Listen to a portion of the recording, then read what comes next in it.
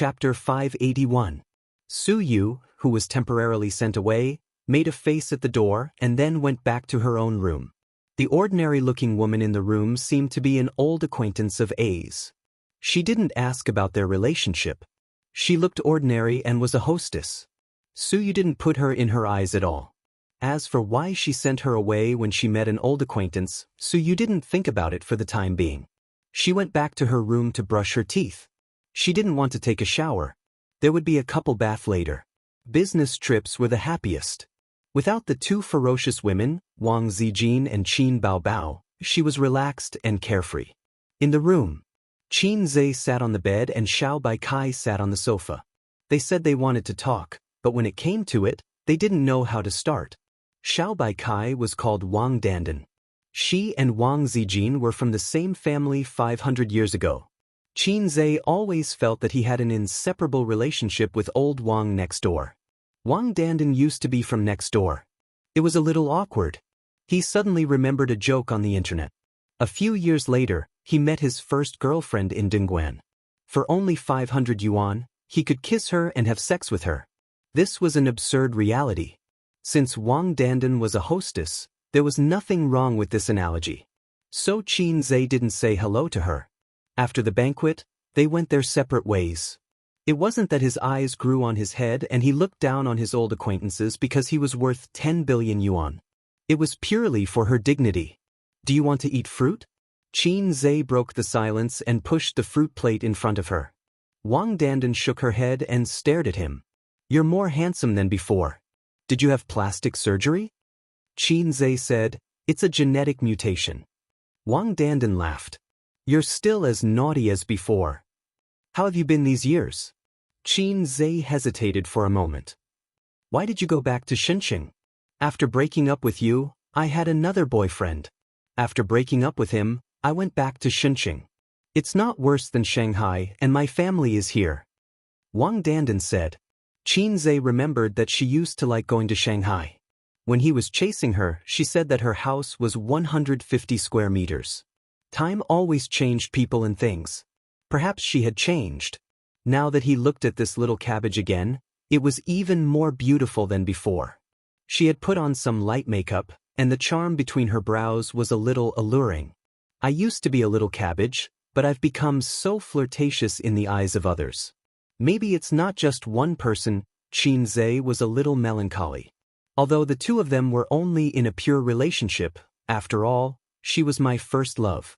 She was my first love who I had eaten together with, watched movies with, and held hands with. His girlfriend from junior high was not counted. Right now?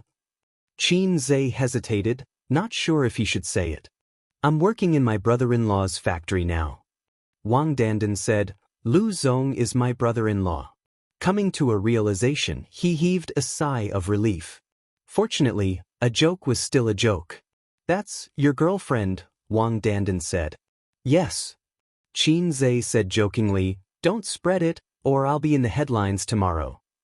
Even if I say that I'm Qin Zhe's first love, no one will believe me. Wang Dandan smiled. However, there was something very complicated in her smile. What about you now? Do you have a boyfriend now? Qin Zhe asked. Qin Zhe said, oh. That was all he could do. After a short silence, Wang Dandan finally revealed her true intentions. Why don't you explain? There was a strong sense of unwillingness in her voice. Wang Dandan probably liked Qin Zhe before.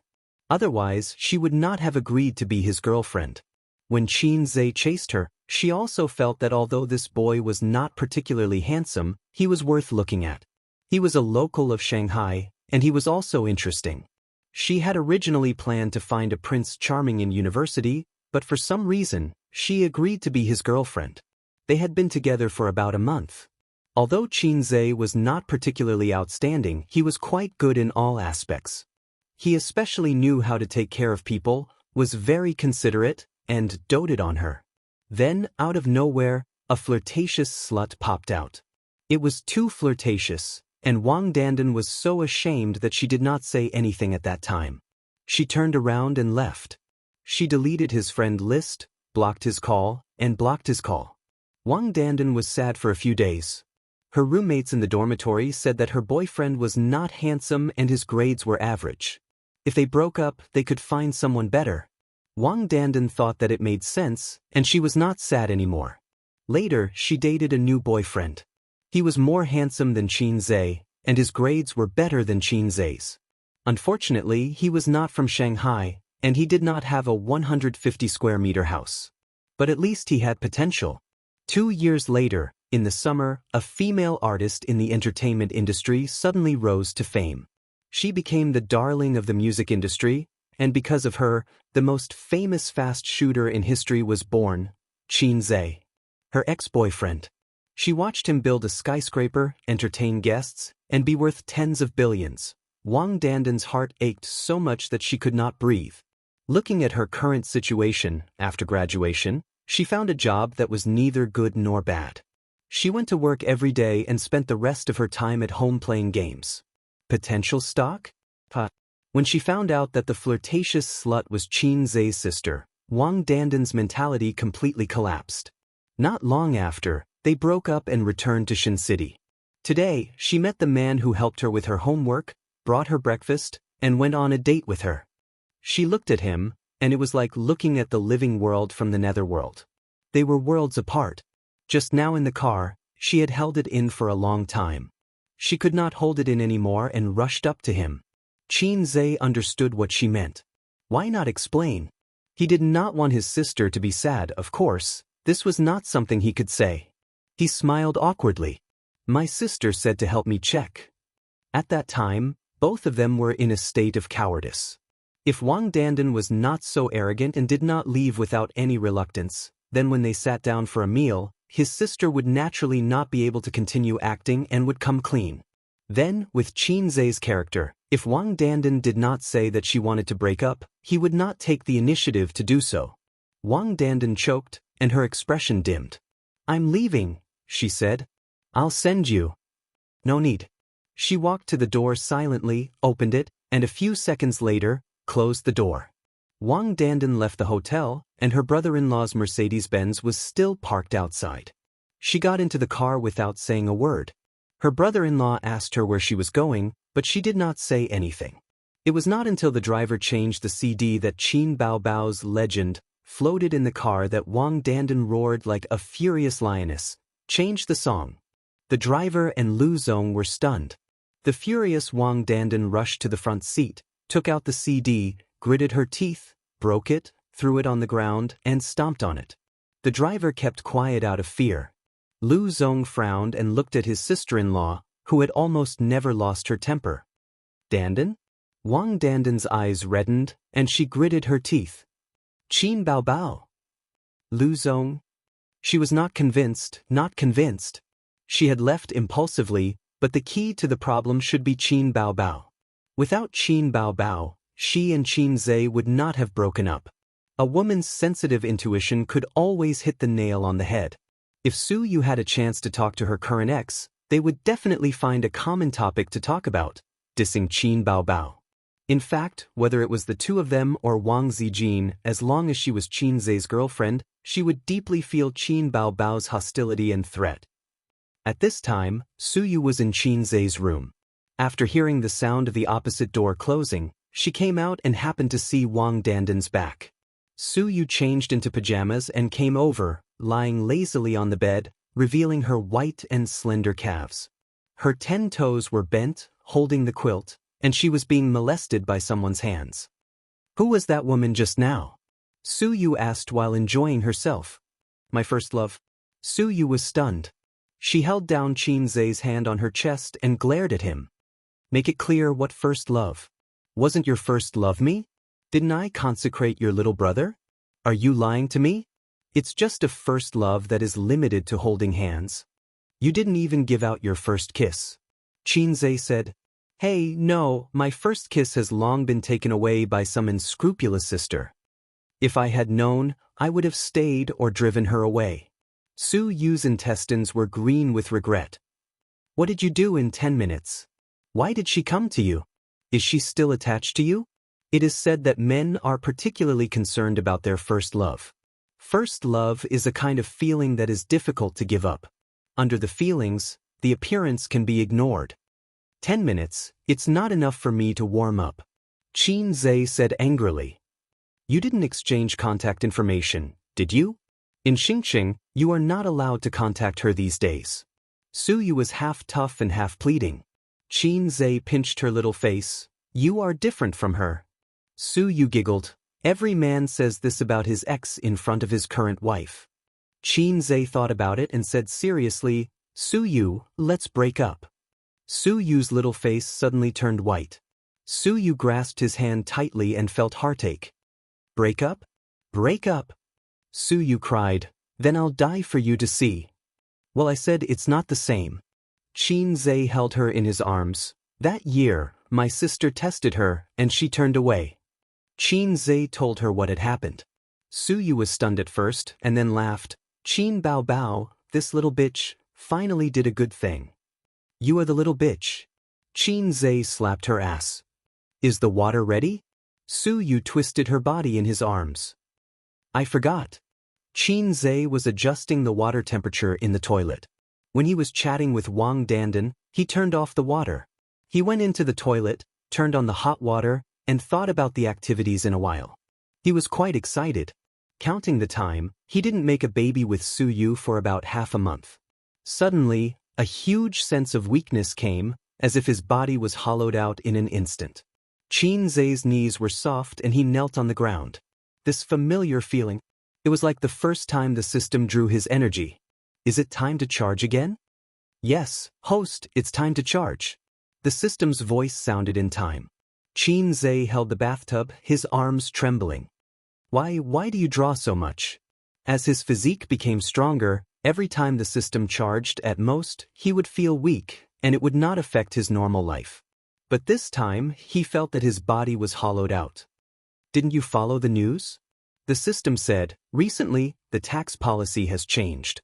The individual tax point has been raised, but for you middle class and above, the tax has risen to 30% to 40%. In response to the government's call, the system will also adopt such a charging mode in the future. The final details have not come out, and they are still in a meeting to discuss, so I can't guarantee that it will not be raised or lowered in the future. In short, it's like this for now. 30% to 40%, draw so much energy, why don't you go rob? Qin Zhe leaned on the edge of the bathtub weakly and yelled, I beep beep beep beep, day. Can't curse.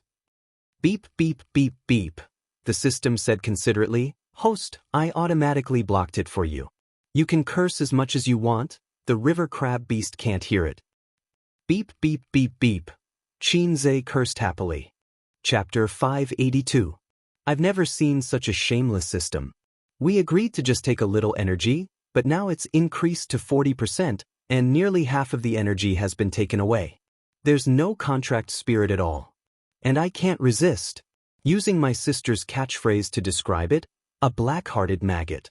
This low level, it's okay if the functions are outdated, but it still has the heart to follow the trend. Then, Qin Zhe mourned for the middle class and himself for 3 seconds. A 30% to 40% tax, he was so distressed that he couldn't breathe. He had paid attention to this policy, and it was still being implemented. It would be a long time before it was officially released, but it would come sooner or later. If you earn 100,000 a month, you have to pay 30,000 to 40,000. That's awesome. To contribute to the motherland and build a harmonious society, we should all be determined to lay down our lives and shed our blood. Let's attack and offer our hearts. T. System, we agreed. How can you suddenly increase the tax? Do you want me to live? Qin Zhe's hands and feet were trembling, just like the 1000 MPE exam. Host, with your current physique, you can recover half of it by tomorrow after a night's rest. You'll be fully recovered in 3 days at most. The system said. Damn, what is this, a woman's period? Qin Zhe was indignant. The system ignored him. Qin Zhe shouted a few times, but the system still ignored him. *CK, Daoist. This feeling is so painful, so uncomfortable. Beep beep beep beep beep, I still can't curse. Qin Zhe thought for a while, prosperity, democracy, harmony, justice. *CK beep beep beep. Qin Zhe, The system said, "Host, you're so naughty, luckily I muted you in time." Xianxia said, "Damn you, let's discuss it again." The system ignored him. Su Yu wore cotton slippers and ran to the toilet door. "What are you blabbering about? Why are you sitting on the ground? It's so dirty. Help me up." Xianxia was in his weakest state. "Did you fall?" Su Yu hugged Xianxia's arm and pulled him up, and then Xianxia lay on her back. "Don't move. Take off your clothes and take a shower," Xianxia said. Su Yu blushed. Even though she had done this many times, she still couldn't help but blush. It was just like how Laozi was clearly an experienced driver, but he would always call her Yamit. Yes, the logic is the same. Su Yu took off her clothes with a red face.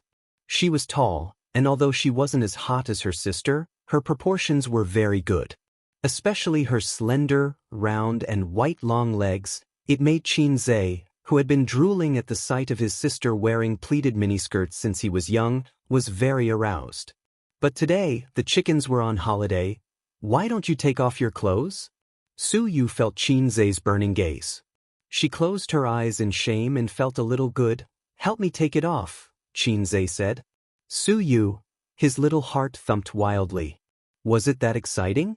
Ace really knew how to have fun.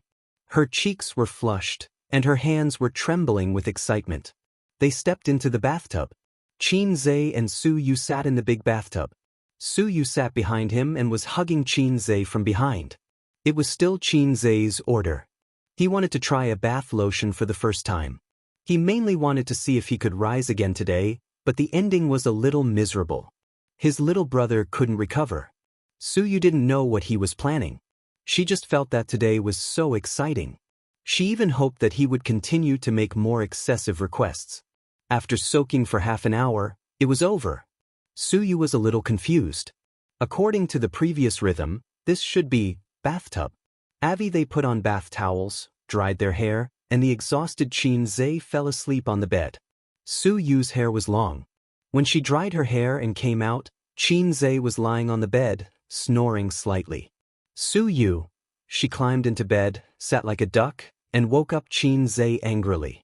Xianxia opened his eyes and looked at her blankly. "What are you doing? It's not easy to come out." Su Yu bit her lip, and her beautiful face was full of blame and resentment. "I'm tired. I want to sleep." Xianxia frowned and said in an impatient tone. "Sleep your ass, get up." Su Yu pushed him hard. Xianxia pondered for a moment. "Well, how about this? You come up by yourself, move by yourself, and lie on it yourself. You do your thing and I'll sleep mine."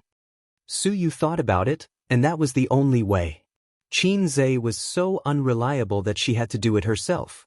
So she sat on Xianxia. Left hand and right hand in slow motion. No response. Right hand and left hand in slow motion replay. Still no response. Su Yu said angrily, "What's the matter with you?" Xianxia said, "Men, there are always a few days of inconvenience every month." Su Yu's mentality collapsed. At this moment, she was neither up nor down, and she was very uncomfortable. She had been looking forward to it for a long time. Even the posture and the sound of the decibel were rehearsed in her mind. Her heart moved, and her beautiful face changed slightly. "Did you do something indescribable with that first love?" "Yes, or why can't you stand up?" Su Yu held 20,000 miles under the sea and said fiercely, "If you dare to lie to me, I'll break it. You know my length best. What can I do in 10 minutes? But. Su Yu thought it made sense, but she couldn't explain the situation in front of her. She said, Can't you stand up?" Xianxia was angry. "How can a scholar's matter not stand up? This is called restraint." Like is impulse, love is restraint. Xianxia found an excuse for himself. "I don't love, so I restrain, no problem." No problem, then sleep? "I have to go to the factory for inspection tomorrow." He pulled Su Yu into his arms and pulled the quilt. Late at night. The room's soundproofing effect was very good. Xianxia fell asleep quickly and made a slight snoring sound. Su Yu lay in his arms, smelling the masculine smell and the fragrance of the shower gel. Xianxia's chest was uncomfortable because it was too hard, But because of this, it seemed particularly masculine. Women with big breasts, buttocks, and long legs can make men appreciate them with relish. Men with strong figures can also make women obsessed. In the darkness, the outline of Qin Zhe's side face could be vaguely seen, handsome and worth looking at. He was handsome, had a good figure, was talented, and was rich. Any of these could make a woman fall in love with him. What's more, so many advantages are gathered in one body. Suyu began to reflect and introspect. Did she usually ask for too much? Or, he was young and didn't know how to control himself. She was several years older than him. She should persuade him to control himself instead of gritting her teeth. Such an excellent man can't be lost to her. Suyu took out the mobile phone under the pillow, opened the online shopping platform, and searched Baoji Tang Luwei Di Huang pills. Love him, then strengthen his yang. The next morning, Qin Zhe didn't wake up at 5:30 as usual. He opened his eyes, the room was dark, and the blackout curtain blocked the sun outside. Suyu was beside the pillow, with one hand on his chest and one leg on his lower abdomen. The morning crab erection that used to happen every day was gone today. What a good-for-nothing. There was still a sense of emptiness in the limbs, and there was no strength in clenching his fists, but it was not as uncomfortable as yesterday. Sleep was really the best rest. Qin Zhe gently hugged her small waist, and the other hand slid along her thigh to her buttocks. Suyu was awakened by him, took a long breath, stretched, and then pressed the hand on her chest and said angrily, "Your body is tired, and your hands should be honest. Don't tease me." Qin Zhe turned on the bedside lamp and looked at his mobile phone. It was 8:30 in the morning. It was not too late, and he could still make it in time for breakfast. He got dressed, washed his face and brushed his teeth. Suyu went back to her room to get dressed and knocked on the door. The two stood in front of the sink and brushed their teeth side by side. It was not the toothbrush and toothcup in the hotel. They had their own towel, toothbrush, bathrobe, and pajamas. The other person had a set of clothes. He didn't intend to stay in Xianxia for a long time, at most 2 days. If it went well, they could return to Shanghai tomorrow morning. She looked at them in the mirror, smiled, squinted, and was very happy. Do we look like husband and wife? Foam sprayed from her mouth and splashed on the mirror. Yes. Qin Zhe also splashed foam on the mirror. Chapter 583. The breakfast in a 5-star hotel is very sumptuous. Unfortunately, it is not a buffet breakfast, otherwise, it can be a higher grade. Qin Zhe and Suyu came to have breakfast at 9 o'clock, and it was already past the time with the most guests. He took the amount of 3 people by himself, sat by the window, took off his mask, didn't take off his sunglasses, and gobbled up the food. Su Yao was also there, eating alone. Seeing Qin Zhe and Suyu go upstairs, he silently moved his breakfast plate over. "Do you mind if I sit here?"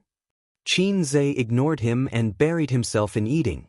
He urgently needed to replenish his energy. Suyu smiled and said, "Mr. Su, sit down." Su Yao sat down and sat next to Qin Zhe. His eyes did not fall on the face of the beautiful and refined Suyu, but on the handsome face of Qin Zhe.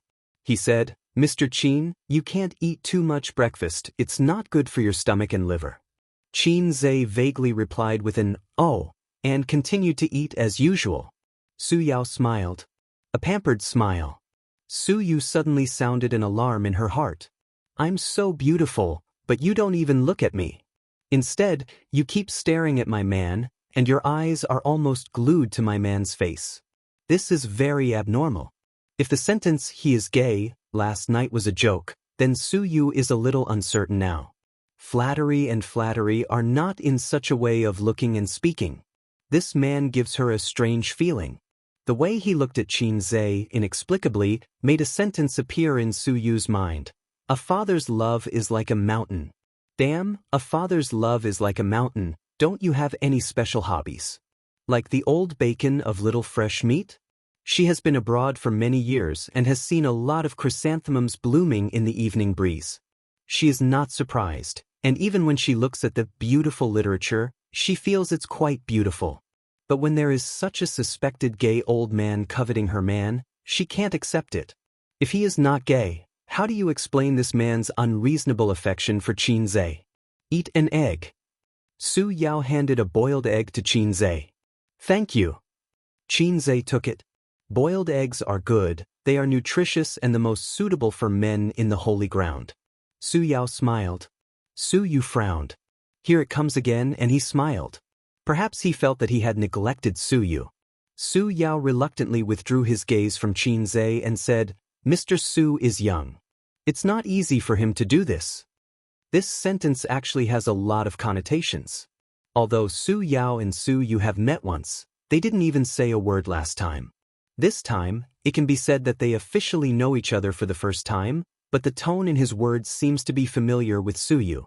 It meant that his idiot uncle had told him everything. Su Yu smiled modestly.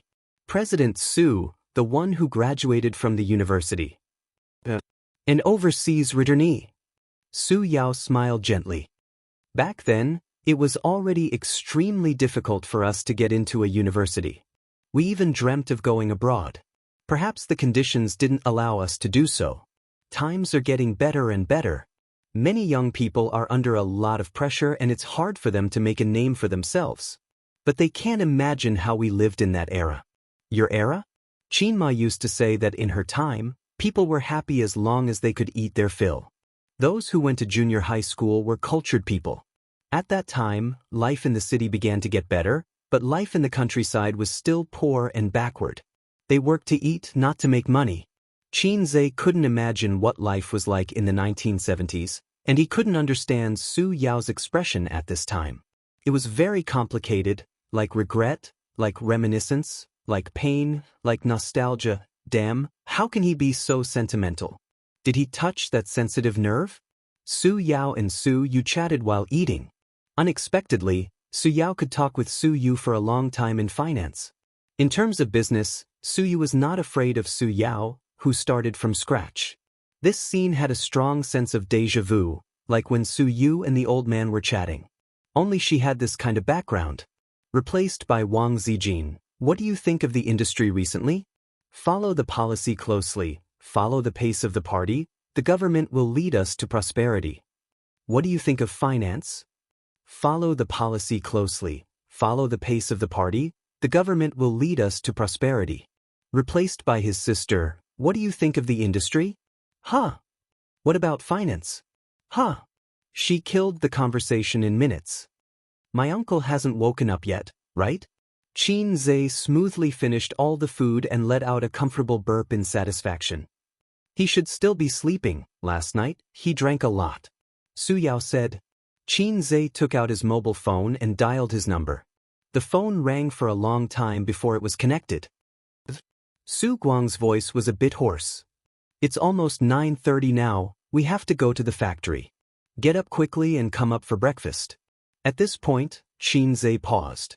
He could hear a woman on the other end of the line complaining after being woken up. Last night, Uncle slept with a woman. Qin Zhe felt sad at first. He could have had fun last night. Then there was anger, which was a subtle feeling. He knew a lot of experienced drivers, such as Huang Yizong and Zhao Tizhu. Both of them had families, but when it came to this kind of thing, Qin Zhe could dance with them. But his uncle was his family, and Qin Zhe felt uncomfortable seeing him fooling around. Who sent him the woman, Lu? Qin Zhe said with slight anger. It should be. Su Yao smiled bitterly. About 10 minutes later, Su Guang came up with a tired face. The dark circles under his eyes were obvious. Why don't you just die on the bed? Qin Zhe was so angry that he couldn't vent his anger. Su Guang said, Uncle was tired last night. Qin Zhe sneered. That's all you've got. Su Guang paused and said awkwardly, Lu Zong forced me to come to my room, I couldn't refuse. Don't tell your aunt. Let's eat, then lead the way for me after eating. Qin Zhe was too lazy to talk to him. How should he put it? Nowadays, when it came to business dealings and social interactions, it was definitely not something that could be settled by just going to a coffee shop for a chat or reading some documents in the office. Otherwise, where would the culture of dining come from? Where would the bosses come from? Every time a small leader of the bank came over, Li Linfeng would receive them. The first thing he did was to transfer the money to the employee's account in advance, and then let the employee go to the bank to withdraw the money. At least 100,000, at most hundreds of thousands. Send them to the hotel, and then have a dinner party in the evening. Eat and drink well, call a few quality women and send them to the room. This was the basic operation of business dealings. Uncle would encounter more such incidents in the future, and Xianxia would not be able to watch over him all the time. However, when this matter is settled, Uncle doesn't have to travel long distances, and then Aunt will be around, and there will be no need for these flirtatious women. Su Yu bowed her head and looked at the mobile phone silently. She was clear about this kind of thing, but she never touched it. It was inconvenient for her identity, so unless she met a particularly important client, she would personally receive it. Generally, she would hand over the general clients to the managers under her. When it came to the clients that Su Yu needed to meet in person, they didn't look at the basic operation. After all, it was a basic operation.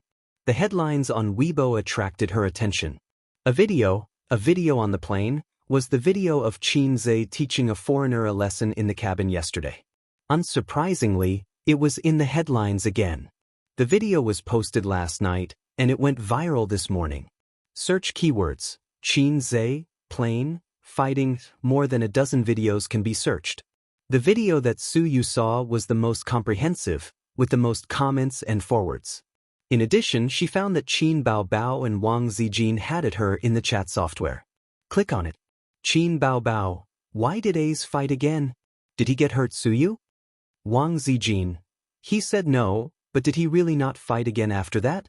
Su Yu curled her lips. No wonder he had been holding his mobile phone to reply to messages in the elevator just now. It turned out that he was sending messages to his sisters. Su Yu, little treasure, little fairy, don't worry, everything is fine. After a while, Qin Baobao, you want to be beaten. Wang Zijin, little fairy, what the hell, anger? Su Yu imagined the eyes of the two old enemies gnashing their teeth, smiled, happily closed the chat software, returned to Weibo, and clicked on the video. She was watching from a distance and didn't see the whole process. It was good to watch the replay. The hotel's Wi-Fi was not good, and it buffered for a few seconds before it was officially played. In the picture, there was a quarrel. It was the man who had a conflict with the foreigner. The air hostess and the air hostess were persuading him.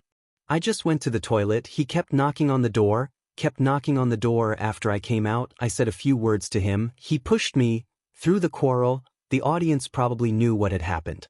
Because of a trivial matter that may be insignificant in the eyes of countless viewers, but the development of the matter made countless people angry. Can't you just apologize? It's not a big deal. He's not a woman. Is it so hard to say sorry? It's annoying. Pretentious, what's wrong with apologizing? The attitude of the passengers around was angry. They didn't blame the foreigner, but asked the middle-aged man to apologize. And then, fuck. F***ck your mother. Chinese pig. Su Yu witnessed this scene with her own eyes at the time. Looking at it now, she still felt uncomfortable. No one stood up, not even refuted, let alone quarrel. It was probably better to have less trouble. Everyone didn't want to make trouble, and they weren't the ones scolding. Finally, at this time, someone stood up. I think you should take back what you said just now and apologize to us. In the picture, a man wearing a mask and sunglasses appeared. It's none of your business. Chinese pig. The kick that came out of nowhere caused a commotion in the crowd. Then the sunglasses fell. Even if they knew that he was Xianxia, the netizens watching the video were still very excited. Just now, this foreigner scolded, Chinese pig. Chinese are pigs. I don't know how you feel, but I feel very uncomfortable. But what makes me feel the most uncomfortable is not his insults, but your silence. I'm a public figure. I know that hitting people will bring me a lot of negative impact and even be classified as a banned artist and banned, but I still have to do it because someone has to stand up.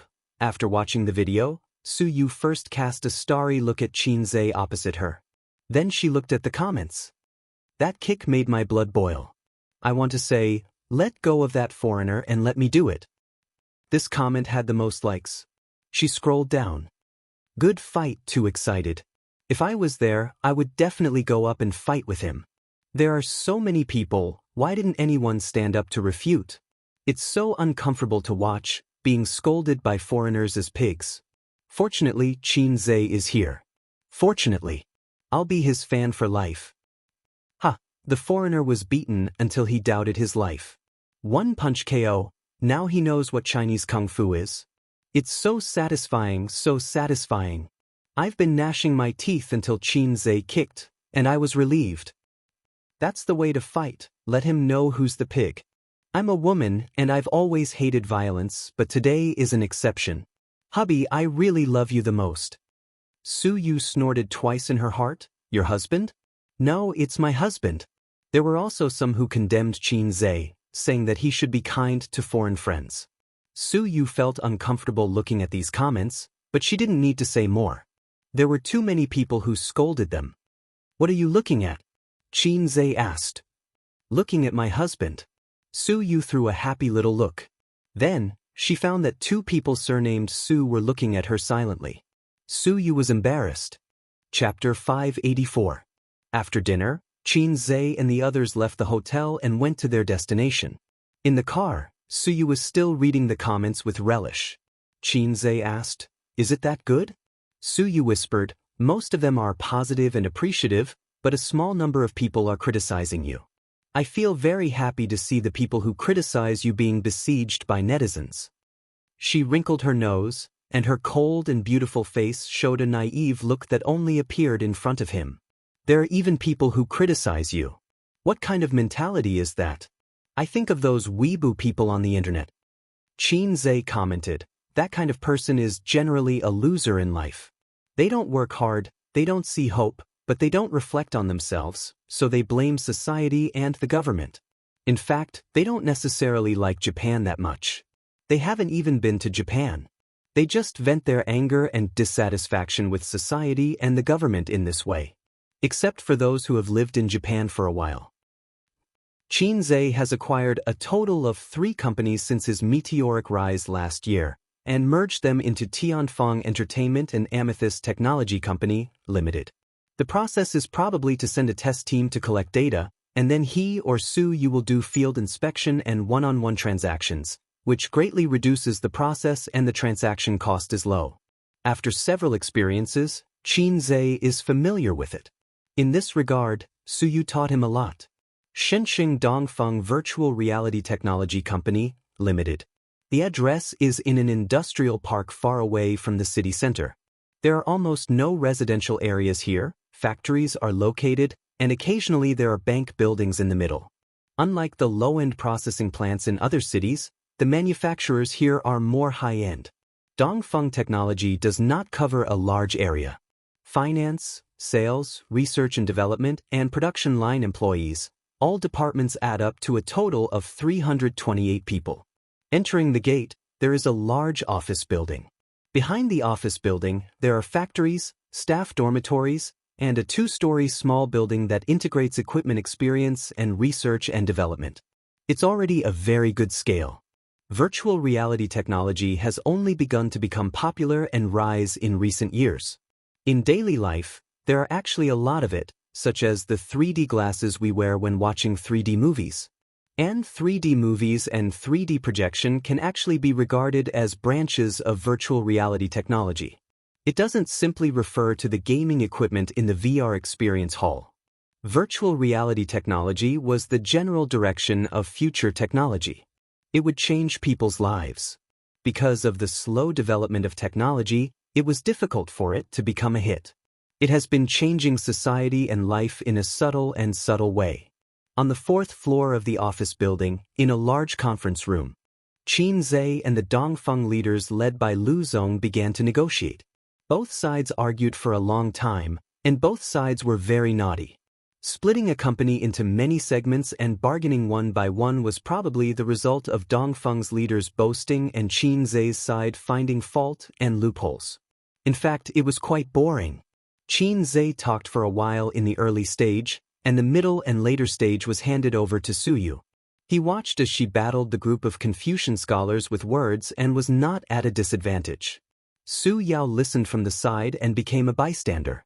Su Guang wanted to speak, But before he entered, he was warned by Qin Zhe not to speak. He wasn't afraid of godly opponents, but he was afraid of lousy teammates. His uncle wasn't very reliable. Everyone with the surname Qin and the surname Su knew that he was unreliable.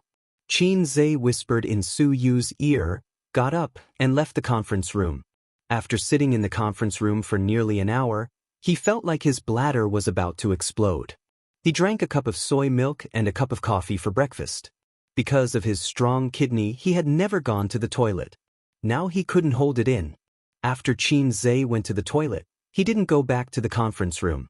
He put on a mask and sunglasses and wandered around the office building. Unknowingly, he came to the sales department.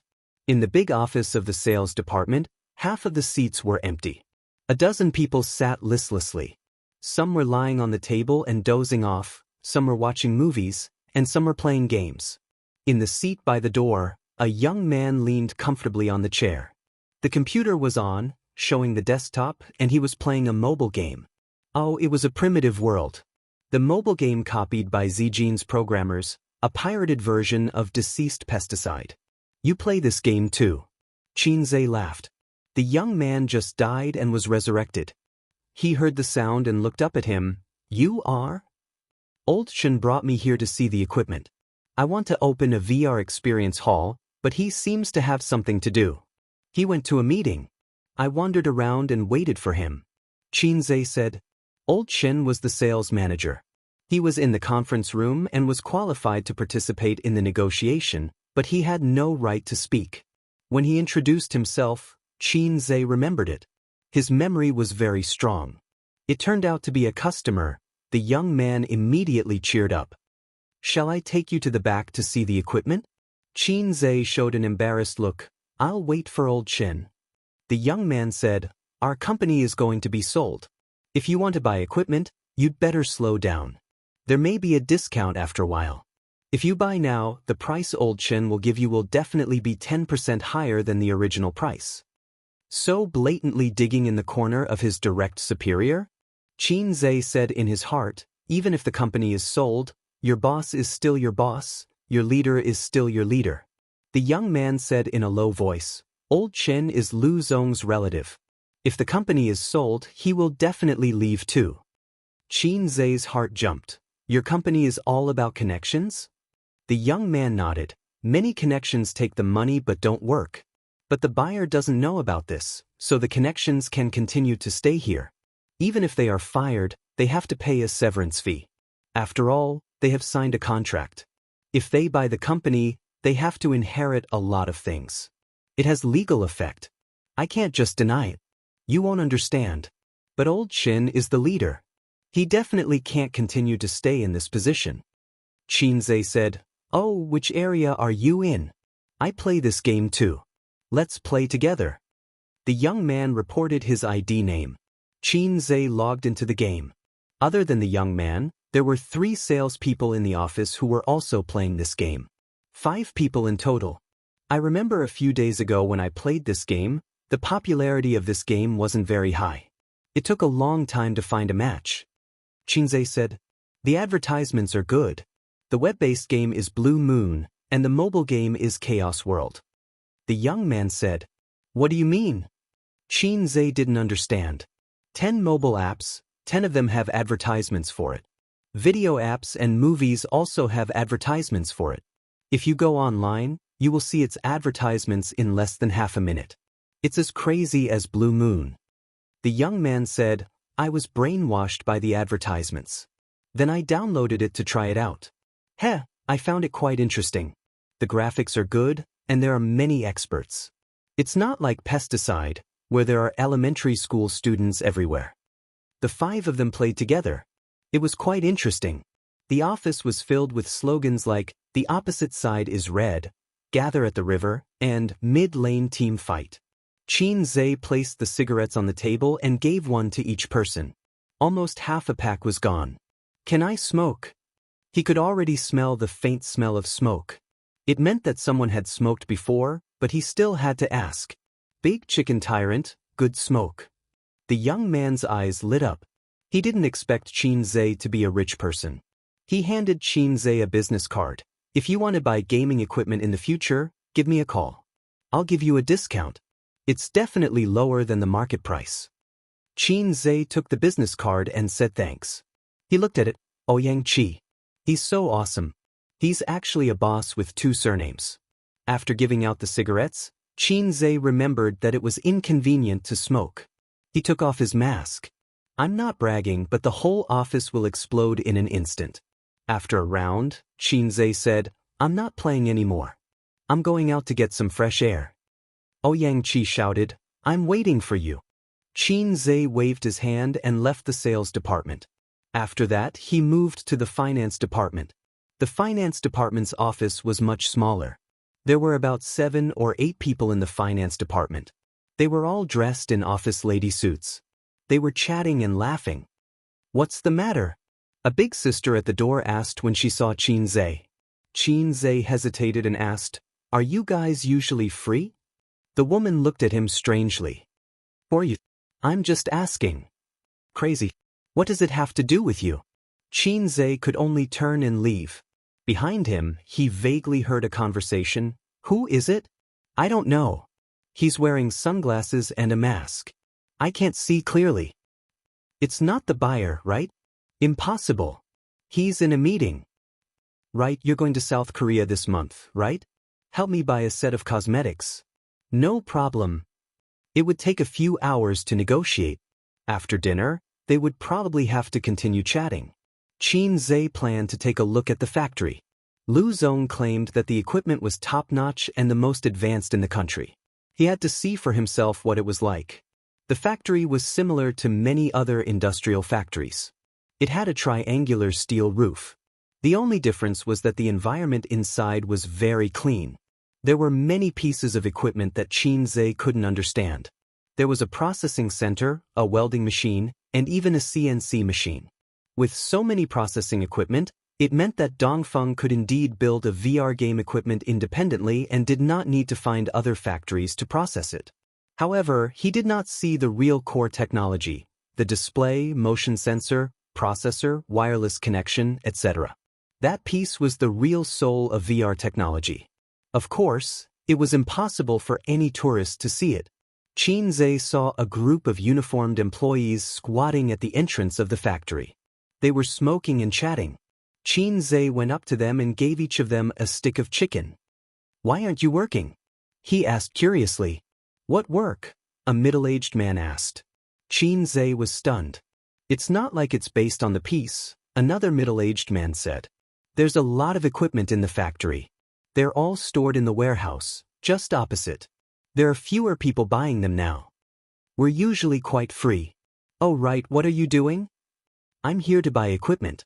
I came to take a look first, Qin Zhe said. Oh. Qin Zhe chatted with them for a while and roughly knew their work situation. They were not too free usually. They still had work to do.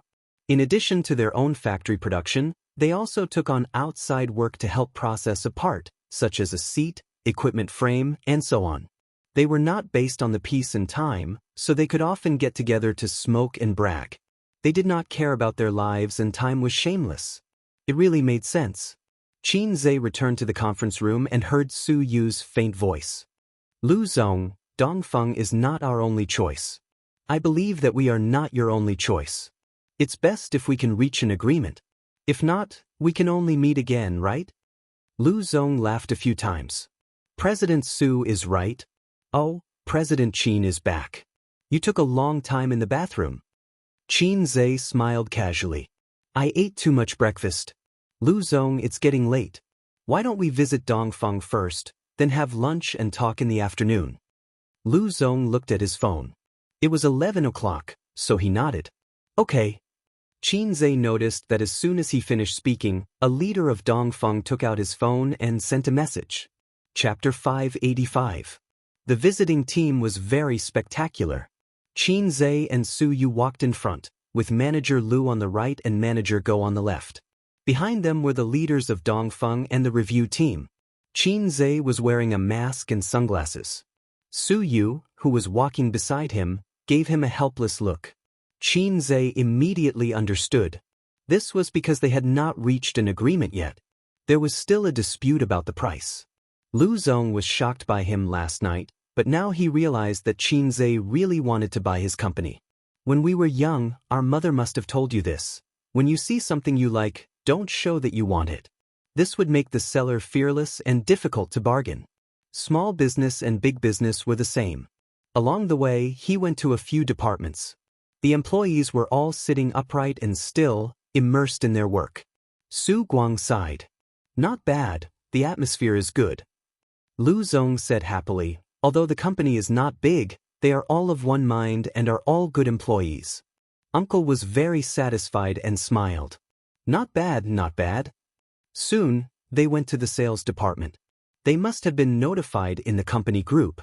In the sales department's big office, the salespeople were talking on the phone. Their voices were sonorous and powerful. All of them looked very serious and hardworking. They were working so hard that they did not seem to notice the arrival of Qin Zhe and the others. Are they so serious? Did I come to the wrong place just now? Playing games, sleeping, chatting, are all my illusions? Yes, it's you. You were so happy playing games just now. Qin Zhe patted Xianxia on the shoulder. Xianxia pretended to not care and said loudly on the phone, "Can you come today?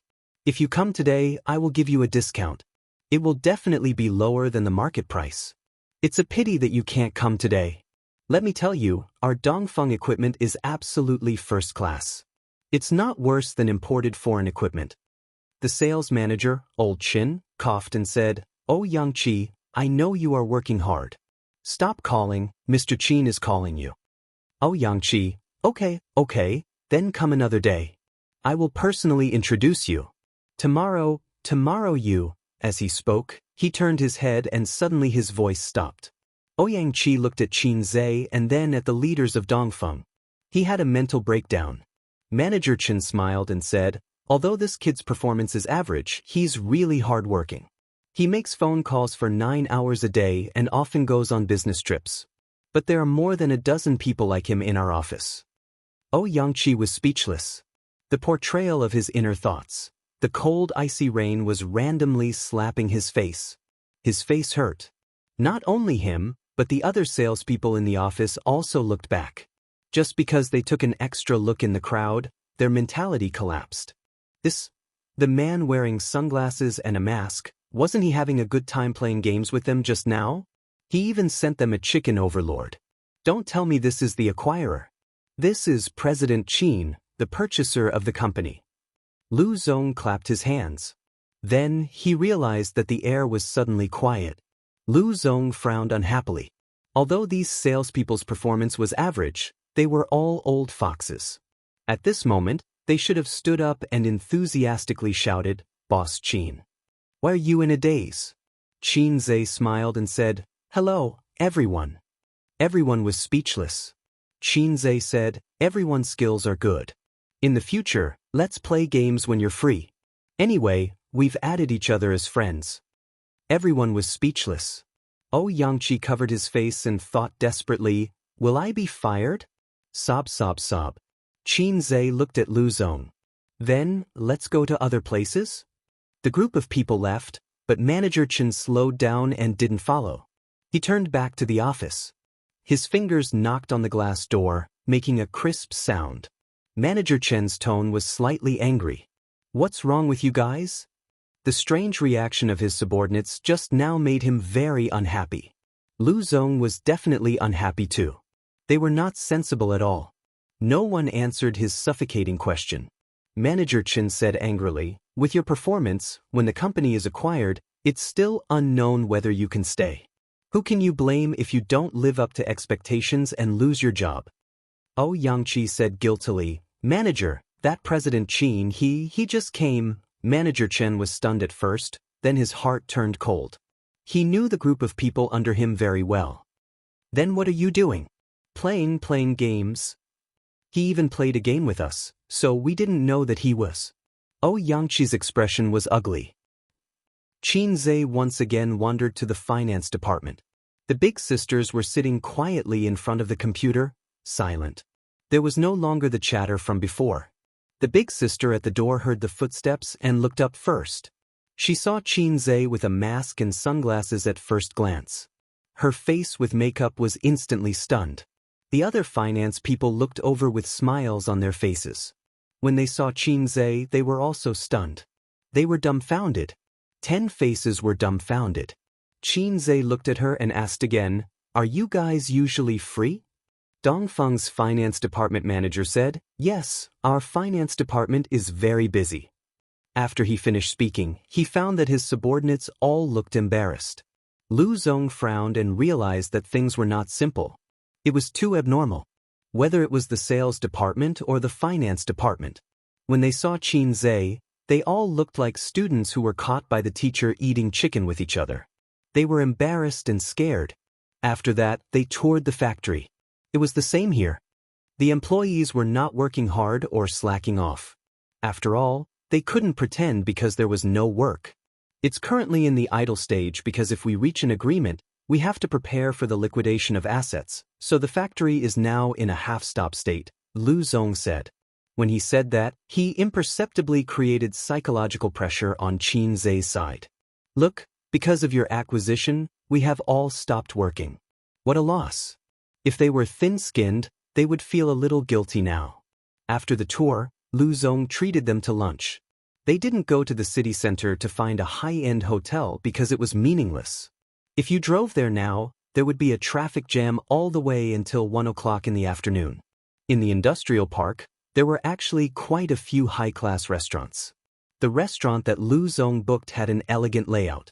It had an antique style with screens, blue and white porcelain vases, carved tables and chairs, and a burning sandalwood in the corner of the private room. A beam of light shone down, and the smoke was straight like a line. This was called appreciating incense. The dishes were also very special. For example, a painting of the Qingming riverside was put together with various seafood, and a large ink slab was used to hold soup. During this period, before the banquet started, Lu Zong went out to answer a phone call. When he came back, he didn't look good. Both sides were old foxes. They fought a war of words at the negotiation table, but didn't mention it at the dinner table. They were harmonious and called each other brothers. After a few glasses of wine, the uncle's face started to turn red. He almost put his arm around Lu Zong's shoulder. Qinze helped the uncle to the toilet to vomit. After his uncle finished vomiting, he washed his face and put a cigarette in his mouth. Looking at his bloodshot eyes in the mirror, he chuckled, "That old brat kept forcing me to drink. Yesterday he even sent me a woman. He's hoping that I can help him." Qinze said in a bad mood, "You still know. You don't understand." The uncle put his arm around Qinze's shoulder. "Don't look down on me. After all, I've eaten more salt than you've eaten rice. You guys can talk. Look at how red your faces are in the meeting. At this time, I'm the lubricant in the middle to mediate. It's just like how every main character needs a comedic supporting character. Isn't that the logic? I'm the same as Jispin lubricant. It's super effective." Qinze thought to himself, Durex might be able to give you 10 times the advertising fee. The uncle was obviously drunk and didn't think through his words. The lubricant was for the convenience of friction. If there's friction between us again, the acquisition will most likely fail. From this, it can be concluded that friction equals yellow. Actually, I think that 5% is not a big deal. You don't need that much money. The uncle said. You don't understand. This company actually has a lot of flaws that you can't see. Besides, 5% is more than $1 million. So much? Then let's continue to argue. The uncle was shocked. The uncle and nephew stood in front of the urinal, comfortably relieving the pressure in their bladder. They both shook their bodies and their little brothers. Su Guang laughed and said, We're sworn brothers now. Brothers. Qinze said angrily, Get out, can't you be more like an uncle? He felt that he could no longer look directly at the word sworn brothers. No, it should be said that he finally understood the word officially. The banquet gradually came to an end. Boss Qin, there are a lot of fun places in Shin City. I'll get someone to take you around these few days. Lu Zong proposed a toast. He was preparing for a long battle. Lu Zong, Boss Su and I will return to Shanghai tomorrow. There are still some things there. Qin Zhe raised his glass and said, "Let's put the acquisition of Dongfeng aside for now. I'll look again, and you can also look again. Let's keep in touch, okay?" Many people were confused, at least on Qin Zhe's side, including Su Yu and Su Guang. They were all stunned. Most of the people on Dongfeng's side were also confused. "Boss Qin, you're embarrassing your brother." Lu Zong hurriedly said, "If you have any opinions, we can talk about it again. You just left without saying anything. Aren't you making fun of us?" "That's too much." Qin Zhe said, "How is it making fun of us? A good or bad product can't be judged by its appearance, and its quality can't be ignored, right?" Many people were still confused, but Lu Zong understood. "My flight is tomorrow night. We still have a day to talk. Let's call it a day." With the end of Qin Zhe's words, the banquet also ended. Chapter 586. On the way back to the hotel, Su Yu softly asked him what he planned to do. Su Guang and Su Yao looked over together. Qin Zhe's behavior just now was a bit similar to bargaining with a street vendor. "Boss, how much is this silicone doll?" 100 yuan. "Is it for 10 yuan? Not for sale. I'll leave if you don't sell it." Then he turned around to leave, waiting for the boss behind him to shout, "There is true love in the world. I'll sell the doll to you for 20 yuan. But this was not shopping. It didn't matter if it was a few yuan short. This was a company acquisition, which could easily cost tens of millions or hundreds of millions of yuan. Qin Zhe's approach was particularly petty and self-righteous, making people laugh at him. "Just now, when you were in the meeting, I didn't go to the toilet. I just walked around the factory," Qin Zhe said. "And then?" Su Yu and the others looked at him. "I had a good chat with several employees in the sales department." Qin Zhe paused and said, "I also played a game." Su Yu, "Then I listened to the sisters in the finance department discussing Chanel bags, Estée Lauder's face cream, and Dior perfume.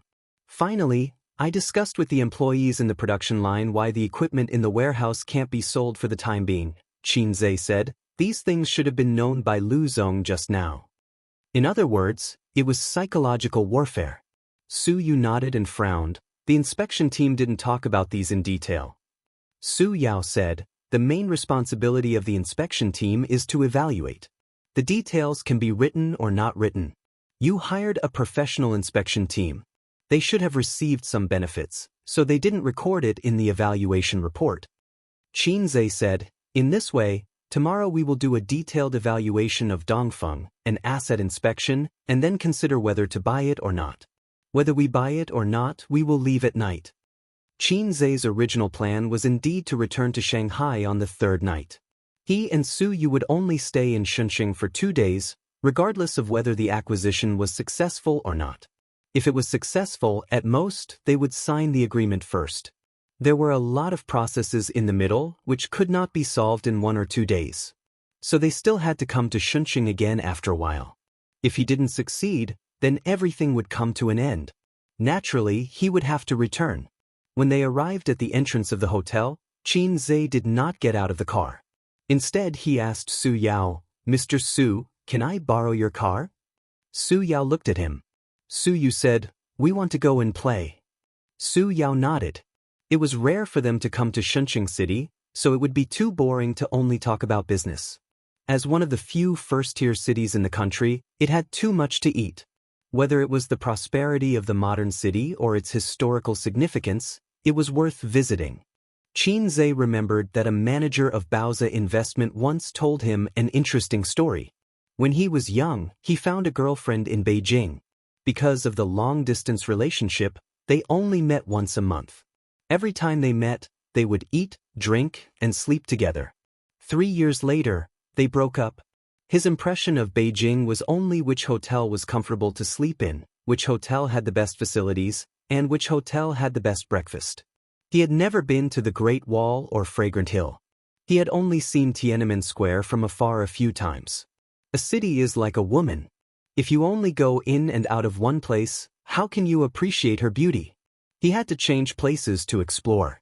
The first stop was the overseas Chinese town in the east of Yantian district. On Saturday, there were more people. After the two got off the car, they asked the driver to wait in place, or they could go and play by themselves. Xianxia said that they could play by themselves, and all the expenses could be reimbursed by Mr. Su.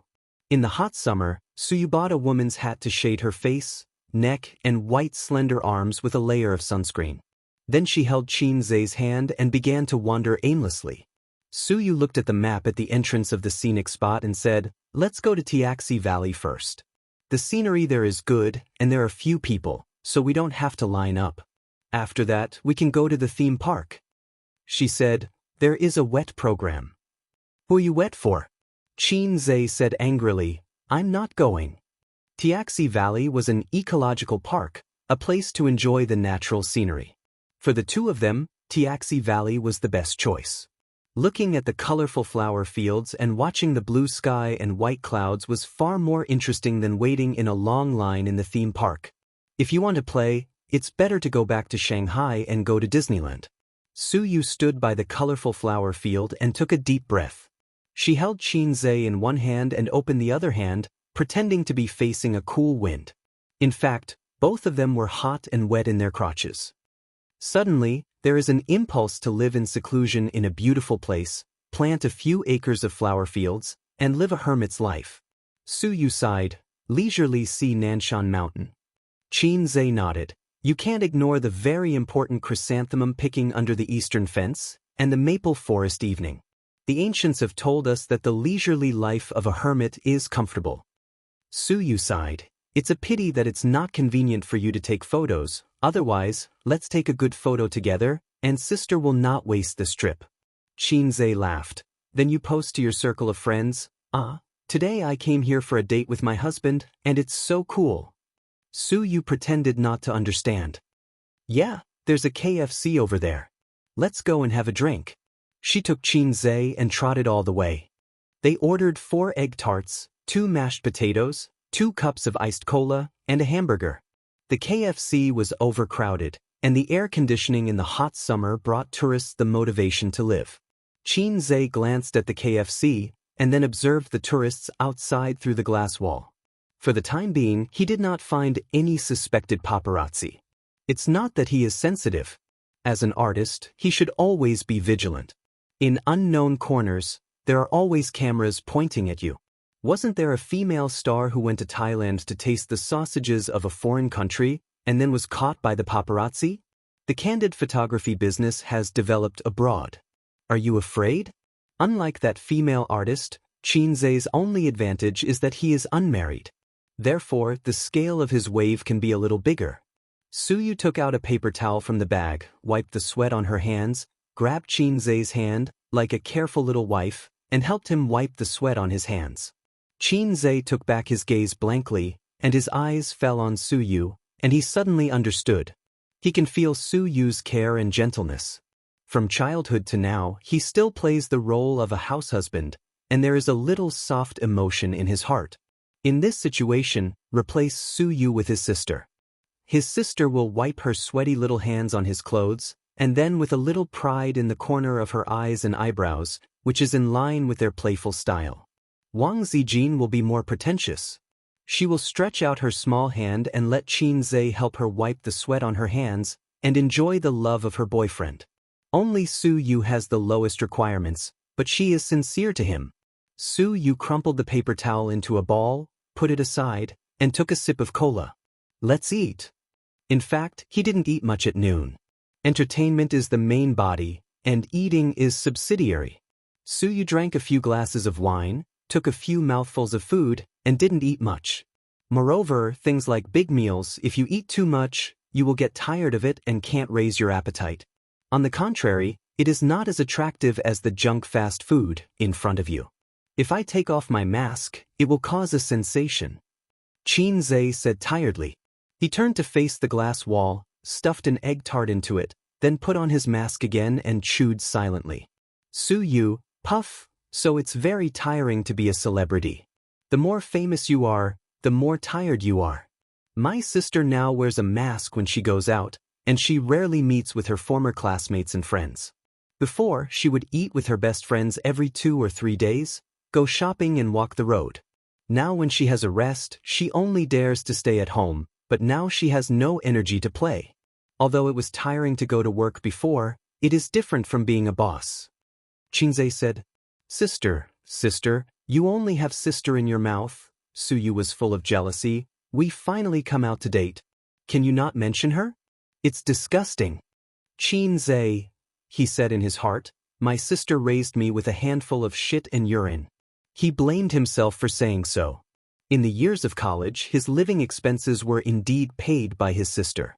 At that time, his sister's salary was not bad, with a monthly income of more than 10,000 yuan. But she was a spendthrift. When Qinzhe asked her for money, she would give him hundreds or thousands of yuan. At the beginning of every month, the siblings were very extravagant. In the first half of the month, Qinzhe didn't cook and went to restaurants every day. Watching movies, eating Western food, buying clothes. What was milk tea? He didn't drink that kind of low-grade drink. It had to be dozens of yuan for a cup of coffee and hundreds of yuan for a pot of black tea. In the middle of the month, his sister found that her monthly salary of more than 10,000 yuan was only left with a little more than 2,000 yuan. Oh no, I can't be extravagant. I have to buy vegetables and start a fire to eat at home. She also began to use face masks, applied once every 2 days, and couldn't use too expensive ones. But even so, Qinzhe occasionally invited his roommates to dinner, and his sister would still give him the money she saved. A 25-year-old girl, working for more than 2 years, moonlight. So Yingying often said that Qinzhe was raised by her with a handful of shit and urine. Chapter 587. They were chatting, and a young woman was holding a little boy of 5 or 6 years old, holding a plate with Coke, fries, hamburgers, and chicken wings in her left hand. The woman apologized. Can we sit here? There are no seats. Qinzhe nodded. He refused in his heart. Elder sister, if you sit here, I won't be able to eat for a while. But KFC is not owned by his family. They just asked out of politeness. And the mother with the child can't let the child stand and eat. So Qinzhe didn't eat. Suyu ate with relish and took his share. They chatted for a while and became familiar with each other. The mother and son are from Hujianren. The man can barely be regarded as a small entrepreneur. He started a company in Shunqing. The mother and son have been in Shunqing for more than a year. Today they took their son out to play. Fortunately, this is Shunqing. If it was Guangdong, the mother and son would be in danger. During this period, the mother had to go to the toilet and gently warned her son, "You sit here and don't move, wait for your mother to come back." Then she said to Qinzhe and Suyu, "Please help me." Qinzhe and Suyu's clothes are not ordinary people, and they talk well. Suyu's appearance has the buff of, "I am a cold goddess," so the young mother is quite assured of them. "Auntie, do you want to eat?" The little boy licked the ketchup on the corner of his mouth and handed Suyu a free. "Call me elder sister doesn't eat." Suyu touched his head. The little boy blinked. "How old is Auntie?" Suyu answered truthfully, 28. The little boy counted his fingers. 26, 27, 28. Older than my mother. Does Auntie have a little brother? Suyu smiled and said, "Elder sister is not married yet." The little boy said, "Oh, I'm not married at such an old age, Auntie is a single dog." The affection on Suyu's face suddenly solidified. "It hurts." Qinzhe. Children nowadays have a wide range of knowledge. They can listen and see a lot. They can also use their parents' iPads or mobile phones to surf the internet. When they were 5 or 6 years old, they were silly and snotty, like uncivilized natives. Suyu smiled. "Yes, I'm not married." The little boy said, "No one wants it." Suyu. Heartbreaking +2. Suyu touched his head with a smile and replied kindly, "Because Auntie is afraid of giving birth to an ugly child like you." The little boy raised his head and looked at her in a daze. He cried out loud. Suyu's mouth curled up. At this time, she didn't look like a 28-year-old woman, but an 8-year-old girl, as if she had grabbed the candy and was very proud. When a woman was petty, she was no better than a child. At this time, the little boy's mother came back. Seeing her son crying, she looked at Qinzhe and Suyu blankly. "Mom, am I ugly?" "He's not ugly. He's very handsome." "Auntie said I'm ugly." The woman looked at Suyu again. Suyu smiled. The woman retracted her gaze and coaxed the child gently. Su Yu stuck her tongue out at the child and made a face. After resting in the KFC for nearly half an hour, Su Yu reluctantly left the air conditioner and opened the door of the store. The hot air flow hit his face. The peak season of tourism should be in spring and autumn. Winter and summer are not suitable for traveling. The former will freeze into a dog, and the latter will become a hot dog. Before leaving the KFC, Su Yu went to the toilet, washed her face, and added a layer of sunscreen. In fact, her face was okay, with a big brimmed hat to shade the sun, but her arms were troublesome. In such a big sun, even sunscreen was not guaranteed to withstand it. It was the hottest month of the year, which was a nightmare for girls who love makeup. Su Yu had light makeup today. After all, she had to attend negotiations. It was best to wear makeup when attending meetings and meeting clients. While washing her face, she also washed off the makeup. It was clean and refreshing. Xianxia said, "Your appearance has dropped a level." Su Yu was stunned and turned to go back. "Wait for me, I'm going to touch up my makeup." "Hey, I'm kidding." Xianxia pulled her and walked out with his arms around her shoulders. Just now, if it was Qin Bao, she would definitely say, "Go away, sister never wears makeup, sister is a little fairy." Well, you are also a little fairy. Su Yu's expression was happy and pretended to be disdainful. "Your sister is pretentious." It was too hot outside, and it was very uncomfortable to hold, so Xianxia let go. Su Yu hurriedly hugged his arm and walked forward like a little bird. Instead of going to the theme park, they took a few landscape photos. Xianxia was responsible for taking photos, Su Yu was responsible for being beautiful, and put a few posts by the way. Leaving contentedly, the driver was still in the same place and didn't go out. It seemed that he was a middle-aged man who was more at home. He lowered his seat, half-closed his eyes, and slept. Xianxia knocked on the window and woke him up.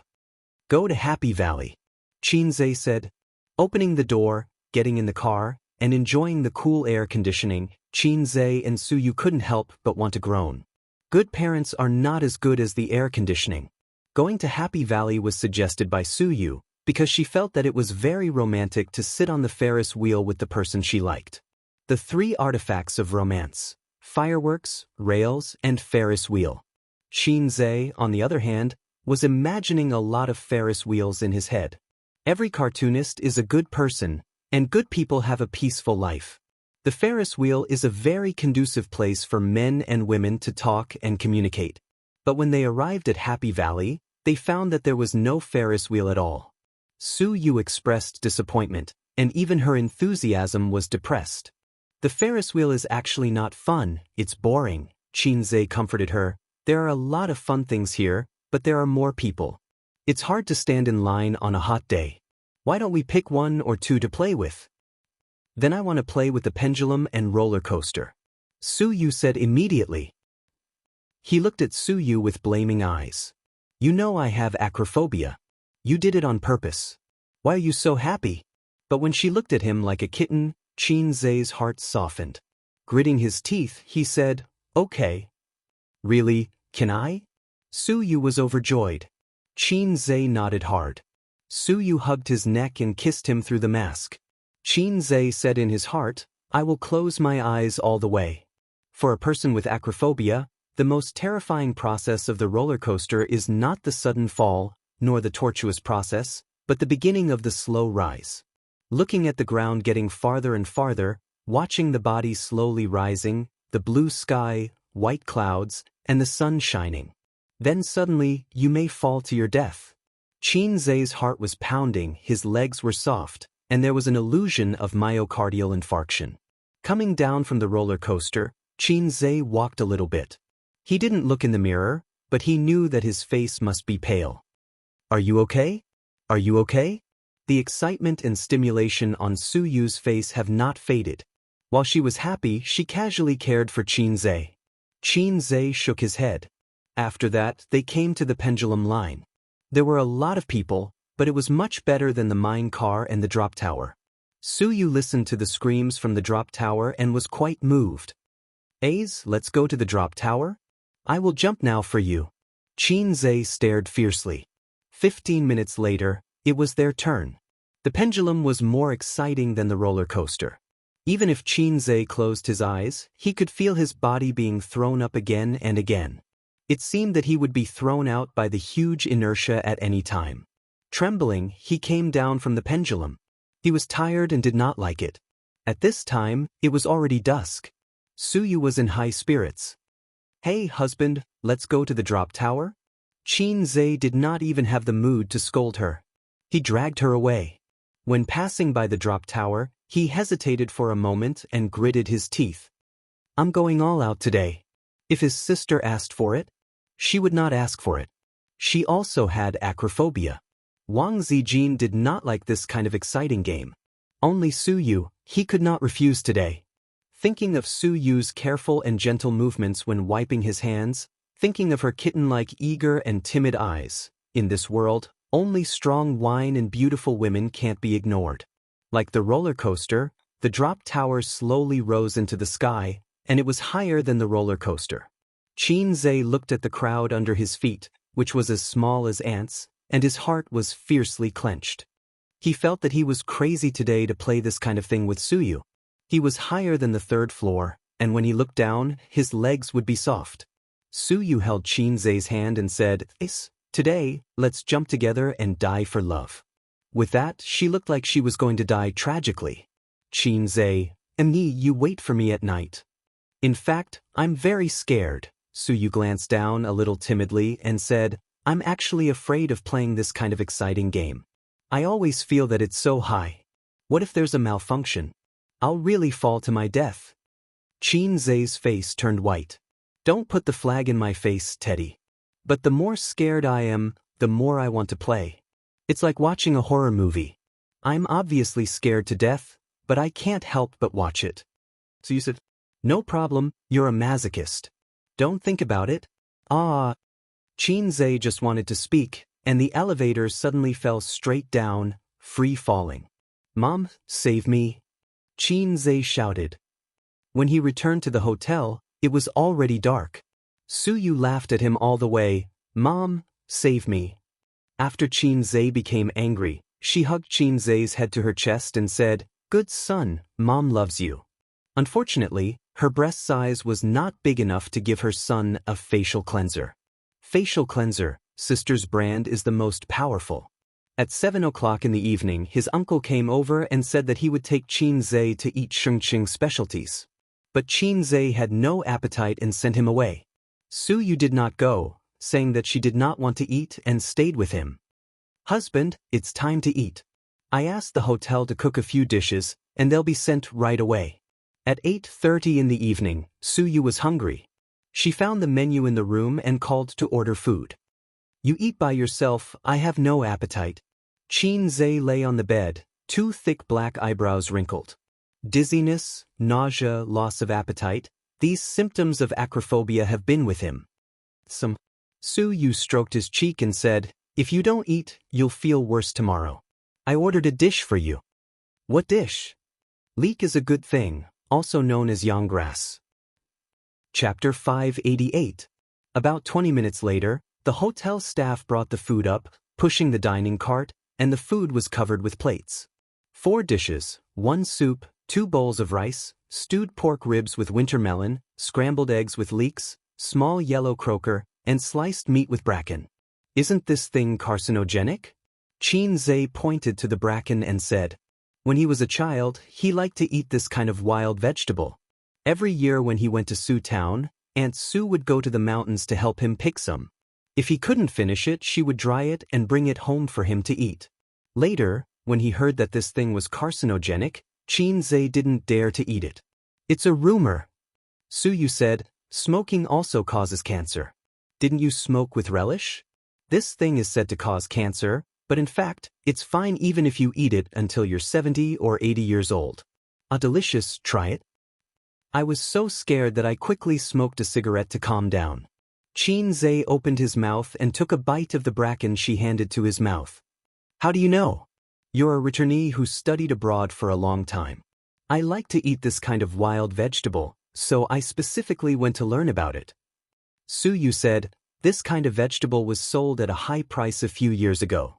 I've eaten it. Well, I'll give you a bite and the rest is mine. As she said, she took the vegetables in front of her and pushed the plate of leek-fried rice to Qinzhe. You eat this, eat more, and your body will be good. Qinzhe was speechless. Have I been reduced to the embarrassing situation of relying on leeks to regain my masculinity? Are you kidding me? Do I need to nourish my teddy kidney? I'm Qin Ritian. Do I need things like leeks? Even if I starve to death, I won't eat this kind of thing. Eat, it's delicious, although it's not as good as your cooking. Suyu ate in small bites. Her eating posture was very elegant, very ladylike, and very goddess-like. Qinzhe picked up the chopsticks and ate a few mouthfuls. Hey, it's really delicious. There's some kind of seasoning in it, but he can't taste it for the time being. Suyu asked, how is it? Delicious. Qinzhe ate the rice. It doesn't matter what the kidney is, he mainly likes to eat leeks. Well, he just likes to eat it. Suyu didn't eat much. He ate half a bowl of rice and didn't eat much. He kept saying that his favorite food was fern, but he just picked up a few more chopsticks. She usually didn't exercise as much as Wang Zijin and Qin Baobao. She only went to the gym or the club on weekends to exercise and recuperate, so she could only rely on controlling her food intake to maintain her figure. Therefore, those girls who relied on dieting to lose weight were, without a doubt, only someone like Big Sister, who ate and drank as much as she wanted without a care in the world, refusing all kinds of high-calorie food, and persisting in dancing for an hour every day, could have such a low breast volume. The large breasts of foreign women were due to their high-calorie diet and their love of fitness. Actually, I don't quite understand why you're so passionate about virtual reality technology. At the moment, this field isn't suitable for us. Only corporations with hundreds of billions of assets have the ability to research it. Suyu unscrewed the thermos flask and took a sip of wolfberry tea. But the actual progress and breakthroughs will depend on the situation overseas. In terms of science and technology, whether we admit it or not, foreign countries are always ahead of us. The technologies that our country is more advanced are all supported by the state. It's unrealistic to rely on the domestic business circle to develop their own. What she meant was that the current potential of this industry was almost overdrawn. Any industry has ups and downs, and the next stage of development will be relatively flat, not only in terms of technological development, but also in terms of market demand. Therefore, she felt that to acquire a virtual technology company now, from an investor's point of view, was a failure. We are the successors of socialism, we have to dream of a big country, and we have to work hard for the rise of our motherland. Qinzhe said, as long as I enter this industry, it will instantly lead the world and dominate the world. Suyu, then what are you going to do? Qinzhe got up, squatted in the suitcase, took out a USB flash drive from the inner zipper bag, and put it in front of Suyu. The things inside will bring us endless wealth, even beyond Baozi, beyond Amethyst, beyond Tianfeng. What is it? The design, I spent a week making it with software. Suyu looked at the USB flash drive, and then raised her face to look at him, her eyes dull. Let's have some face, otherwise how can we go out and meet people? Suyu curled her lips. No, it's illegal to sell organs, Qinzhe said. People who cared about their reputation were all criminals. Only those who did not care about their reputation were good law-abiding citizens. Even if Suyu was his little fan sister, she just thought he was joking. The things in the USB flash drive were copied from the mall. The system was so low that everything needed Qinzhe to do it himself, because there was only data, there was no substance. Qinzhe, an undergraduate student in the Department of Finance, became a semi-professional drawing student. He was proficient in 3 different computer drawing software. He was so tired. The value of this thing was unimaginable for ordinary people. If he just threw it out, he could create a leading company in the field of virtual reality technology in a short time. It also made up for one of Qinzhe's wishes. Virtual technology, although called virtual, was considered an industry. The industrial tycoons were the ones who should be respected.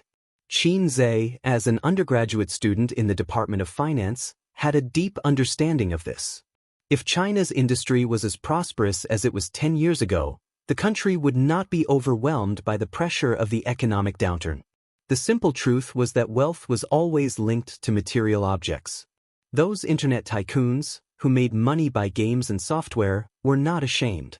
Especially Brother Ma, who was condemned by thousands of people, were not ashamed. Hurry up and sell the company to me, let me bear thousands of curses. The current Qin Zhe, compared with those top tycoons, was a lot worse. But in terms of net assets, he was very good, he had no debt, and did not have much cost, and those tycoons only relied on cash. The gap between the two sides was not that big. But in terms of capital, Qin Zhe could only type GG now. Are you full? Call the waiter to come up and clean up. Qin Zhe said, I want another bite. Su Yu had an idea.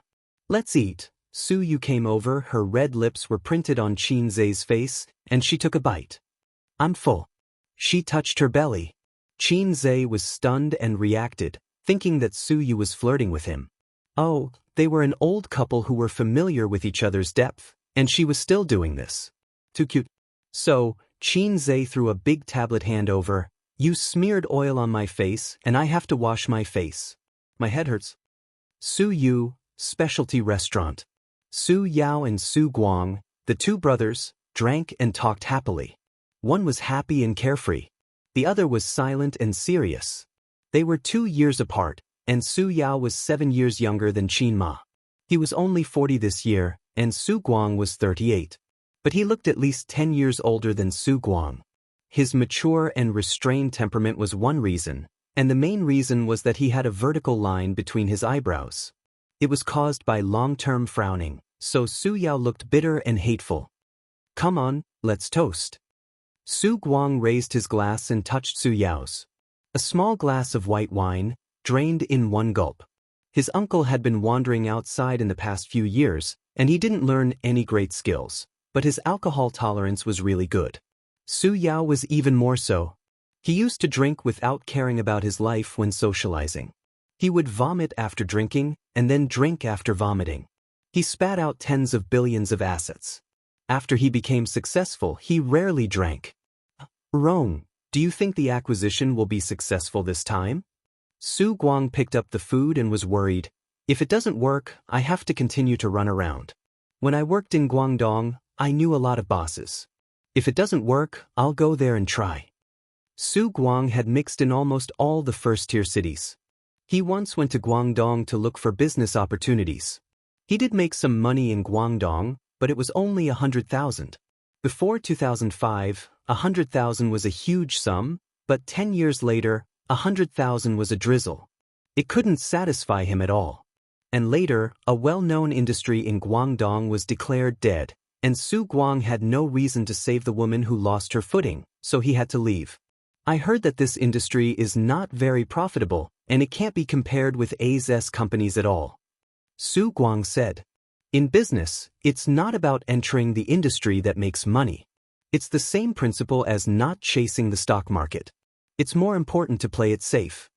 Su Yao commented concisely, don't scare me. Isn't business about entering the industry that makes money? Su Guang was not convinced. That's why you can only earn fast money at most. Su Yao concluded. Su Guang couldn't win against him and was a little depressed. Come on, let's drink. After 3 rounds of drinking, Su Yao said, Su Yu, is she really not your girlfriend? Su Guang, anyway, my sister told me that AZ's girlfriend is not her. It's also possible that my nephew is two-timing. Who is his girlfriend? Called Wang Zijin, I haven't seen her. Su Yao's face was slightly gloomy, and he was silent. After a while, it doesn't matter if you don't play with feelings, but it's troublesome to play with feelings. Hey, you rich people have wives at home and mistresses outside. It's a basic operation. What's there to worry about? Su Guang said. Tomorrow, when things are settled, you go back to your Wenqing. As for me, I'll go back to Shanghai with A's. Remember, don't contact me in the future, and don't let my sister know. Su Guang said seriously. Su Yao was in a trance for a moment and nodded. Hotel room. Qin Zhe lit a cigarette after dinner and leaned comfortably on the chair. The sound of water came from the bathroom. Through the frosted glass, Su Yu's figure was vaguely seen, slender and tall. Qin Zhe didn't take a bath. At this time, a man should hold on. First, put on the work hat with bumps, take the blue pills, mix the wine, light the candles, and then lay on the ground with his back to the sky. All the above were crossed out. A real man should go to the battlefield bare-chested. A real man should hold on for 5 seconds. Chapter 589. The mobile phone dinged and a message came in. Wang Zijin sent him a message. When will you come back? Qin Zhe typed in a message. Tomorrow or the day after tomorrow. How are things going? There are some obstacles, but it can be stabilized for the time being. Wang Zijin also knew that the acquisition of the company was not a business trip, and it would not be so fast. She said very considerately, "Okay, you pay attention to rest and go to bed early at night." Qin Zhe replied, "Okay." Wang Zijin sent a message, "Love you, moi." A few minutes later, Wang Zijin sent another message, "Aren't you going to reply, angry?" Qin Zhe, "W." Wang Zijin. Qin Zhe, "Look at it upside down." A few seconds later, Wang Zijin sent a series of blushing pictures. "So good, wait for you to come back, sister will cook for you." In fact, I not only have a way to coax my sister, but I'm best at flirting with my sister. Qin Zhe was floating. Wang Zijin, like Qin Bao Bao, began to try to cook. "Oh, it's impossible to cook, only cooking can be done because it's simple." Su Yu took a bath, washed her hair, washed her face, and brushed her teeth, which took a total of 30 minutes. Women took a particularly long bath, whether it was Su Yu, his sister, or Wang Zijin. It was as short as 10 minutes, and as long as half an hour. Qin Zhe was bored and logged into the corporate chat software that he hadn't used for a long time. Most of the chat records were from the chat group, so he didn't need to look at them. But a friend sent him a message, "How is the company recently?" ID, Human Filth Warehouse. This was a friend he met when he was trading stocks last year. This guy was twice as old as Qin Zhe. Now he was an uncle. It was said that he was also a god of stocks when he was young, so he chatted very well with Qin Zhe. They didn't have much contact, but Qin Zhe found that this guy was very rich, and he was a hidden rich man. But this is nothing. After all, I, Hei's king, have the system, and sooner or later I will be richer than him. How could a person without cheats compare to a cheater? In addition, he was also a person who had a foot in several boats. Qin Zhe typed in a message to ask him for advice on how to make his beloved concubines live in harmony. The other party's answer was, "Rely on your face." Degree? Qin Zhe told him to stop fooling around. The other party then said, "Relying on a man's bastard aura." Qin Zhe didn't reply to him. He didn't want to expose the fact that he was a salted fish that didn't have the aura of a king. He silently exited the chat program. Heavens, what should I do? At first, Qin Zhe was sitting at the table with his legs crossed, smoking like a big shot. Now, he was lying on the bed like a salted fish, playing with his phone while waiting. He also smoked while he was at it. He thought to himself, F***CK, if you continue to shower, I'm going to sleep. We are having a proper exchange. The car is on the national highway, not the narrow and winding roads. Why are you washing so seriously? At this moment he felt a little urinating. He pinched out the cigarette and went to the bathroom door. Su Yu, have you finished washing? Not yet. Give me 2 more minutes, Su Yu said softly, and then I'll give you 5 minutes to dry your hair. Qin Zhe's mouth twitched. But I want to go to the bathroom. Then come in. Right, what am I waiting for? My wife is bathing inside. I'll just go in and pee. I'm not an outsider. Cameraman, go away first. Don't follow me in. He pushed the door and entered. Su Yu's beautiful figure was shrouded in the mist. She raised her head and welcomed the hot water from the showerhead. Qin Zhe tilted his head to admire the beauty bathing. He lifted the seat and took out the salted fish in the grass to pee. Su Yu finished showering and turned off the showerhead. She found that Qin Zhe was still standing in front of the toilet. Aren't you going to the bathroom? Why are you standing there? Qin Zhe lowered his head and glanced at the I want a life in full bloom needle. How can I pee? After awakening, I can't pee at all. Damn it, I shouldn't have looked around. He silently put the bird into the file, careful not to let the zipper clip, and said, "You dry your hair first, I'll pee later." It only took Qinzhe 5 minutes to wash his face, brush his teeth, and take a shower. He put on a bathrobe and went out of the bathroom. Su Yu sat at the head of the bed, also wearing a bathrobe. The white color of her chest was particularly attractive. She was stroking her hair. Her movements and expressions had the unique charm of a woman of this age. Qinzhe threw Su Yu down on the bed. She pushed Qinzhe's chest with both hands. "You're not feeling well. Forget it. I don't have to do it these few days." She was afraid that Qinzhe was young and didn't know how to control himself. Last night her left and right hands kept moving slowly. Qinzhe didn't respond. This was not ordinary tiredness. When they returned to Shanghai, the Luwei Dihuang pills had also arrived. Qinzhe had to recuperate for a while. After all, the future was long. He couldn't lose money at such a young age. Qinzhe was stung by her gentle eyes and concerned tone. "Don't do anything. Lie down. I will take you flying," Qinzhe said. Then, okay, after all, she couldn't bear to refuse him. "So you thought, let's try it first." 2 bathrobes were thrown on the ground. Qinzhe held Su Yu's 2 legs. "Little rabbit, open the door. I want to come in." "Wait a minute." Su Yu stopped. "You don't want to open the door?" "No, I want to be on top." Qinzhe frowned and said, "Just lie down." He liked to take the initiative in this kind of thing. Unless he was in sage mode, he would let Su Yu come up by herself. "I'm a man. I'm on top."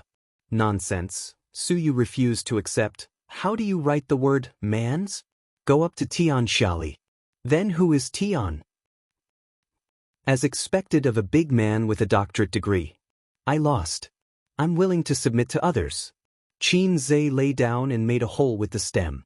The air was full of a happy atmosphere.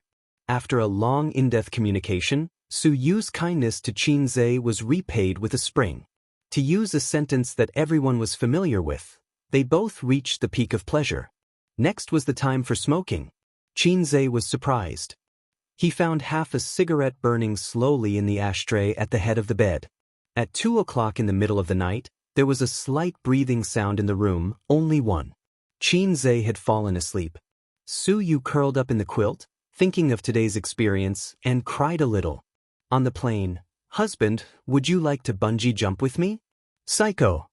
You really love Wang Zijin more. If she asks, you will definitely agree." "That's not going to happen. I won't agree to her request." "What if I die suddenly?"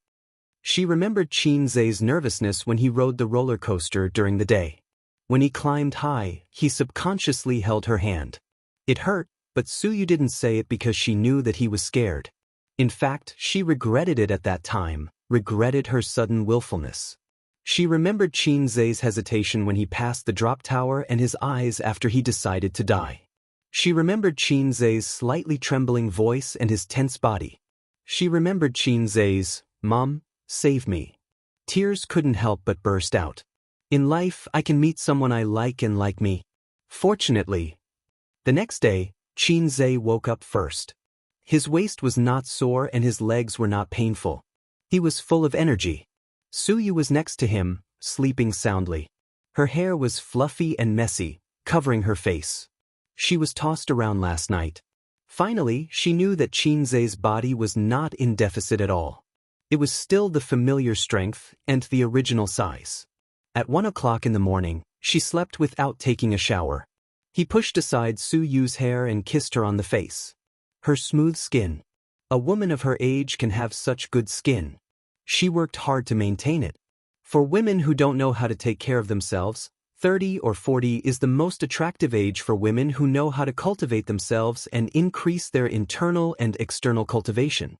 For example, Sister Manba, "I can't think about other women at this time, or I will be particularly bad." Qinzhe put on casual pants, t-shirt, and tiptoed to close the door. He ran 10 laps around the hotel. The sun at 8:30 was already a little scorching. Sweat fell like rain. Qinzhe sent a text message to Su Yu and asked her if she got up. If Suyu replied, he would go upstairs and wait for a few minutes. There was no news.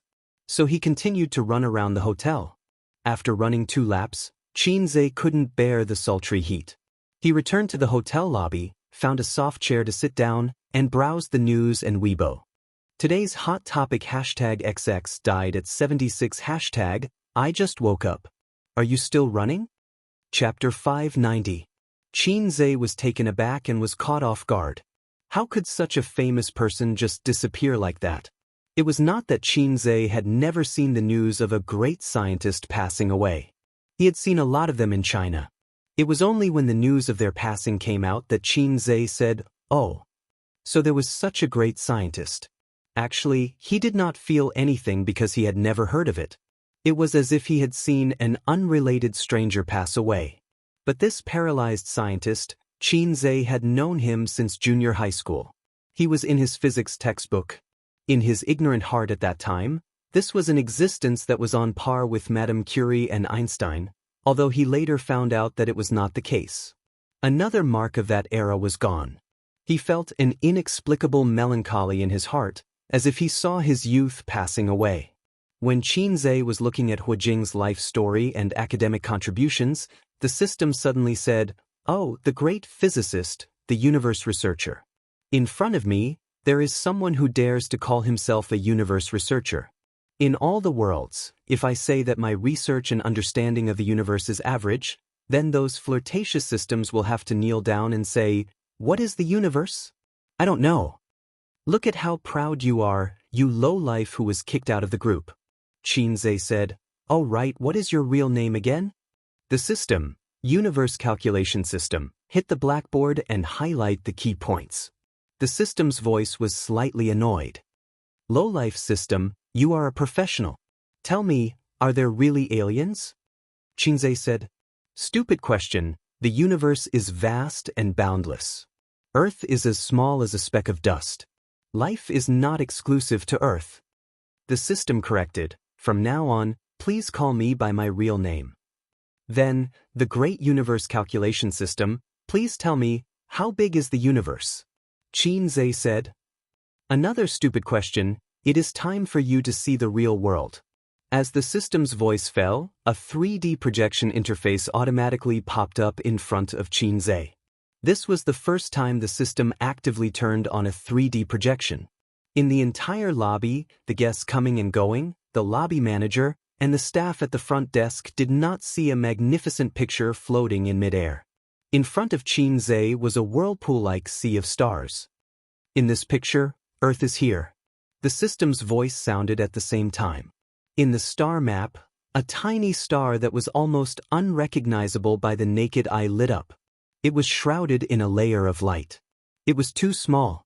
Compared to the sea of stars in front of him, Earth was as small as a speck of dust. "This is the universe?" Qinze exclaimed. "Universe?" The system sneered, "Do you see that faint light? That's the range of the Earth's magnetic field." This meant that any aliens that might exist in the universe would not be able to discover Earth if they lived outside this range. Beyond the reach of human beings, everything is silent. The diameter of the Milky Way is about 100,000 light-years. In the Milky Way, there were more than 100 billion celestial bodies and planets. What was Earth in the Milky Way? But even such a big galaxy can't be compared to other galaxies. After saying that, the 3D projection image changed. The lens zoomed out, and the Milky Way disappeared, replaced by another galaxy that was even wider. This galaxy, I named it the Salted Fish Galaxy. Its diameter is about 10 million light-years, 100 times that of the Milky Way. Compared to the Salted Fish Galaxy group, what was the Milky Way? Let's zoom out again. The 3D projection image changed again. The lens zoomed out, and the Salted Fish Galaxy disappeared, replaced by another galaxy that was even wider. This galaxy, I named it the Baobao Galaxy. In the Baobao Galaxy group, there are 100 Salted Fish Galaxies. Its diameter is a terrifying 110 million light-years. Don't be shocked, keep watching. The lens zoomed out again, and the Baobao Galaxy disappeared. Another galaxy appeared. This galaxy, I named it the Your Grandfather, galaxy. The Bao galaxy is just the tip of the iceberg of the Your Grandfather galaxy. Its diameter is a terrifying 560 million light-years. Xianxia said, I don't know what to say about the way you name things. The name is just a title, to give you a deeper impression. So in your eyes, salted fish is inferior to Bao? The system ignored him. The system said, even if it's your grandfather galaxy, it's only an insignificant part of the entire universe. There are countless galaxies as big as his, and according to my calculations, there are at least 2 trillion your grandfather galaxies. There are more galaxies than there are grains of sand on Earth. The diameter between Earth and any observable edge of the universe is a shocking 65 billion light-years. Earth is not even a molecule in the universe. However, do you know what else is in the observable universe? Xianxia's eyes were blank. What? The system said, unknown. Unknown? Even with my ability, I can't explore deeper unless I level up. What's interesting is that the observable universe is not the entire world. Don't overlook the existence of parallel space. I don't belong to this universe. Space and time are not singular. Theoretically speaking, space can be stacked infinitely, but time has countless parallel lines. You Earthlings once said, a grain of sand, a world. The person who said this was right by accident. From a scientific point of view, it is indeed so. Maybe every cell in your body is a universe, and every universe has an Earth. Nonsense. It's not nonsense, it's just that the dimensions of existence are different. I feel like you're talking nonsense with a straight face. It's normal for you to think so. With the wisdom of mortals, of course, they can't understand. Just like the creatures in the 3-dimensional world, they can't imagine the scenery in the 4-dimensional world. Because they are not in the same dimension, it's impossible for you to tell ants how wonderful the human world is. Even if you did with the intelligence of ants, they can't imagine it. Alright, stop showing off. You're awesome, okay? I don't want to talk about this topic. Xianxia was very uncomfortable, or rather, he felt that the world was empty. The system revealed the tip of the iceberg of the universe for him to understand the vastness of the world. What was Earth? What was the Milky Way? When humans understood their insignificance, everything became dull. Earning money, boring. Papa, boring. Games, boring. Life, boring. People who stood at the top of the mountain and looked at the distant mountains could hardly squat at the foot of the mountain and look at a wildflower.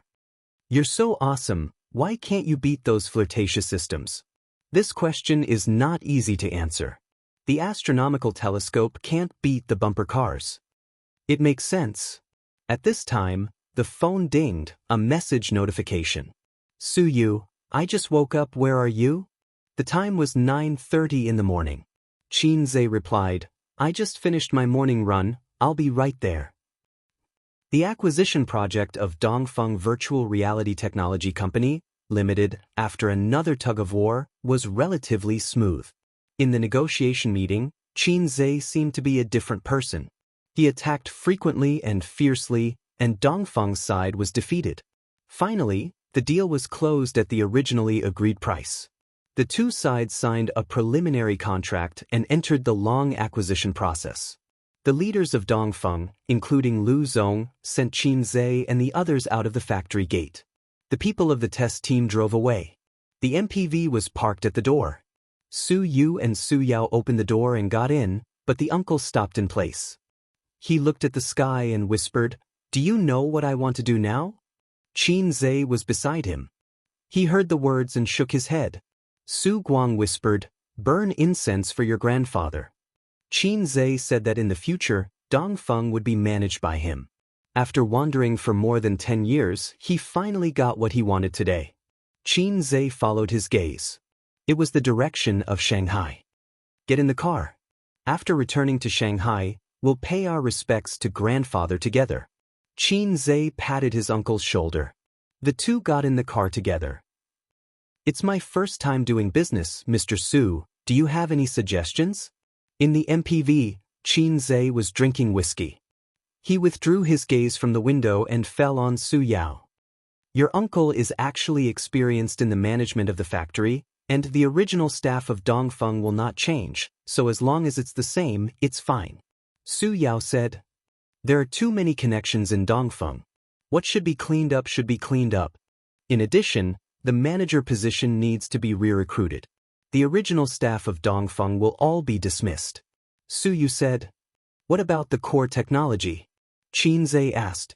Su Yao was stunned. Although Dongfeng took the high-tech route, it was not a research institute. How could the core technology be kept secret? However, he still answered seriously, you can learn from lazy mobile phone and register patents crazily. From the core technology to the software icon, register patents for everything. And the production and R&D personnel of the core technology will sign a long-term labor contract.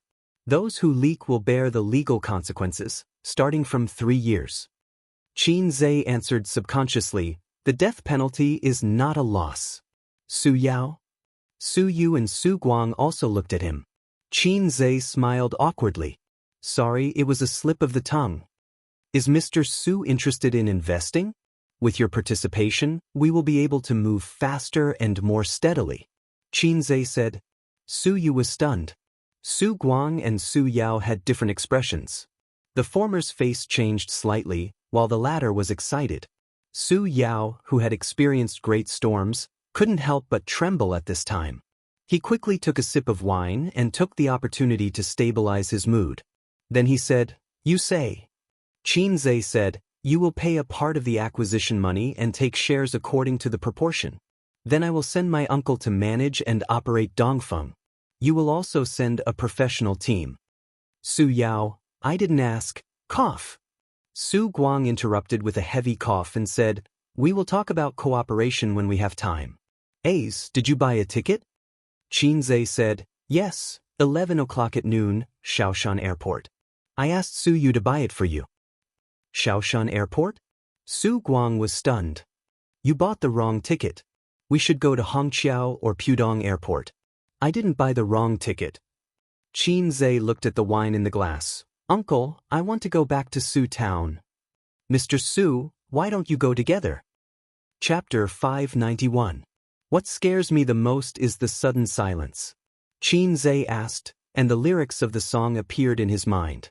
The two men sat there like clay statues, their expressions frozen. Their eyes were fixed on Qin Zhe.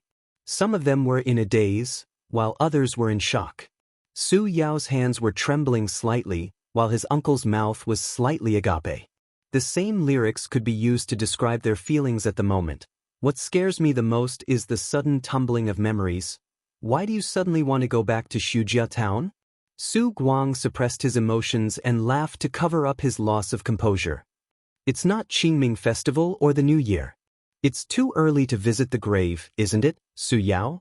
Su Yao nodded slightly. His emotions were far more turbulent than Su Guang's, but he was more composed. Even if he wanted to say, Go, let's go together.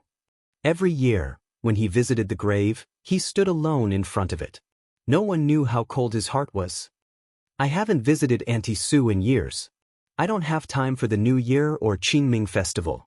I'll be busier in the future, so I want to visit her today. Qin Zhe's tone was gentle and calm. Mr. Su, you're also from Shujia Town. Do you know Auntie Su? After hesitating for a while, Su Yao finally nodded with difficulty and said, All right. What's so good about that? Su Guang touched Su Yao's ankle with the back of his foot and coughed. Ace, how about this? Go back to Shanghai first and ask your mom to come with you another day.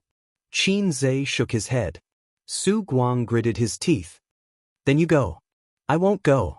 I'll go back to Shanghai first. He couldn't go back to Shujia Town. No matter what Qin Zhe was up to, he couldn't go back, and he couldn't let Su Yao go with him. When they separated, he would text Su Yao and ask him to find an excuse. I can't be the general manager, Qin Zhe said lightly. Su Guang was speechless. You win. At the airport, Qin Zhe and the other three sat in the seats of Starbucks with a cup of coffee in front of each of them. This thing could only be considered a high-class drink. There was less coffee and more milk, and there was also a mess of flavors and other flavorings. There was a coffee machine at home. Qin Baobao asked a friend to bring some high-quality coffee beans from abroad for Qin Zhe to drink when he stayed up late. His sister would usually drink it too. When she first bought it, she would brew coffee every day. Once the novelty wore off, she would not do it herself anymore. If she wanted to drink it, she would ask Qin Zhe to brew a cup for her. At this time, Wang Zijin would say, "Ace, help me take out the tea tray. I'll make Jin Jun Mei for you." Qin Zhe didn't like this kind of tea. He felt that it had been hyped up by the Wui Mountain black tea, just like those shameless articles on the internet that followed the trend and even more shamelessly plagiarized articles. After drinking a few mouthfuls of coffee, Su Guang said that he needed to go to the toilet, and Su Yao went with him. At the airport, he could always see a few graceful women. In the summer, they wore denim shorts, and their white and tender legs were pleasing to the eye. Especially a long-haired girl with an oval face who had walked past before. With those two legs, Qin Zhe's harsh vision, which had been influenced by his sister for years, could not find fault with them. Su Yu pinched his earlobe and said, "Do you want me to dig out your eyes and send them to that girl?" If Su Yu got up and walked around, she could also harvest a cluster of amazing eyes, which would only be more amazing than the girl just now. Sitting here at this time, there were several young people and uncles on the side who peeped at her intentionally or unintentionally. "Do you know why this society is dirty and ugly everywhere?" Qin Zhe said helplessly. "I don't know. It's because there are too many narrow-minded women like you, blocking men's eyes to find beauty." Su Yu hit him and asked, "Who is Aunt Su?"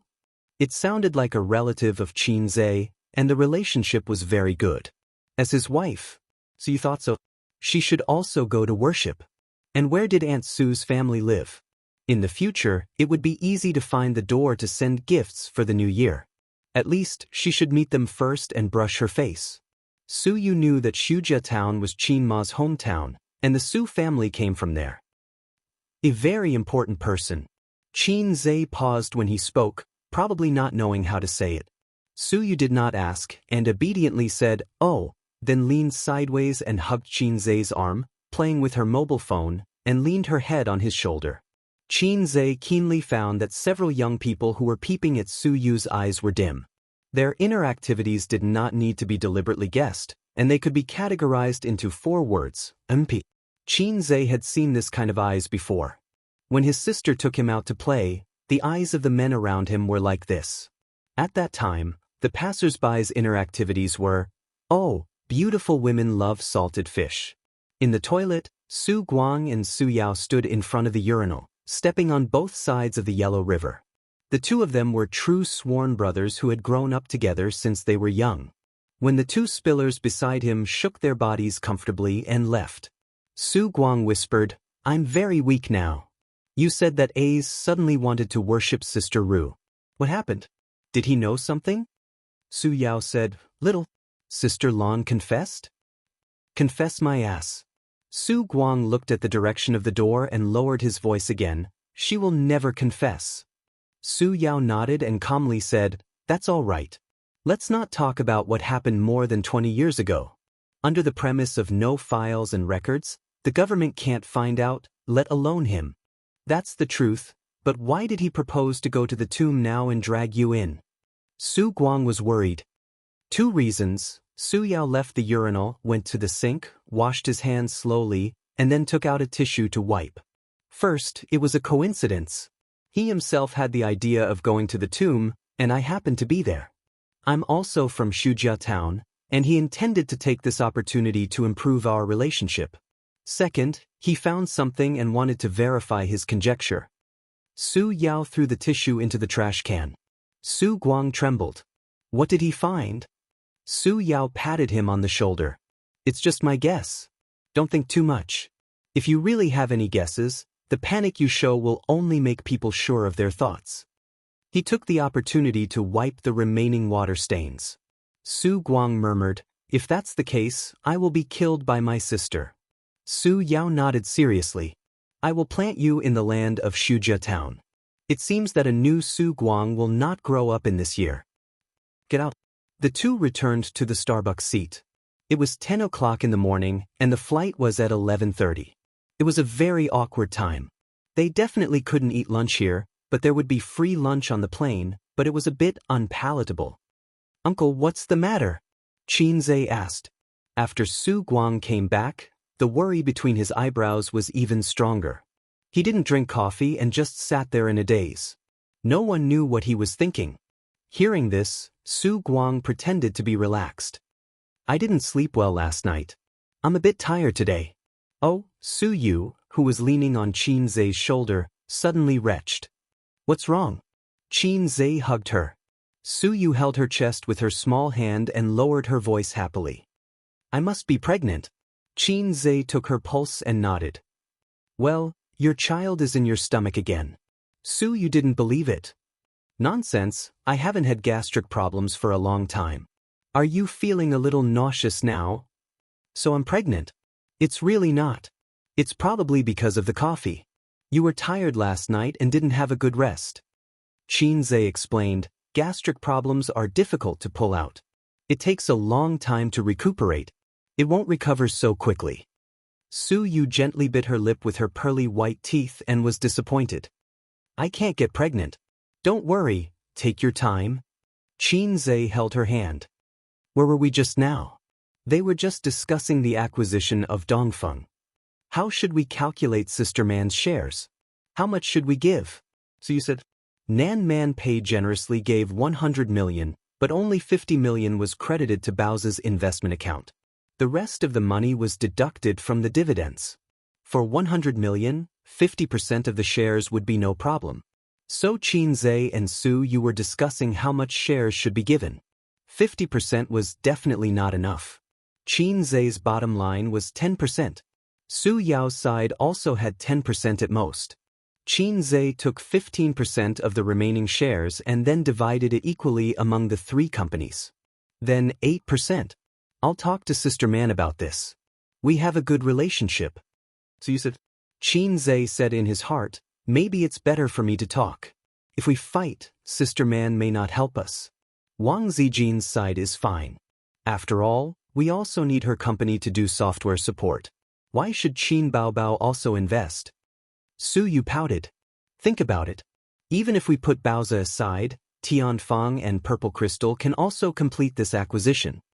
Xianxia said, a bowl of water is equal. Equal your sister. Su Yu said angrily, I'm your wife, she's your sister. Which is more important? Xianxia, sister. Su Yu was so angry that she looked up and bit his ear. Su Guang saw his nephew and the secretary flirting and secretly exchanged a look with Su Yao. Yes. Do you still remember your Aunt Su's family? Su Guang asked casually. Of course I remember. Then do you know that Sister Ru has a younger brother? I know a little, but I've never seen him. Su Guang stared hard at Xianxia, as if trying to see something from his face. But there was nothing. However, he was relieved. Yes, how could he know what happened in the past? In that backward and poor era, in that ordinary town, many things could be buried easily. Chapter 592. The tallest and most exquisite villa in Shujia town was located on the side of the road. Even in the town where skyscrapers had been built in recent years, it was still the undisputed leader. According to the owner of the house, it was designed by a famous designer. If it was in a first-tier city like Shanghai or Shenzhen City, it would cost more than 10 million each. The villa was built 6 years ago, but the person who paid for it was not the owner of the villa, but his brother-in-law. To be more precise, it was his younger brother. The owner of the villa was called Song Zhongji, a rotten man who was always idle and addicted to gambling. In that era where people relied on farming to make a living, a man who did not like to work in the field was a rotten man. Such a man was single until he married Su Ru, who was from the same village, when he was 25. Speaking of these two families, there was no difference between the two. Both of them were poor to the point of having nothing but four walls. After getting married, Song Zhongji was still addicted to gambling, but at least he knew how to work in the field and support his family. Su Ru was a woman who was used to working hard, so the couple had a good life. 20 years ago, this house was still a yellow mud house. Every year, Song Zhongji would be seen throwing mud at the outer wall of the yellow mud house. After all, it could not be compared to a brick house. As time passed, the outer wall of the yellow mud house would gradually peel off. At that time, there were already many brick houses in town. In 20 years, the yellow mud house became a brick house, and from a brick house, it became a villa. It really lived up to the old saying, "Every dog has its day." This Song Zhongji had unknowingly become the most heroic country bumpkin in town. Everything was thanks to his brother-in-law. It was said that he made money from doing business in other places and became a big boss. Good fellow, he built a villa just like that. Song Zhongji's family's BMW, which was worth 300,000, was also given by his brother-in-law. Song Zhongji had 2 sons. The eldest son was left behind by Su Ru, and the younger son was born with his second wife. The eldest son was studying abroad, and his living expenses and tuition were all paid by his uncle. Su Yao, the people in town, was said to be the golden phoenix that flew out of Shujia town. Unfortunately, Su Ru was unlucky. She died early after a few years of happiness. Such a big villa was taken advantage of by another woman. Su Yao rarely returned to Su town. After Su Ru passed away, he would never come back. He would only drive to visit his sister's grave during Qingming Festival and Chinese New Year. However, he was very generous. A few years ago, when the town was getting richer, more and more people were buying cars. However, the roads were not good, so he went to Song Zhongji and asked Su Yao about it. The next year, the road was repaired. Because of this, Song Zhongji's status in the town rose layer by layer and was unshakable. How could an idle gambler have such a good life? How could he be so lucky? In the end, it was probably because he couldn't find a wife. Because he couldn't find a wife, he married Su Ru. Are you home? An old man stood in front of the villa's wrought iron gate and shouted with all his might. Soon, a pot-bellied middle-aged man came out of the villa. Song Zhongji turned 50 this year. His face was rosy and he dyed his hair every year. His hair was thick and black. Years of living like a prince made him look more like a successful businessman than a bumpkin. Your brother-in-law is back, Sir said. Why is he here? It's not like it's a holiday. Song Zhongji was confused. He looked around at the door. Where is he? He's at the entrance of the town. When he came back from the fields, I saw his car parked there, Sir said. He's rich again, right? I'll give him some money later. Song Zhongji patted his chest. Come find me tomorrow. Things that were easily obtained were hard to cherish. Therefore, Song Zhongji was famous for his generosity. Because of his generosity, there were fewer rumors and sarcastic remarks in the town. No matter what was said in private, in front of him, everyone had to give him a thumbs up and praise him for his generosity. After the old man left, Song Zhongji stood downstairs and shouted, Jilong, Jilong. The window opened and a young man with glasses stuck his head out. He said irritably, What are you shouting for? You're like a country bumpkin. Song Zhongji didn't care. Instead, he smiled. Come down, your uncle is here. He's with your mother. Let's go. The young man quickly went downstairs. He was wearing short-sleeved pants and a pair of sandals. It was summer vacation. He came back from abroad. He was glamorous outside but slovenly at home. He complained as he walked.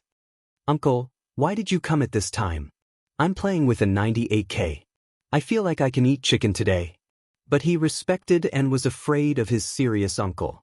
He could only endure not eating chicken. After the father and son left, a woman came out of the house. She was eating melon seeds.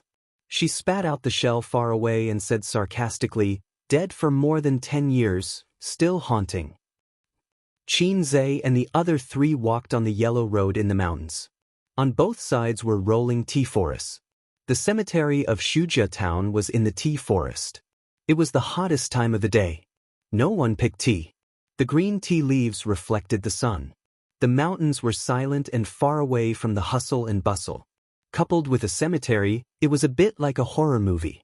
Su Yu was wearing a big brimmed hat. He was sweating from the heat and his hair was stuck to his cheeks. Why don't you sweat? Su Yu wiped his sweat with a tissue. If I don't exercise, I generally don't sweat. Qin Zhe said, The weaker the body, the easier it is to sweat. For example, a man with kidney deficiency will sweat a few pounds after eating soup noodles. Boss Su, you haven't been back for a long time. Under the sun, Xianxia squinted and looked at the cemetery. It's been a long time. Even if I come back, I'll stop here. Su Yao also squinted. Xianxia laughed. Not returning to your hometown is like walking at night. Su Yao said in a deep voice, I don't have the face to come back. Interesting. Xianxia retracted his gaze and stared at him. Boss Su, who built an industrial empire in Wenqing and whose industry almost covered half of the south. If you don't have the face, who has the face? Su Yao did not answer. In front of the grave, Xianxia silently cleaned up the weeds around Su Ru's grave and burned some tin foil and yellow paper brought from Hangzhou. Su Yu and Su Guang watched from the side. Su Yao wanted to do something several times, but he restrained himself. I bought a little too much. Help burn it together. Xianxia took the initiative to hand the underworld goods to him. Su Yao nodded. After burning the things, they lit the incense. The four held the incense and worshipped. The position was very interesting. Xianxia stood at the front, Su Guang and Su Yao stood on his left and right, and Su Yu stood a little further away. Song Zhongji and Song Zhilong came under the hot sun with bright red plastic bags in their hands. Inside were the underworld goods bought in the town. Urong, why didn't you call me today? Song Zhongji's voice was full of energy, with a warm smile on his face, as if he did not come to visit the grave, but to welcome the distinguished guests. While speaking, he looked at Xianxia and the others in confusion. He seemed to wonder why they were here to visit the grave of his deceased wife. Except for Su Yao, he did not know the people present. It was inevitable that he looked at Su Yu a few more times. Such a beautiful woman could not be found in Shujia town. Only the big stars on TV could compare to her. Song Zhilong's eyes were glued to Su Yu's face, like a magnet attached to iron, unable to move away. Su Yao just glanced at the father and son, and his attention returned to Xianxia. Sister, Ace is here to see you. With me. I've been dreaming of this day, even if he doesn't know anything. Her Guang?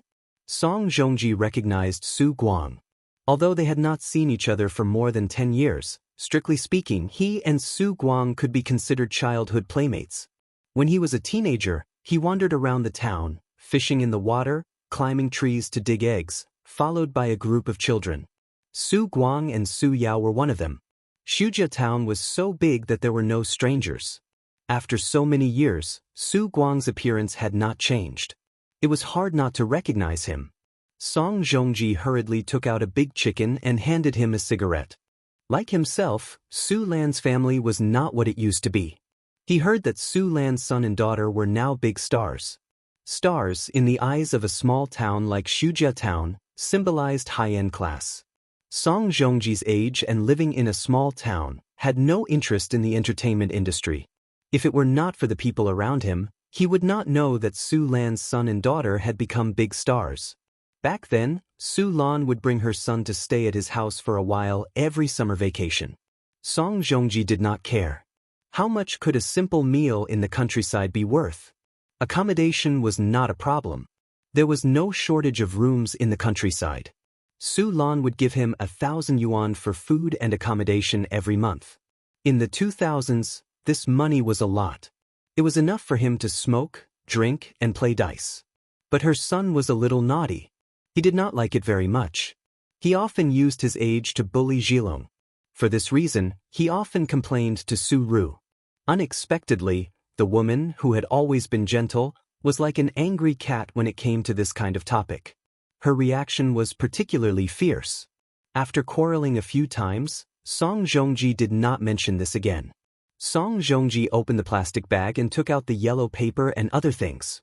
Suddenly, someone blocked him. He looked up and saw a very handsome young man who felt a little familiar. He smiled and said, "Uncle." "You are?" Song Zhongji looked at Su Yao. But Su Yao ignored him. His son behind him whispered, "Dad, he's Xianxia." "Xianxia? Oh my God." Song Zhongji was shocked. The young man in front of him was the average-looking naughty boy from back then? A certain assistant, F***CK. I've only heard that a girl changes 18 times between childhood and womanhood. Even a boy can do it? This is not a boy changing 18 times between childhood and womanhood. This is nuclear fission. He remembered one time when his son was beaten up by Xianxia again. He cried in front of him because calling for his mother was useless. He was also very helpless. He complained to Su Ru and wanted to quarrel. He complained to Su Lan, but she ignored him. So he patted his son's head and said, "This kind of city person has the dirtiest heart. He will definitely not be successful in the future. He will definitely not be as handsome as you." Now, when he looked at Xianxia and then at his slovenly son, he felt a pain in his face. Song Zhongji smiled awkwardly. He remembered that he used to glare at little Xianxia in private, trying to scare this little kid from the city. He wanted him to be more obedient and stop beating his son. He did not have the courage to beat him. It was $1,000. It's rare for me to visit Auntie Sue. There are some things I want to say to her alone. You two go back first. Or you can come back after we leave. Xianxia said. His voice was very gentle, but his tone was not gentle at all. It was not a negotiation, but an order. Song Zhongji did not mind. His experience when he was young had made this man abandon his so-called dignity. He was very smooth. These days, young people with a little bit of culture like to think highly of themselves and highlight their individuality. They despise things like celebrities the most. This sentence, in the ears of Song Zhilong, who studied abroad, was particularly harsh. It was especially high and mighty, crushing his dignity. At this moment, he finally remembered the fear of being beaten by Xianxia and the shame of being an obedient little brother. He did not have a good impression of Xianxia. Based on the unhappy memories of his childhood, not only was he often bullied by Xianxia, but also his mother's almost unreasonable favoritism. Every year, the city kid would come to his house, wearing beautiful clothes that made him envious. Between his words, there was always a sense of superiority. "I never eat this kind of 2-cent popsicle. Rat poop, I've long been tired of eating it. Look at you with relish.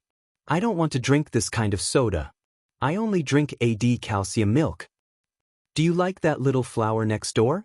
She's so ugly. My sister is much prettier than her." It was infuriating. And just now, when they were paying respects to their mother, this person stood at the front. Even his uncle was a position lower than him. But the way his uncle looked at him made Song Zhilong feel even more unbalanced. One had to know that his uncle was so good to him that even his cousins were not as good as him. But he had never seen his uncle look at him with that kind of eyes. But Song Zhilong said angrily, "Why? This is my mother's grave. Why should we leave? Who do you think you are? You're still as high and mighty as ever. But I'm a top student studying abroad. My uncle is a big boss with a net worth of tens of billions. I'm not worse than you. Get out." Xianxia seemed to have lost what little patience he had left and shouted. Song Zhilong felt a strange pressure that made him instinctively timid. But he stiffened his neck and did not move. Su Yao frowned and said in an unhappy tone, "You go first." Song Zhilong. He felt so sad. He was like a soldier charging at the front who suddenly turned around and found that his general had surrendered to the enemy. "I'm your nephew. Am I not better than this guy? Uncle." Xianxia called out as he watched the father and son walk further and further away from him. Su Guang nodded. Xianxia ignored him. He turned to Su Yao and asked, "Should I call you uncle, or should I call you something else?" Su Yao felt as if he was struck by lightning. Su Guang sat on the ground. Chapter 593. A Bolt from the Blue. To the two brothers, this was truly a bolt from the blue. The scorching sun shone on Su Guang's face, and his expression gradually twisted. His eyes and mouth widened as he stared blankly at Xianxia. How did he know? How did he know? His heart felt like it was being squeezed by an invisible hand. It was the despair of a family on the brink of collapse after the mother found out that the father had a mistress. This analogy was not very appropriate, but it was very apparent. If Xianxia really knew what happened back then, his sister Su Lan's family would fall apart. Su Guang panicked. He felt that he was to blame. No matter when Xianxia found out, he had contributed greatly to this confession. If his sister knew, she would never forgive him. "How much do you know?" Su Yao asked in a trembling voice. This man who had always been stern and expressionless, known for his strictness in the business circle of Lin Hai, could not control his trembling body and trembling lips. His expression changed rapidly. Shock, agitation, guilt, sadness. A storm of emotions raged on his face. She is my birth mother. Qin Zhe turned to look at the tombstone. But I don't know who my birth father is. As he said this, he stared at Su Yao. Su Yao, Su Guang. Su Guang's face turned pale. The secret that he had kept for half his life was revealed by Qin Zhe so easily. How did you know? Impossible, impossible. Su Guang murmured. Qin Zhe looked at him and thought, although my IQ is not online sometimes, I know what I'm talking about. I brought you here today to confess. I hope you won't hide anything from me. Because there's no point in hiding it anymore, Qin Zhe said. Yes, she is your birth mother. Su Yao nodded. Qin Zhe's heart suddenly felt empty. Melancholy and sadness surged in his heart. I really am a freebie. Son, your mother, father, picked you up from the trash can. 100% of people were played by their parents when they were children, but 99% of them were their biological children. I am that 1%. Life isn't just about what's in front of you. There's also heart-wrenching old friends like you. Qin Zhe's reaction was relatively calm.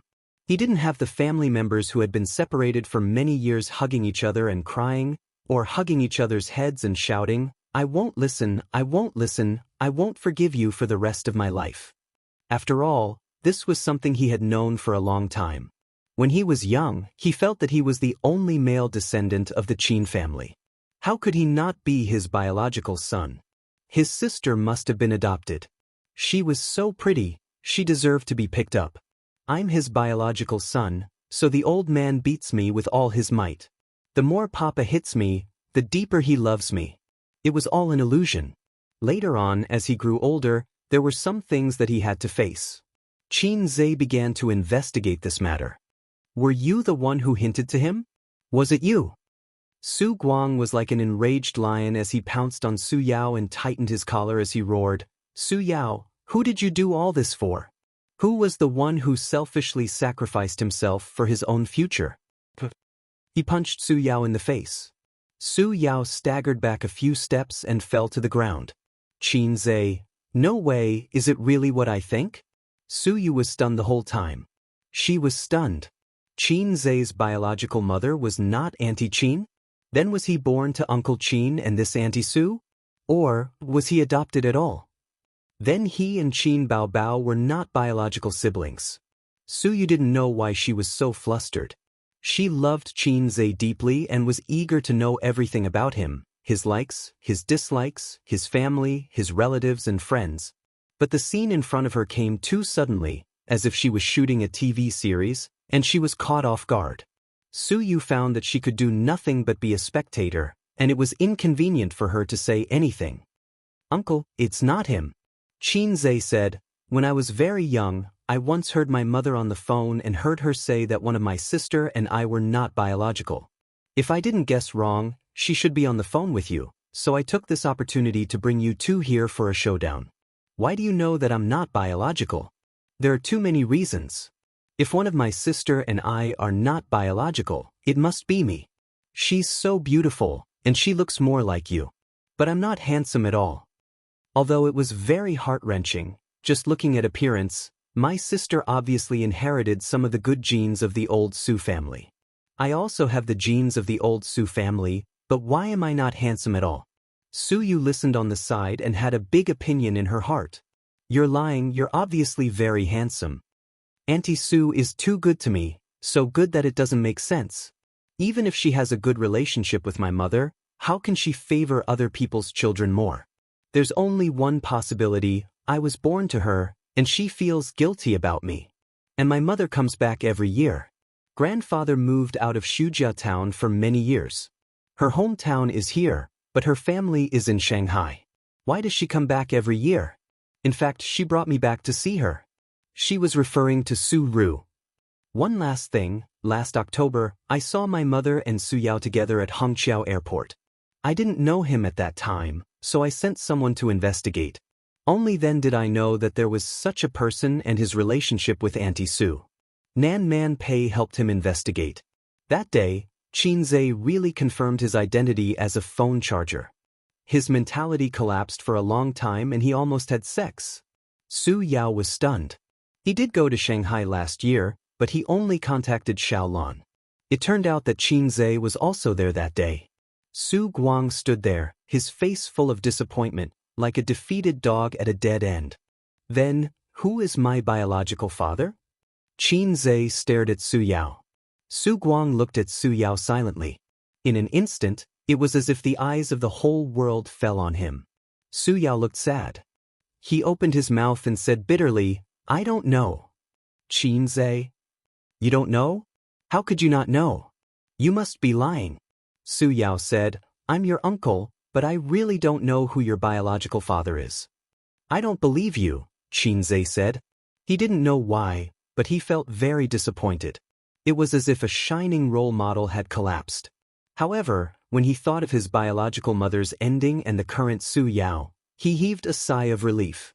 It was fine if he didn't want a failed role model. But it didn't make sense. If it was just his uncle, many of his actions didn't make sense. What's with your knot in your heart? What's with your obsession? Why did you come all the way to find my mother?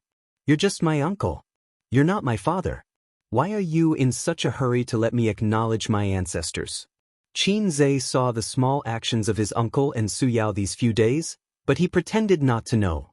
Su Yao wanted to lay his cards on the table and let him know who his biological mother was. His uncle tried to stop him and threaten him with all kinds of eyes. When Qinzhe exposed this layer of window paper, this man's expression was especially agitated. It was just that his uncle's words couldn't be justified. If Arong doesn't know who your biological father is, then no one does. Sister Ru never said that when she was pregnant, Arong threw a tantrum and forced her to ask who the man was, but she didn't say. Your mother also asked. The two of them talked for an entire night, but Sister Ru refused to say a word about the man's identity. Su Guang looked at the tombstone and said, even if it would destroy her, even if she didn't have the ability to support you at that time, even if her eyes were swollen from crying. Su Yao gritted his teeth. Qinzhe fell silent when he heard this. He stood under the scorching sun and lit a cigarette. He stared at his biological mother's tombstone and didn't speak for a long time. Memories rolled through his mind with an irresistible force, like a tidal wave and a landslide. Her mother said that Shujia town was a very beautiful place with beautiful mountains and clear waters. Nature always produced endless delicacies and beautiful scenery. There were good sisters who grew up with her there. Every summer vacation, her mother would bring Qinzhe back to Shujia town for a vacation. The old bus drove on the bumpy asphalt road, raising a cloud of dust. Qinzhe sat on his mother's lap and looked out of the window. The sun was shining brightly, and the trees on both sides of the road were dense. The continuous fields were divided into squares, and the crops in the fields were lush. There was no air conditioning, no street lights, no supermarket, and no high-rise buildings. But there were mountains, fields, birds, flowers, clear mountain springs, and a reservoir with rippling blue waves. He and his friends in the town ran wildly on the black ridges of the fields, catching frogs and digging out bird eggs. At night, they sneaked into the fields to steal watermelons and eels. During the day, they climbed over the hills to swim in the reservoir. In Qinzhe's memory, Auntie Sue would wear a long floral dress that day and stand by the bus stop with only a sign, eagerly looking forward to it. She wasn't beautiful because hard work had worn away her beauty, and the sun had darkened her skin. She was only 2 years older than his mother, but she looked much older and rougher. When they first met, Qinzhe came to Shujia town for the first time. He wasn't used to the sultry heat and flying dust in the countryside, and his small brows were tightly furrowed. The car stopped at the bus stop, and Qinma held Qinzhe's hand and got off the car. Su Ru's eyes were fixed on Qinzhe's face, and she couldn't move them away. You must be A's. Can Auntie hug you? This was the first sentence Su Ru said to him when they first met. Qinzhe looked up at the unfamiliar auntie who was smiling like a flower. She was wearing a floral dress, and there was a tenderness between her eyebrows. the sun was too bright, and Auntie Sue's head was covered in sweat. She stood under the hot sun for half an hour, and her wet hair stuck to her forehead and temples. She was so dirty. So little Xianxia shook his head reservedly. "Ace, call Auntie." "Auntie." "Hey Ace, be a good boy. We'll buy you some popsicles?" Su Ru's face bloomed with a dazzling smile, but deep in her eyes, there was deep sorrow. But Xianxia didn't understand at that time. The summer vacation ended quickly, and the night before he went back, Auntie Su came to his room secretly to see him. She sat by the bed, touched his head, and cried. The low sobs woke Xianxia up, and he was startled. "You're awake." Su Ru quickly wiped the tears from her face. Little Xianxia instinctively called for his mother, but his mother wasn't sleeping beside him. He curled up in the blanket and peeked his head out, looking at her timidly. "Auntie just thought that you're going back, and I can't bear to." Su Ru explained. Xianxia didn't say anything. "Ace, can you come back next year?" Xianxia still didn't answer her. "Then you sleep. Auntie is leaving." Watching her leave and the door close, Xianxia breathed a sigh of relief. The next day, on the bus to the county. "Auntie Su is crazy." Xianxia, who was sitting on his mother's lap, complained. "Why?" "She came to our room secretly at night to cry." Qian Ma stared out of the window with a complicated expression. Suddenly, Xianxia's fingertip hurt. His hand trembled, and the cigarette butt fell to the ground. "What happened back then?" Xianxia looked at Su Yao. "Can you tell me?" Su Yao nodded. As his voice fell, time reversed at this moment, and the chaotic past flashed past like a merry-go-round. Chapter 594. Ever since Su Yao could remember, he had lived with his sister. In the second year of his birth, his father fell to his death from the dam when he was digging a reservoir in town. Due to the background of the era, the matter was settled after paying a few food stamps as a token payment. His mother died when he was 4 years old. At the end of the 1970s, the 13-year-old girl and her 5-year-old brother struggled to make a living. From the age of 13, his sister had to work in the fields with the adults in town. She would send her brother to her uncle's house next door. After their parents passed away, the few relatives were not willing to help take care of the two burdens. Su Ru did not blame them. After all, it was not easy for any family. It was a terrible thing to have more mouths to feed. Only her uncle's family would occasionally help them. Actually, even though he was called a granduncle, it was only because they were related by blood many generations ago. Going back a few generations, most of the people with the surname Su in the Su clan could be considered relatives. Her uncle had a son and a daughter. The daughter was called Su Lan and the son was called Su Guang. Su Lan and Su Ru were about the same age, only 2 years apart. The two were very good playmates. However, fate made the two girls walk on different paths. The 11-year-old Su Lan was still in primary school, while the 13-year-old Su Ru was already chopping firewood in the mountains and farming in the fields. In a poor and backward town, there were many girls like her who worked in the fields. However, there were no girls like her who lived a hard life. The next year, Su Ru's body was very weak and she fell seriously ill. She almost did not make it. Some relatives who were indifferent to the siblings couldn't stand it anymore and persuaded Su Ru to give her brother away. Boys were popular in any era. There would always be someone who wanted them. If they were alone, no matter how hard it was, they could live a peaceful life. However, Su Ru did not agree and scolded the relatives away. She said that she would not send her brother away even if she died. Otherwise, how could she face her parents in the underworld? It was said that the eldest sister was like a mother. It was not wrong at all. In this poor era, the siblings depended on each other. Knowledge could change fate and create wealth. Studying was the only way out. Su Ru dropped out of primary school after finishing primary school. It was normal in that era. His younger brother, Su Yao, was a good student and was very smart. In the 3-tile-roofed primary school in the town, no one could beat him. Therefore, she hoped that her younger brother would have a bright future and be able to change his fate. The greatest desire of a poor person was to change his fate. When Su Yao was 13 years old, he didn't have enough money to go to junior high school. It was Su Ru who borrowed money from the townspeople. That day, it was drizzling. Su Ru was kneeling in front of her cousin's house. The door was tightly shut. No matter how hard she begged, she couldn't get the tuition fees. She kowtowed, one after another. At that time, Su Yao stood beside her and saw that his sister's trousers were stained with rain and mud. He straightened his neck and said, "Sister, I don't want to study anymore. At most, I'll just farm." Too tired, really too tired. He didn't want to be his sister's burden and didn't want to continue studying. At that time, the college entrance examination system had just been restored, and the theory that studying was useless was popular everywhere. The dreadful theory of the uselessness of studying had been circulating for half a century. Su Yao didn't want to waste time in class. He wanted to be like Su Guang, slacking off. However, Su Guang skipped class to go out and play, while he wanted to help his sister farm. However, Su Ru slapped her brother and said sternly, "What future do you have if you don't study? How can you change your fate if you don't study?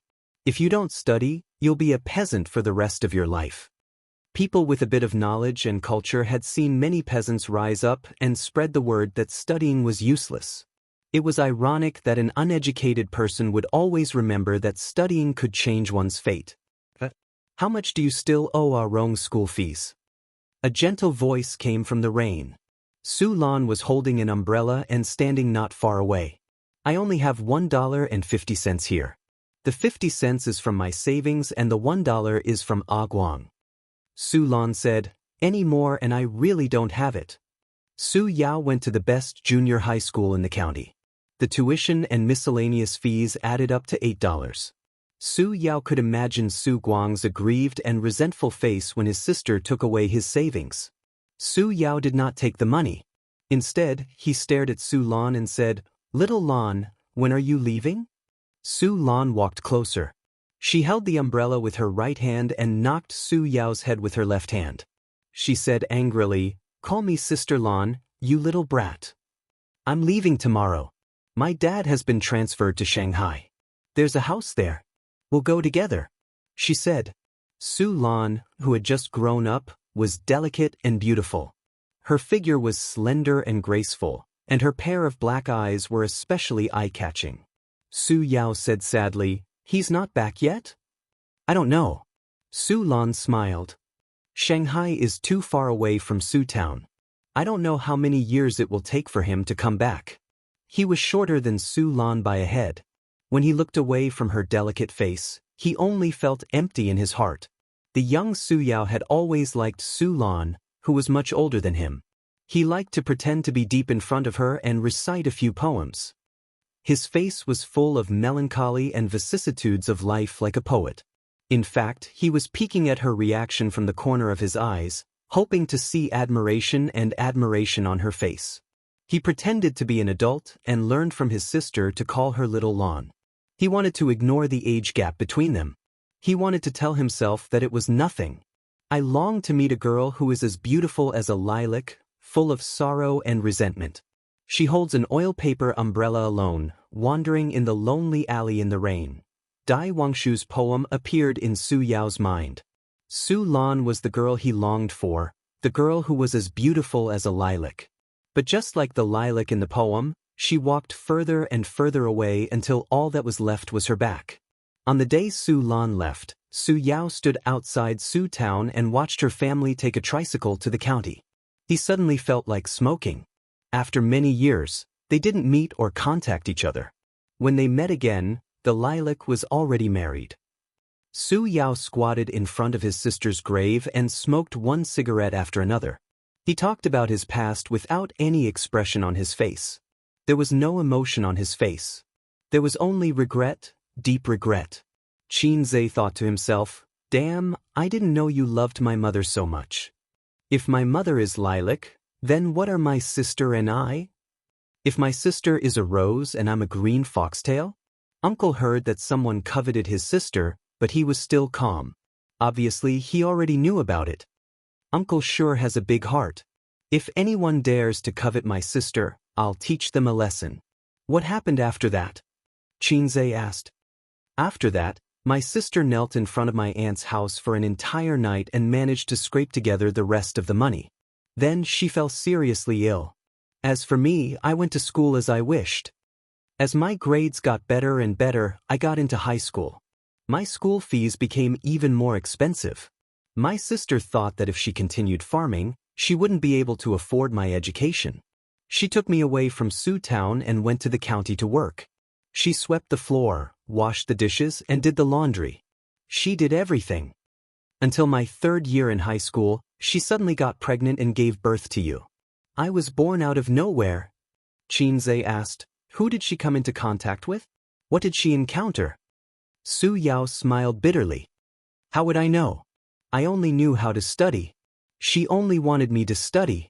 For so many years, she didn't get married. She didn't even have a partner. She raised me by farming and working. She had always been willing to sacrifice for me. She always wanted me to be successful. How could such a person suddenly get pregnant? Be more specific. Xianxia frowned. He had a lot of questions in his heart. It was impossible for a woman to fall in love and have a child without any signs, unless she was raped. If that was the case, Auntie Sue didn't have to hide it. Even if it was shameful because of the age, at least she wouldn't hide it from her only brother. Also, why was I given away?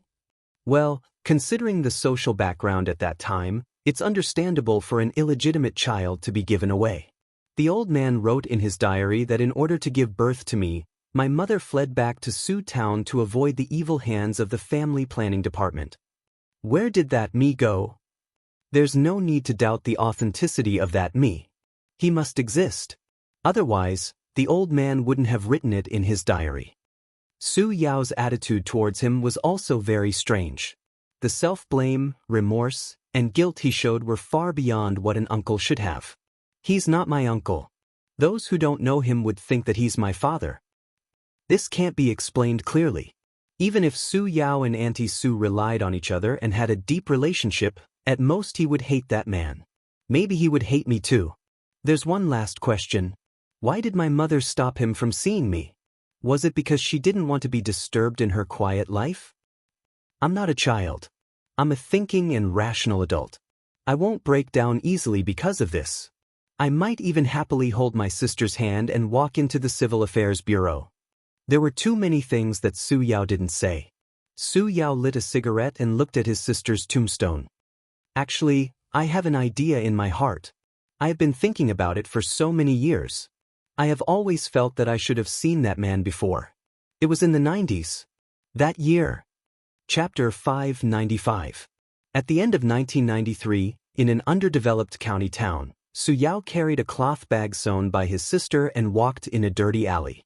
On both sides of the road were mottled old houses.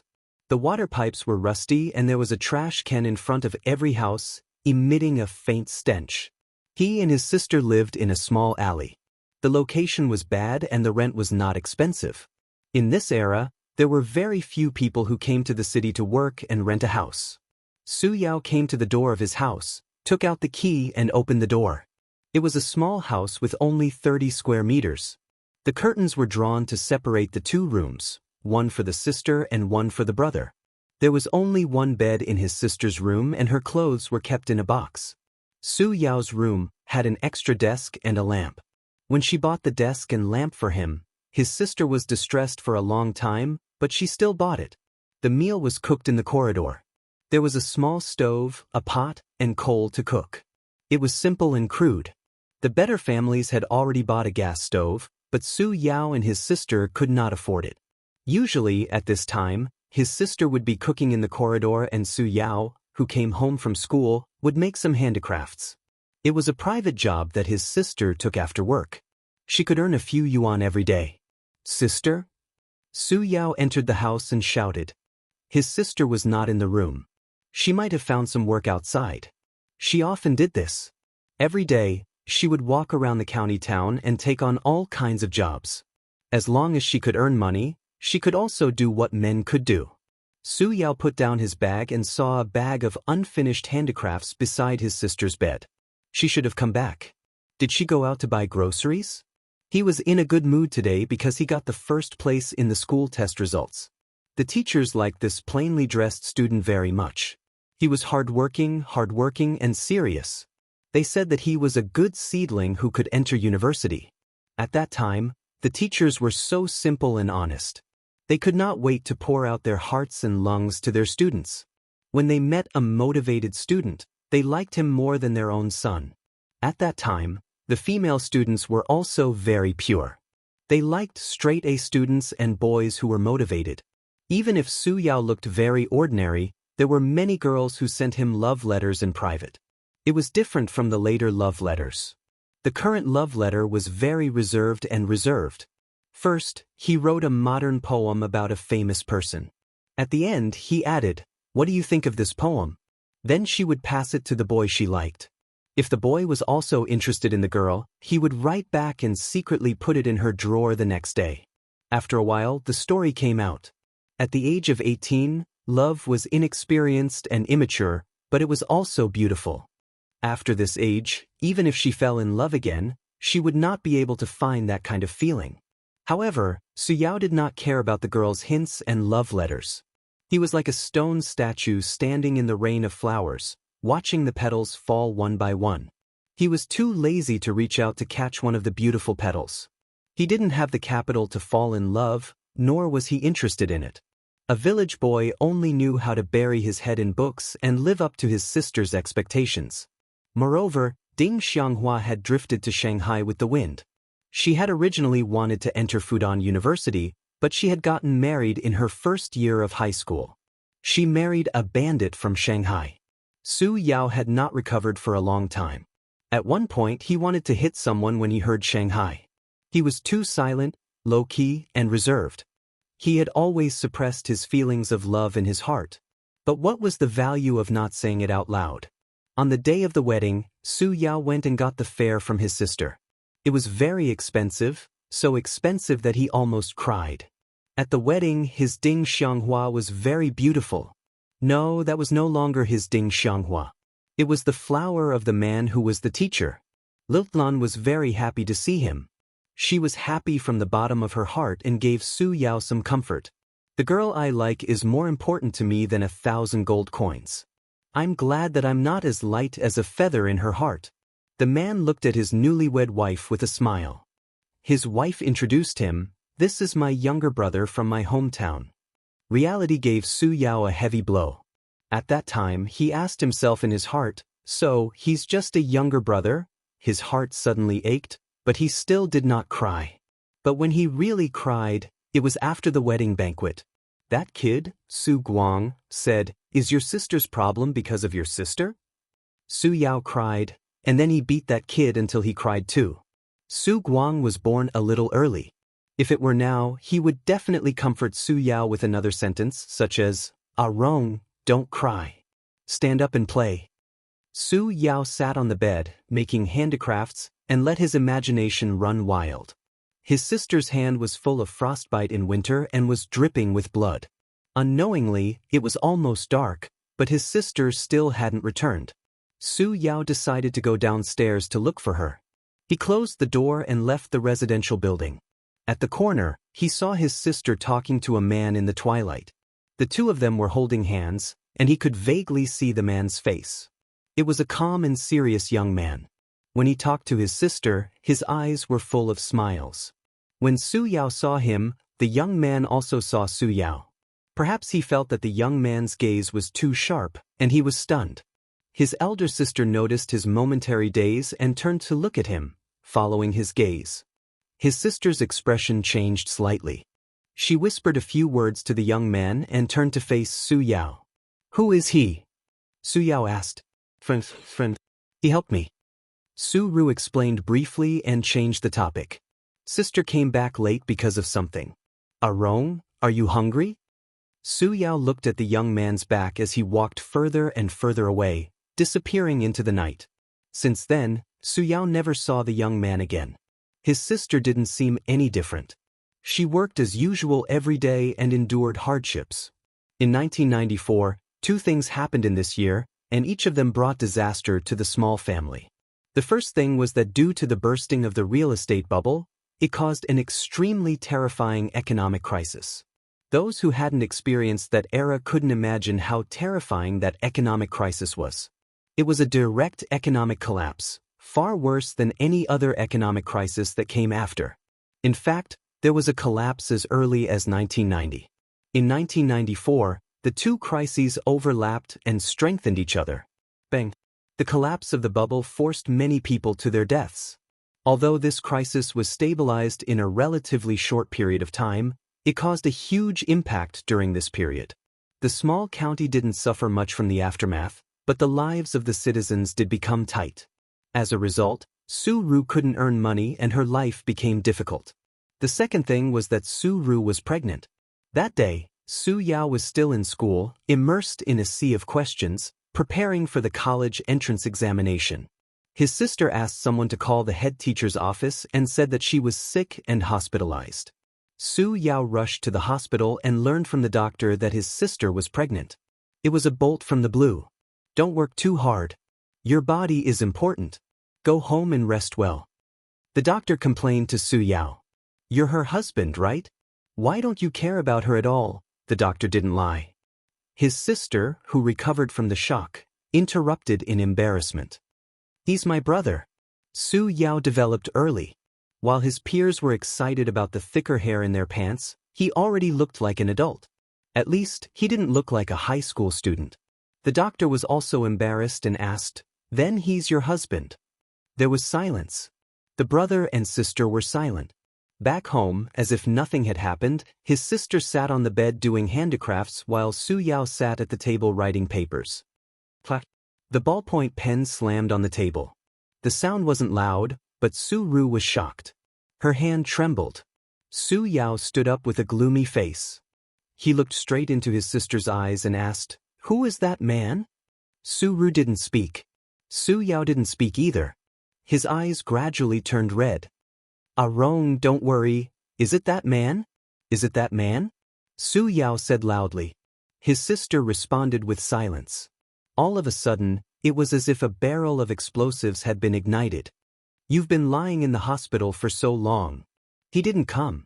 Did you not contact him, or did he refuse to come?" Su Yao grabbed his sister's hand and walked out of the door. "Go and call him. Call him now." "I'm not going," his sister said. Su Yao was stunned and instantly exploded. He shouted, "You're shameless. We're poor, but we can't lose our dignity. No matter how poor we are, we have to know how to love ourselves. If a woman doesn't even love herself, then she has nothing. What are you going to do now? Can you raise a child? When you were undoing your belt, did you think about what you're going to do in the future? Do you know that you're going to get married? Your life is ruined." In the dim room, the youth was hysterical.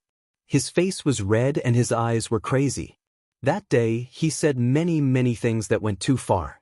Every word was like a knife that stabbed into his sister's heart. Su Yao was mad. He hated that man, and hated his sister for not loving herself. His sister sat by the bed with her head lowered and tears streaming down her face.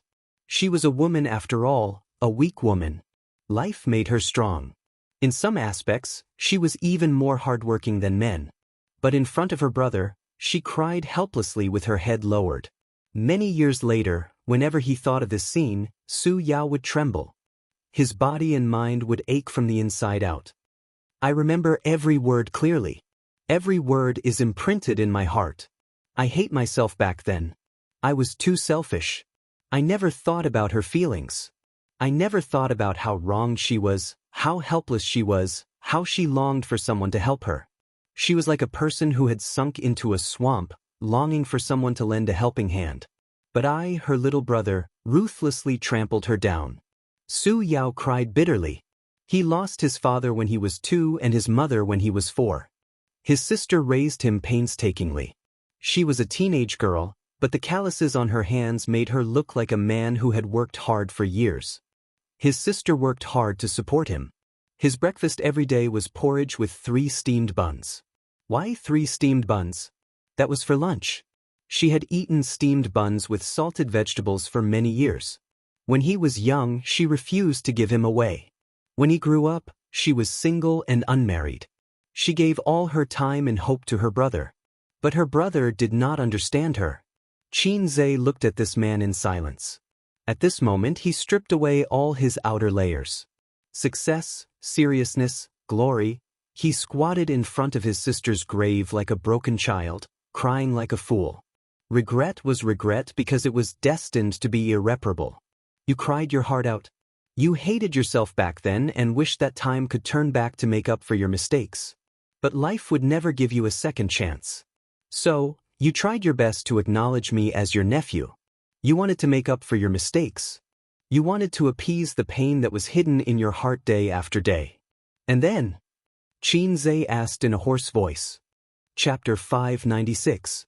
An indescribable atmosphere hung over everyone's head. Silence, depression, and sadness made people's hearts heavy. Su Guang understood Su Yao the most. He was also one of the participants in the incident. Su Ru's experience made him sigh. Su Yu looked at Qinze with pity.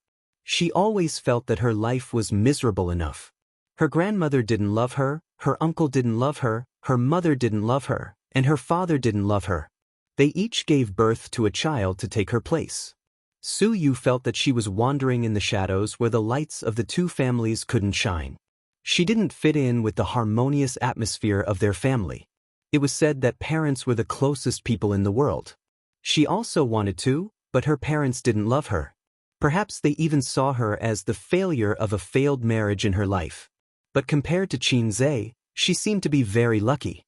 Although he had a happy family with a strict father, a gentle mother, and a flirtatious sister. However, he did not know his biological mother. It was only after her death that he found out the truth. And no one knew who his biological father was. Their experiences were so similar. A's and I were a match made in heaven. Su Yu thought happily. The man didn't appear. He didn't appear from beginning to end. The sister's belly was getting bigger. Taking advantage of the summer vacation, the brother and sister returned to Shujia town. In the 1990s, a woman who got pregnant out of wedlock in this remote and poor town would be criticized. For a time, rumors were everywhere.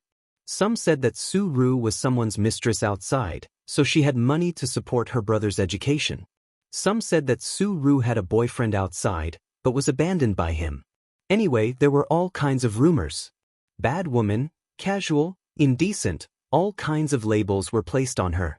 It was summer vacation, and the sun was burning the earth. In a small shop in the town, a group of aunties were chatting and waving fans in their hands. Who's the bastard in Su Lan's belly? She's about to give birth. There are so many wild men outside. If she doesn't say it herself, how do you know who it is? This child who lost his parents since he was young is so easy to fool. He's coaxed to bed with just a few words. Who wants her now? Did Ah Rong get into university? Hey, when Su Lan gives birth, how will she have the money to send him to university? The shopkeeper's face suddenly changed and she winked at the aunties. At the door, outside the shadow of the eaves, Su Yao stood there expressionlessly, his hands clenched into fists. Ah Rong, you're here to get your acceptance letter, right? You just arrived this morning. The lady boss squeezed out an awkward but polite smile. Su Yao took the acceptance letter and left. It was sealed in a yellow envelope. Ever since he returned from the summer vacation, he had heard too many rumors. Some were said behind his back, and some were said to his face. He, who had never fought before, frequently fought with others during the summer vacation. Su Yao hated his sister. He hated her for not loving herself. He hated her for ruining his future. That kind of exasperation for not living up to expectations tormented him every day. He hated the man who didn't recognize him even more. Even though he didn't know who he was, his sisters still refused to tell him. No wonder there were so many rumors in town. The old bus slowly drove over. It drove steadily on the newly paved road 2 years ago and finally stopped at the bus stop. A young man and a young woman with a big belly got off the bus. They were Su Guang and Su Lan, who had left their hometown many years ago. Hi, Ah Rong. Su Guang waved with a smile. The aunties in the shop stuck their heads out and looked around. Su Yao looked at Su Lan deeply. After so many years, he finally saw her again. The current Su Lan had lost the innocence of a young girl. She had become round and full. She had the grace of a young woman. Why are you in town? Didn't you and Sister Ru move to the county? Oh, my sister is pregnant. She came back to hide. Those sons of the family planning department are useless. They sent my sister to the hospital and want to have an abortion. Look at how big her belly is. Can she have an abortion? A bunch of inhumane animals. My brother-in-law didn't come, so I sent my sister back. Anyway, my dad said that it doesn't matter if I go to work or not. I just know how to slack off. It's better to come back with my sister. Su Guang was as lively as ever. He chattered non-stop along the way. Stop talking. Su Lan reprimanded her brother. Then she looked at Su Yao and asked gently, "What's wrong, Arong?" She was always so gentle and considerate. She could easily see the gloominess in his eyes. In an instant his eyes turned red. Su Yao said, "My sister is pregnant." That night, Su Lan and Su Ru talked until late into the night. Two pregnant women, two best friends. They had been separated for many years. One was married and had a happy child. The other was pregnant out of wedlock and was criticized. Just like their childhood experiences, the difference was like heaven and earth. Su Ru looked at Su Lan. She was like a little girl selling matches looking at the warm stove and delicious Christmas dinner through the window. Two worlds. Who's the father of the child? Under the dim light, lying on the same bed, Su Lan asked softly. Su Ru hesitated for a while and didn't say anything. Su Lan gently stroked her best friend's belly. It was bigger than hers, so the due date was definitely earlier. The child can be born without a father, but what about when he grows up? Other children have a father, but he doesn't. Su Lan said, "My Bao Bao likes her father a lot. She's always with her father. It's very tough for a child from a single-parent family. You've been there, so you should know." Seeing that she was still silent, Su Lan said earnestly, "Aren't you tired of carrying everything yourself? Even if he doesn't want you or the child, at least he can ask for compensation. Your life will be better." What about Arong? He was accepted by Zhejiang University. You've worked hard for so many years and finally saw hope. Are you going to give up halfway? You said that studying can change one's fate. You're just one step away. Are you not going to take it? Also, what about your future? You're not young anymore. How are you going to get married with a child? How is she going to get married? In this era, who would want a woman who had a child before getting married? Who would want her? After a long while, Su Ru said, "He just left because he had something to do." Do you believe that? Su Lan asked. There was silence again. Let's not talk about this. Su Ru forced a smile and said, "Why are you pregnant again? They're so strict now. I heard that there were 5-month-old women in town who were caught and aborted. They almost lost both their lives." Su Lan said helplessly, "My one wants a son. His father wants it too.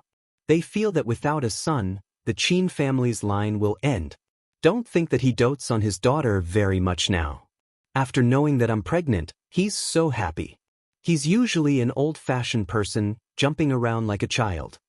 Su Lan's tone was reproachful and helpless, but her face was full of happiness. It pierced Su Ru's heart deeply. "Actually, I can think of a way to pay for Arong's school fees. If it doesn't work, I'll ask my father for it. After all, Arong calls him granduncle."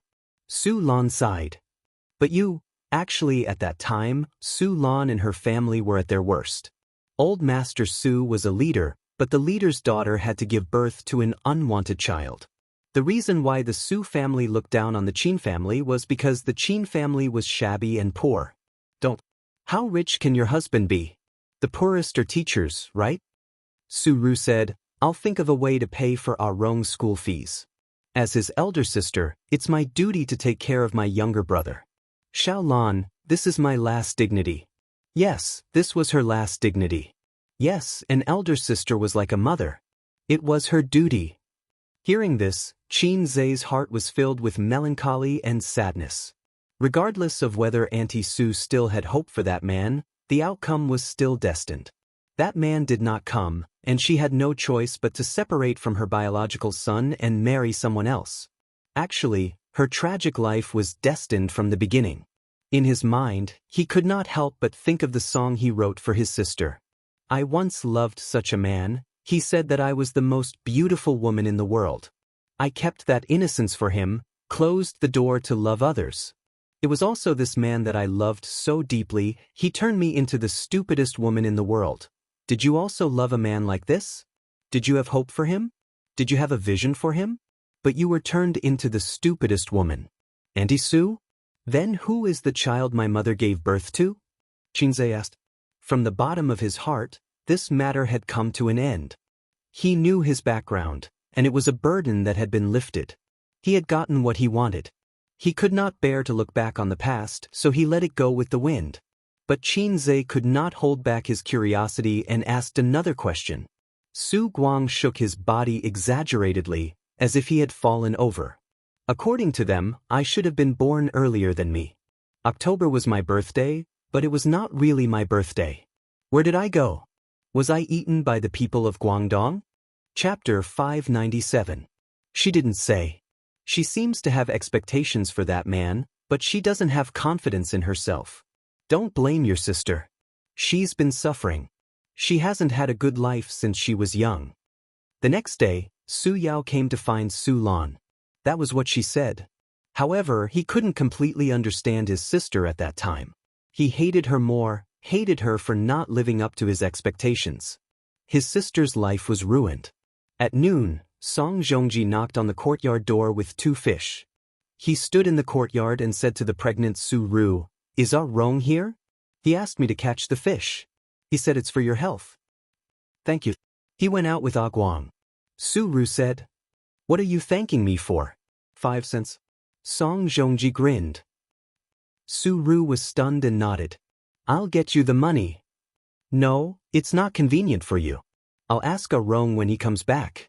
As he spoke, Song Zhongji scooped a basin of water and placed the half-dead fish inside.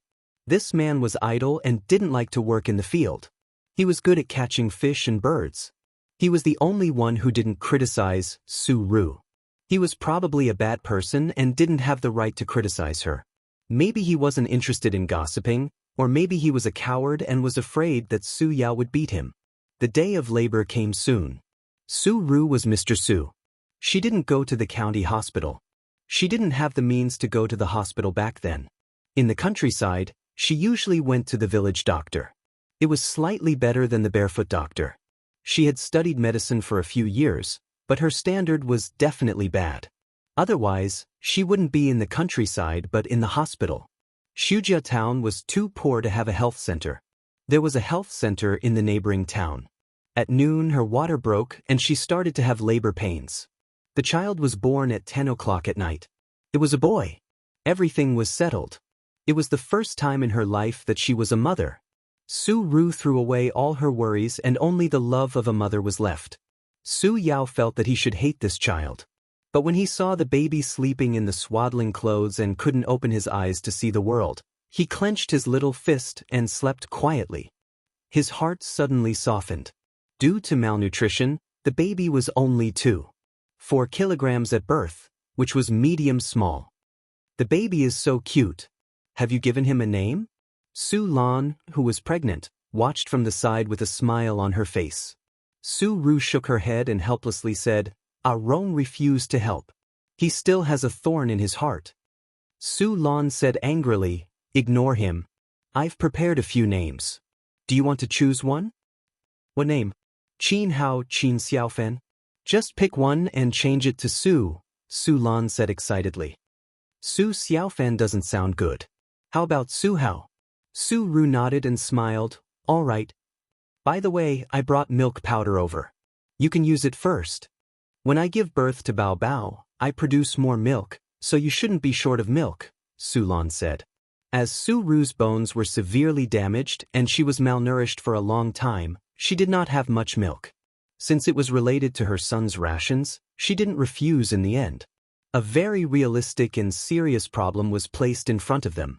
The brother and sister, who had depended on each other since they were young, still depended on each other for survival. Moreover, they had an additional life. Her sister, who had carried the burden of the family on her own, was weak after giving birth. It was difficult for her to continue living. Raising a child was not easy.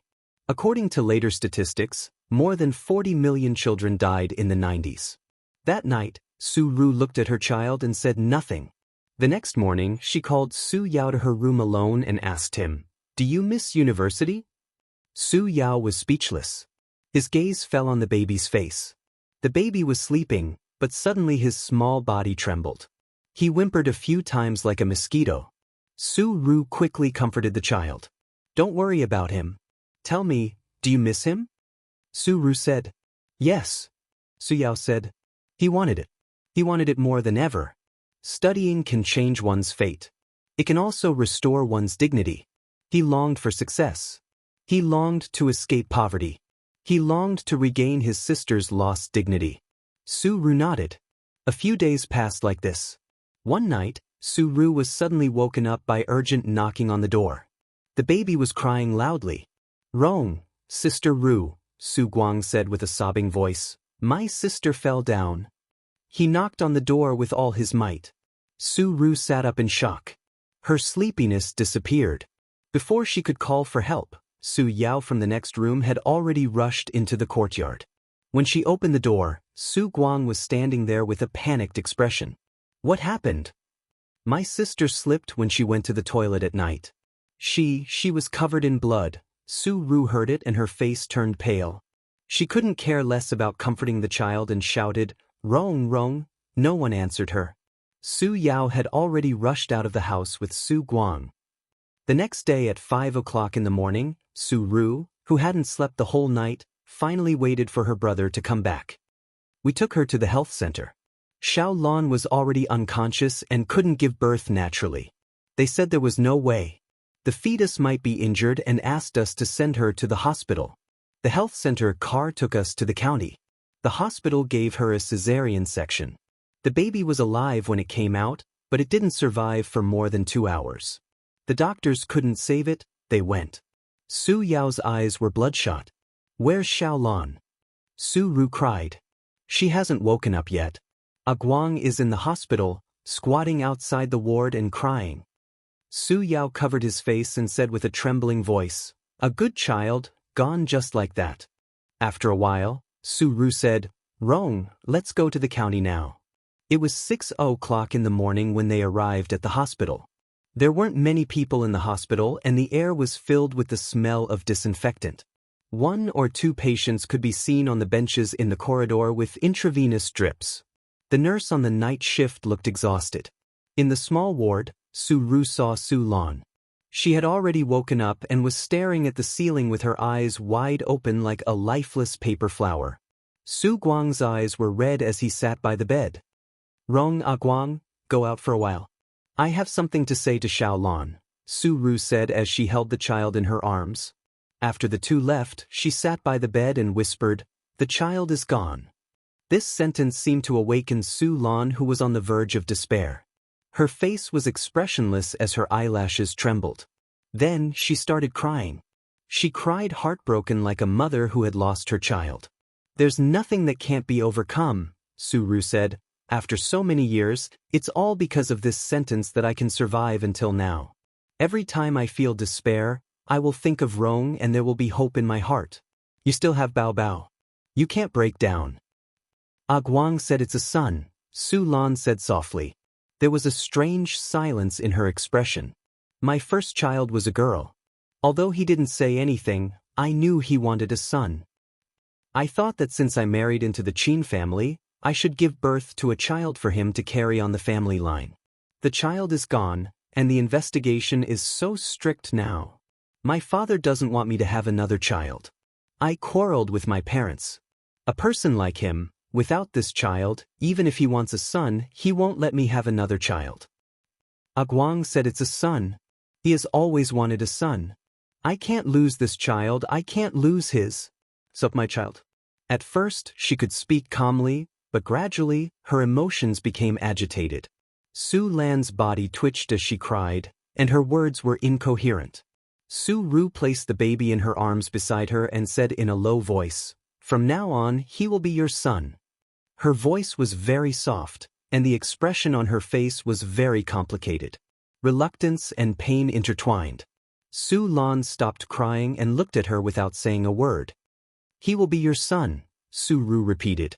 "Are you comforting me?" "No, I'm serious," Su Ru said. "Why?" "Rong said he wants to go to university.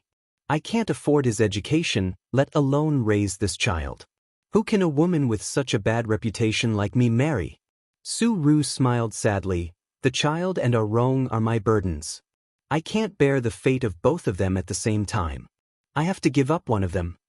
Su Ru's fingertips trembled as she stroked the child's cheek.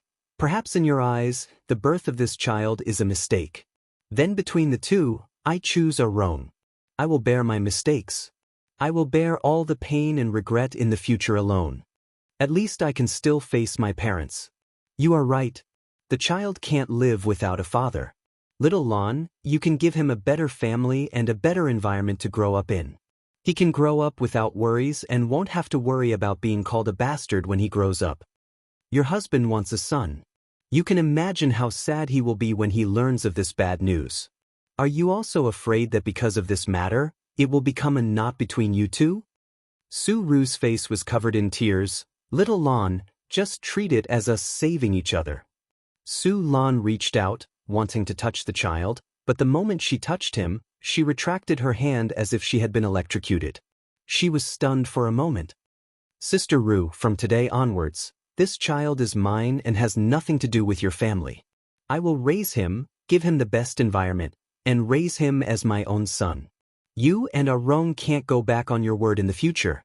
"Okay," Su Ru said. As soon as she said this word, her entire body collapsed. "What do you need me to do for you?" "When he grows up, bring him to Su Town to visit me every summer." Outside the door, two youths stood there. "Why are you two standing at the door?" The doctor in a white coat walked to the door of the ward. The two youths were in tears, and the doctor wasn't surprised at all. He pushed the door open and glanced at the ward, holding a stack of reports in his hand. "You came last night, right? The doctor last night got off work, and I'm in charge of your ward. My condolences, I'll register you again. What's your name?" Su Lan opened her mouth. Su Ru said, "Su Ru." "Su Ru, right?" The doctor wrote a few notes. "In a while, I'll get the nurse to take you for a checkup. After a miscarriage, you have to pay more attention to your body, or else you'll have a lingering illness." Soon, rumors began to spread throughout the Su town. Su Ru's child died prematurely, and the bastard she was carrying outside had a short life.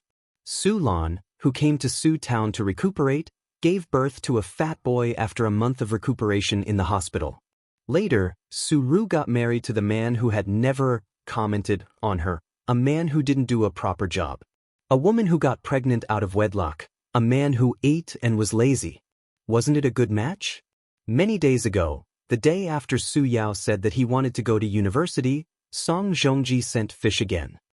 "Rong asked you to send fish again?" Su Ru said awkwardly, "I'm sorry, we don't have much money at home." After sitting around and eating for so long, they really didn't have much money. "It's free. We're from the same hometown. It's just 2 fish." Song Zhongji said, "Aren't you pregnant? You have to nourish your body. After all, we've known each other since we were young." Su Ru was stunned and hesitated. "Do you have a girlfriend now? Who's willing to marry me?" Song Zhongji scratched his head. "Then do you have money for a wife?" Why did she ask this? It was a little strange. Song Zhongji said, "Don't think that I like to gamble, but no matter if I win or lose, I'll save some money. As I save, I'll have money for a wife." "Then are you willing to marry me? I won't raise someone else's son." "Don't worry, I'll give the child away." "Really? But you have to help me support our Rong's studies." For Su Ru, instead of giving it to someone else, giving it to her best friend who grew up with her was the best ending. Song Zhongji was a man of his word. A weak man had his advantages. On the day Su Lan left, Su Yao stood outside the town and watched the bus leave.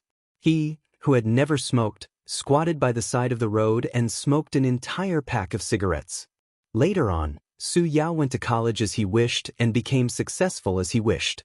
But he couldn't pay back the debt he owed his sister in this lifetime. He regretted that morning countless times, regretting that he said, yes. In the years after that, he rarely stepped into Su Town. He married a rich lady in Wen City and settled down in Wen City. Everyone in Su Town said that this chicken flew to the branch and became a golden phoenix, forgetting his roots. In fact, he was afraid to face his sister. Every time he saw his sister's aging face, he would think of that unbearable past. On the day she passed away, she said a lot to me. She said that she didn't disappoint her parents and that I finally stood out. But I knew that what she wanted to say the most was A's. We worked hard to change our fate, but I couldn't change the past in my life. Su Yao sat in front of the grave. His expensive suit was covered in dust. After my sister died, my biggest wish in life wasn't to stand out, but to bring you here one day, point at this tombstone, and tell you that she was your biological mother. This was her biggest wish before she died. She didn't say it, but I knew. It was because of me that you and your son were separated for more than 20 years. It was all my fault. It was my responsibility. This was the biggest pain in his life. Therefore, he went crazy and wanted Qin Zhe to acknowledge his ancestors in order to make up for his past mistakes. He wanted to make his conscience feel better. But we promised Xiaolon that we wouldn't talk about this in our lives.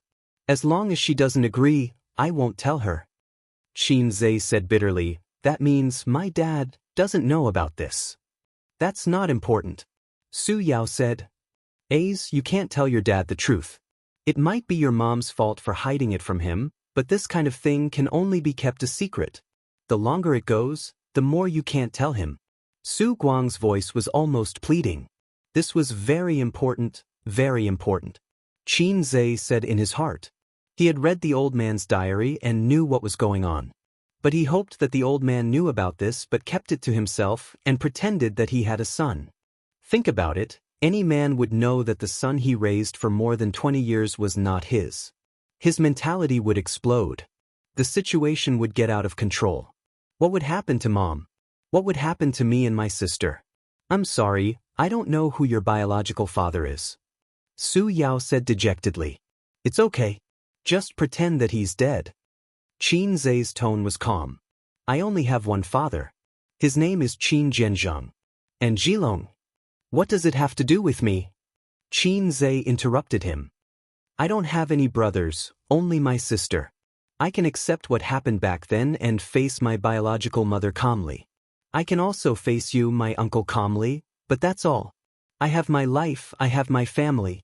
There's no need to cut off contact, but I hope you won't take the initiative to disturb my life in the future, especially in front of my mom. Su Yao nodded.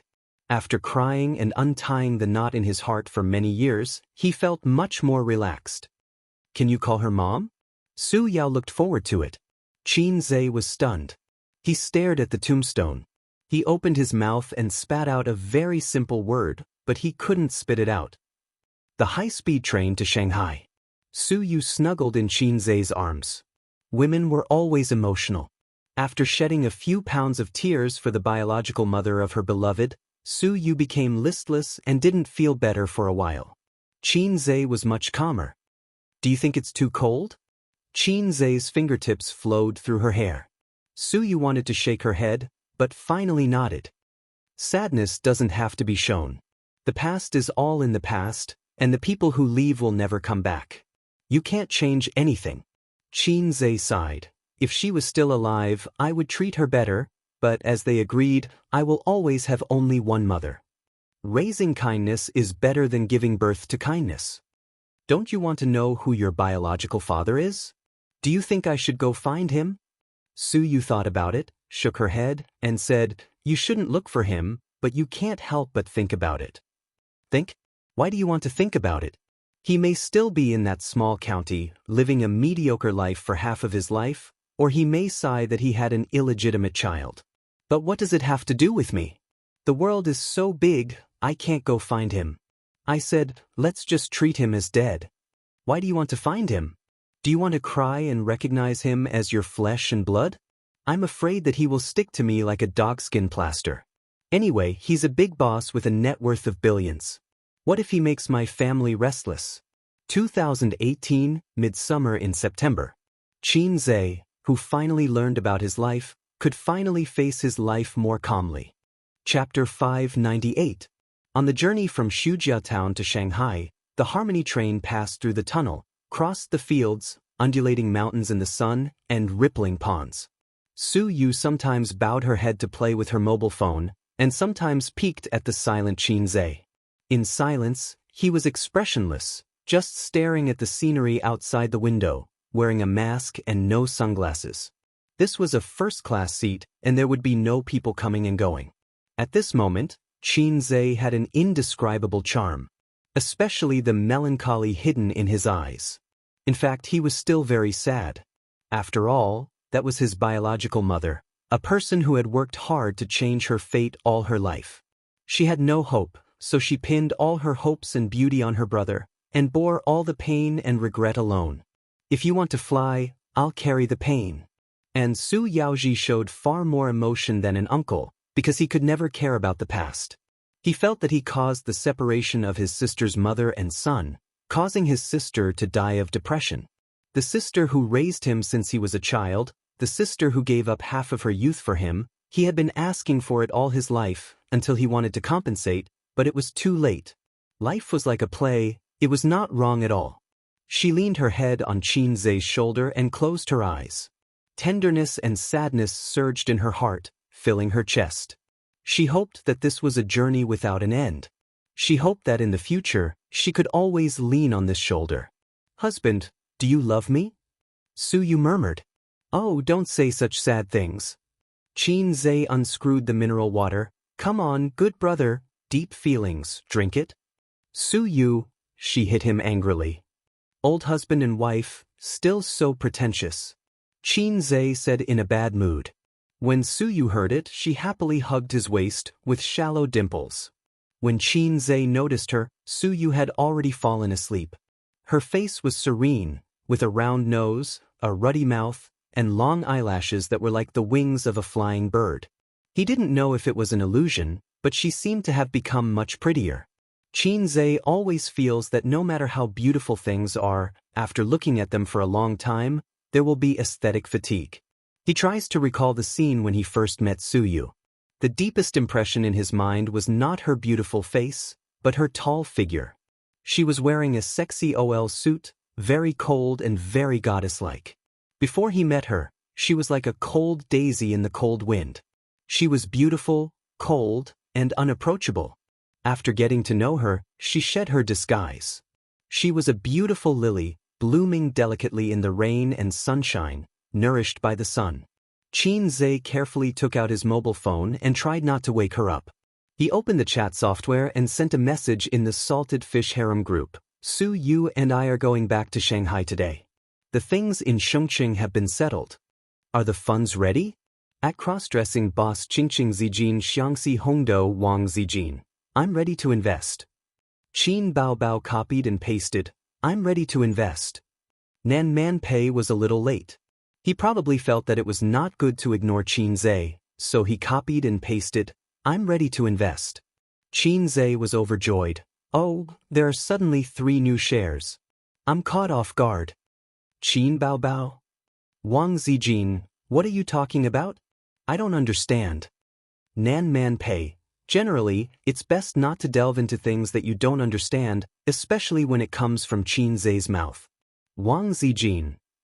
It seems to make sense. Qin Baobao, this black-hearted maggot is always saying some nonsense in front of me. I don't understand most of it. Wang Zijin, Nan Man Pei, don't say it out loud. How am I supposed to respond to that? Nan Man Pei imagined the nonsense Qin Zhe said to his sister and shuddered. Also, it was extremely scary. Qin Zhe was thick-skinned. What are you talking about? I don't understand at all. You're thinking too much. Qin Baobao, then explain what you meant by that last sentence. Qin Zhe, new shares. Haven't you played with stocks before? I'm not afraid even if the crap comes, I'm not afraid. Qin Baobao was speechless and sent a series of flips table emojis. Qin Zhe, Sister Ziwei, wait for me to come back. You said you would cook noodles for me. I like noodles in soup, not hot noodles. Wang Zijin, she had the urge to go crazy. As an editor who had been on the internet for a while, she could actually understand instantly. That day, she had a private chat with her boyfriend and was a little naughty. In the group, her style of chatting had always been dignified and serious. Xianxia actually hinted in the group. Nan Man Pei definitely didn't understand. Speak human language. Do you need my help with the follow-up matters in Shin City? Xianxia, no, Su Yu and I will take care of it. Sister Man Pei, let's play the game of eagle and chicken another day. Nan Man Pei, ? Wang Zijin, what's wrong with you today? She felt that he was a little unrestrained and wasn't in the right state. Was he provoked? Qin Baobao didn't say anything. She was confused and thought that her brother was just talking nonsense. Xianxia didn't answer her and put his phone in his pocket. He was very happy to be mischievous and had found the right state of life. Don't think about it. Let bygones be bygones. The affairs of the older generation have nothing to do with us. Don't be conflicted. Don't be depressed. Don't be sad. At this moment, his phone rang. The caller ID showed that it was Huang Yuting. Xianxia was helpless. He gently woke Su Yu up and indicated that he needed to answer the call. He held his phone and put on his sunglasses. He got up and left his seat to open the toilet at the end of the car. Click. The lock popped back and Xianxia picked up the call. Old Huang, what's the matter? Huang Yuting laughed. Mr. Qin, there's something I want to tell you directly. After all, we're old friends. I've discussed it with my agent. I think we can release one song from the album in the second half of the year. I want to sing it now. I haven't had any works in the past few months, and the company's composer isn't very satisfied with the song. Huang Yuting chattered for a while. Among the artists that Xianxia had poached, Qian Shishir and Yi Lu had gone out to film. As for the singers, Huang Yuting and Su Jiao were busy with work and didn't have any new works for the time being. There were some rumors circulating on the internet that the two of them might have gone silent and jumped ship to Tianfeng. In the end, they didn't have any works for half a year. If it weren't for the fact that they were directly advertised in variety shows, the audience would have forgotten about them. Huang Yuting had taught a newcomer in his previous company. That newcomer's catchphrase song became popular on the internet recently and his fame increased greatly. On the other hand, his master hadn't made any progress and was a bit agitated. No problem. What kind of song do you want? Xianxia asked. I'm still worried about your work. Huang Yuting said modestly, just a hit song will do. Get lost. I'm just kidding. Huang Yuting said, I just want to sing a song with feelings. A song with feelings? Xianxia thought for a moment. Then I have a lot of songs here. I just thought of one. It's said to be quite popular. It's said to be quite popular? What do you mean? Oh, I think it should be popular. Xianxia changed his words. It's said to be quite popular because the system told him so. It's the most popular online song of the year. Xianxia had a lot of songs here. This kind of song was most suitable for the artists under him to sing. For his sister, he wanted to write some good songs with a little bit of meaning that could be passed down for many years. Do you have a demo? Huang Yuting suddenly became excited. Xianxia's last song, Love Even If You Die, made him famous. Although it was a catchphrase song, it was more beneficial to increase his fame. In the past, his fans were all young people. Now, even those burly men could shout out his fame. Huang Yuting? Oh, I know him. Love Even If You Die was sung by him. He would sing it every time he went to KTV. There's no demo. I'll just sing it casually. Listen to it. If it's good, we'll settle on it. Xianxia said. Okay. Huang Yuting listened attentively. Xianxia sang, I've lost contact with prostitutes in Guangdong. Sometimes I miss the health care we did together. I hope this organ can connect us. I miss you. My Cantonese is not very good. What do you think? After singing, Xianxia asked, what a sentimental song. It would definitely touch the heartstrings of countless people. Okay, this one. It's good, very good. Huang Yuting laughed excitedly. Well, I'll hang up first. I'll go back to the company and write the song and send it to you. Xianxia hung up the phone. He took a piss while he was at it. The clear water came out of the jade pillar. The rain sprinkled on the world. He was still a little sad. He couldn't completely let it go. Qin Zhe sighed faintly. He needed to find something else to divert his attention. Otherwise, his OCD would drive him crazy. He would think every day. Every day, he would think about Auntie Sue who hugged him all those years ago. He would think about how she felt when she faced him. Another thing made his balls hurt. He had so many brothers and sisters. He and Sue you would have a lot to talk about. Oh right, I still have a crazy film to shoot. Chapter 599. At Tianfeng Entertainment. Qin Bao Bao, who had just finished her workout, took a shower, dried her hair, and played some games as usual. Then, she sat on the sofa in the office barefooted and practiced her vocal cords for a few minutes. She called her assistant from the office next door to make some tea while she picked up a book called How I Met You in My Most Beautiful Years, and started reading it. Women and men were different after all. Judging from the title of the book, romance novels were long and complicated, while hot-blooded novels were concise and clear. Qin Baobao's way of doing things could not be considered straightforward. She lacked Wang Zijin's opinions and was not as decisive as Nan Man Pei's, nor was she as wise and resilient as Su Yu. Be it because of her family background or her outlook, she could not compare to them since she was a child. However, she was the only woman Qin Zhe could not forget about for more than 10 years. Everyone wanted to fight the sobbing monster, but Qin Zhe was the only one who loved it. Xiang Yi's assistant sat opposite Qin Bao Bao and drank tea. She still had something to do, but nothing was more important than drinking tea with her boss. She could even get some snacks from her boss. The necklace is beautiful. Did your boyfriend give it to you? Qin Bao Bao asked with a smile. Although her family wasn't as prestigious as her best friends, baby Qin had received a good education since she was a child. In her assistant's heart, she wasn't a boss who was difficult to get along with. Occasionally, she would even say a few witty words to tease her. Xiang Yi's assistant even made a barometer based on Qin Bao Bao's expression in the morning. For example, if Qin Bao Bao came to work sullenly, Qin Zhe would definitely not be in Tianfeng today. It meant that it was a sunny day. If she came to the office in high spirits, Qin Zhe would definitely be by her side, or he would come over later. It meant that it was a rainy day. Yes, she said. It's so good to have a boyfriend, Qin Bao Bao sighed. It's not convenient for you to have a boyfriend. Xiang Yi's assistant nodded and flattered her. But you have a younger brother.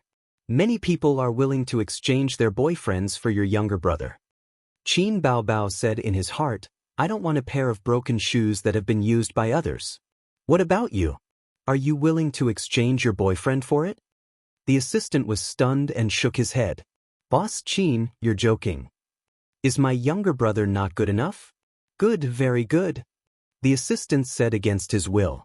Qin Zhe was handsome, rich, and talented, but he always put on a straight face and used emotional abuse on her.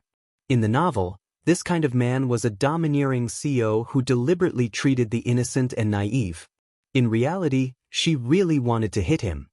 The assistant often criticized Qin Zhe silently to her friends, saying that she was under pressure in the company that did not match her beauty. Then you can be my younger brother's assistant, Qin Bao said. He could quit his job at any moment. Qin Bao Bao wanted to laugh when she saw her assistant's disgusted expression. She knew that her brother didn't dislike the assistant, but he was using this method to vent his anger on her, silently resisting her. It was similar to the rebellious mentality of a teenager. What Qin Bao Bao wanted to do was to touch his head and say, "Good boy, Mama loves you." Cross it out. Describe it again. Sob, sob, sob, can't you be satisfied with your sister's beauty? This was the right way for the siblings to open up. Finally remembering that she had something to deal with, Qin Bao Bao sent her assistant away and reluctantly put down the book. She rubbed her eyes, put on her high heels, and planned to work hard at her desk. She couldn't be too lazy. After all, she was the CEO of a big company. In recent years, her brother had been climbing up the ranks like a rocket, and she couldn't keep up. They had said that they would be salted fish together, but suddenly he became a big shot. He started a company and made movies. Qin Bao Bao's dream was to walk on the screen and become the national goddess. The reason was that every time she saw her beautiful face in the mirror, she felt a sense of loneliness. Good things couldn't be hidden, so she had to share them with the whole country.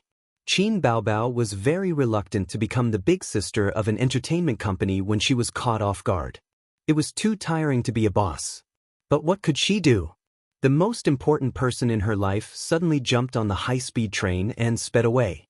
The only thing she could do was to ride a donkey and chase after him. Even if she couldn't catch up, at least she could shorten the distance between them. Otherwise, she would only be abandoned. I have a donkey, but I never ride it. The phone on the other side of the sofa rang, and the screen showed that the caller was Qin Zhe.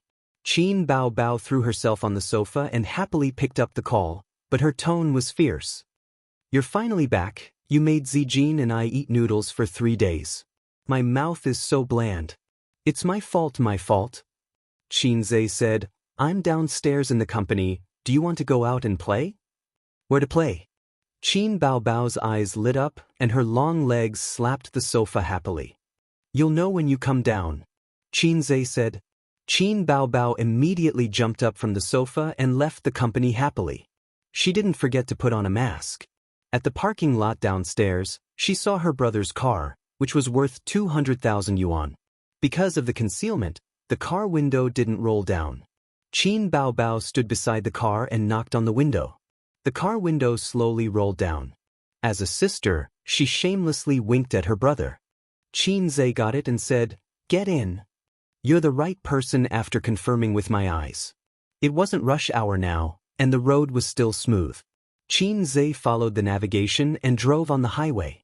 His sister sat in the passenger seat, and the seat belt made a very naughty curve on her chest. A big-breasted brother was more pleasing to the eye than a small-breasted brother. Did you have fun in Shin City? His sister asked casually. What's there to be happy about? I'm so tired. I only cared about chatting with the other side and didn't have time to play in Shin City. Qin Zhe said. For his sister's wit, he knew it in his heart. You came back 2 days later than expected. Where did you go? His sister asked again. They took a plane to Hangzhou Shaoshan Airport, and then from Shaoshan Airport to Shujia Town. They rested for a day. The next morning, the car called by Su Yao arrived, and they went to Shujia Town to visit the grave together. I went to see Aunt Su, Qin Zhe said. I originally said I would wait for her birthday, but then I was lazy and didn't go. His tone and expression were very calm and steady. Su, you also went?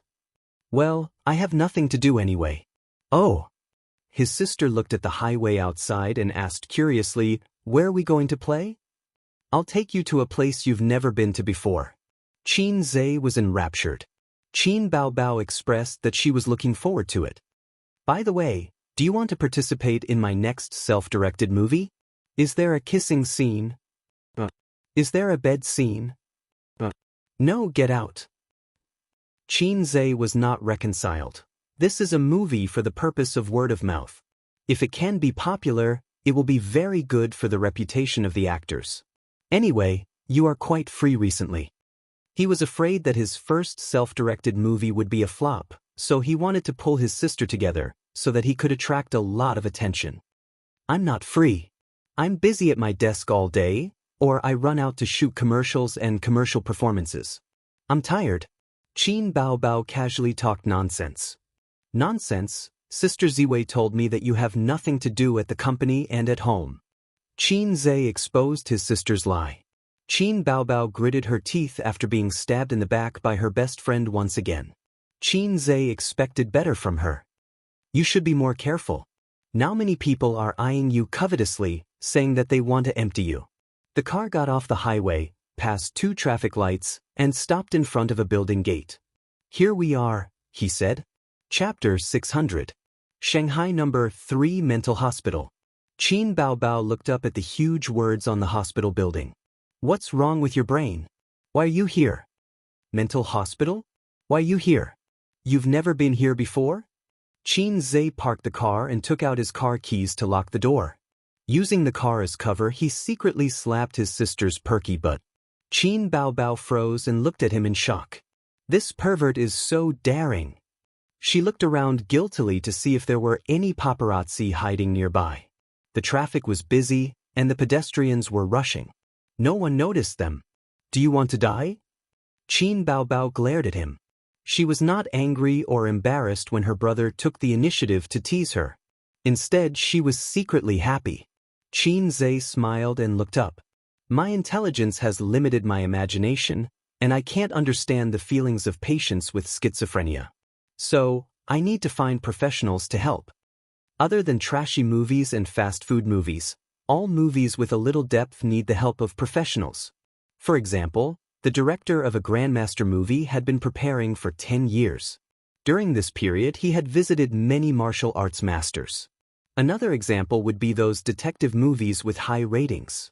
These movies had a professional team behind them. Qin Baobao hugged her brother's arm and entered the hospital together. Compared to other hospitals, the mental hospital was more deserted. But it was only relative. There were still many people in the lobby, queuing to register and collect medication. The number 3 mental hospital was a hospital that specialized in treating mental illnesses. It was different from other hospitals.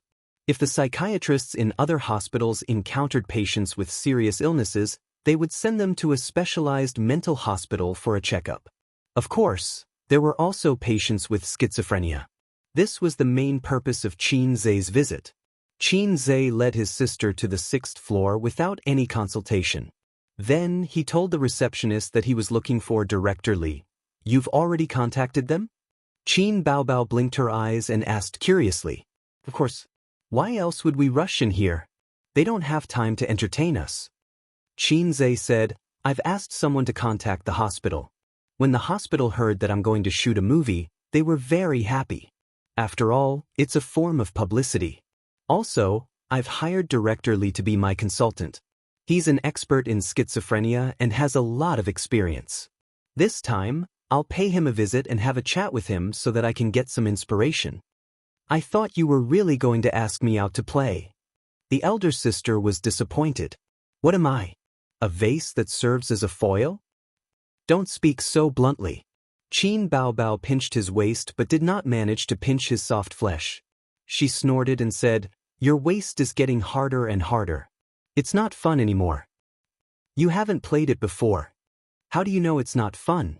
They bickered all the way to Director Li's office. The nurse leading the way said apologetically, Director Li is tutoring a patient and will be done soon. Please wait outside for a while. Qin Zhe and his elder sister sat down on a bench outside the office. There was a woman beside them. She was dressed very brightly, but her complexion was not very good. She had heavy dark circles under her eyes. Do you have some kind of hobby? The woman asked Qin Baobao. Qin Baobao, wearing sunglasses and a mask in a mental hospital was not normal. Everyone has some kind of mental illness. If we talk about it properly, it will improve. The doctor said that I have mild depression. I have to communicate more and travel more often. Otherwise, it will worsen. The woman was the first to confess. She tried to break down Qin Baobao's psychological barrier. Qin Baobao thought to herself, crazy. I'm just an onlooker. I'm not sick. She wanted to ignore her, but her younger brother poked her waist. After many years of tacit understanding, Qin Baobao immediately understood her younger brother's intention.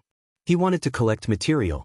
Qin Baobao said in a low voice, Yes, I'm too beautiful.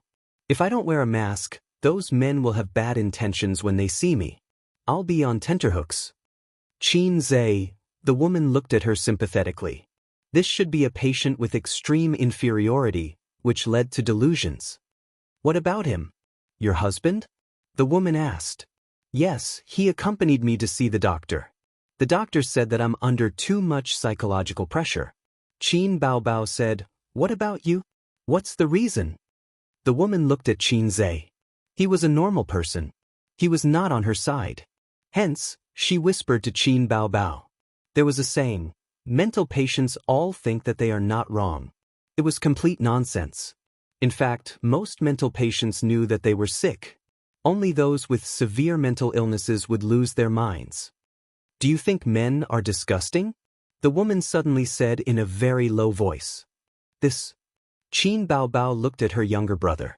He was not disgusting. He looked very attractive. Oh, you have a husband. The woman continued, My marriage with my husband is on the verge of collapse. But he loves me very much. I also think that it's good to live with him. I want to save this marriage, But I think men are disgusting. Why is it like this? Is he not good to you? Qin Baobao said in a sympathetic tone. The woman said slowly, before I married my husband, I had 3 boyfriends. The second one was especially big. Qin Baobao was confused at first. He did not understand what she meant by especially big. Just like Teddy, he wanted it every day. Later we broke up. I dated another boyfriend. He was very handsome. He was a very warm man. But his size was not very optimistic. Once, when we quarreled, I told him my ex-boyfriend's size in a moment of excitement. I even made a comparison. Qin Baobao understood and thought to herself, this is really heart-wrenching. After that, every time we did it in bed, he would always ask me, is my ex-boyfriend really that big? He's a little older than me. Compared to him, who makes you feel more comfortable? The woman's face was lactic. What do you think this is? Does he treat my AC as an arena? Qin Baobao did not know how to answer such a sad question. The woman sighed. The root of my illness was probably formed during that time. Not long after, I broke up with him. I felt that men were disgusting and did not fall in love for a long time. Qin Baobao asked, how long?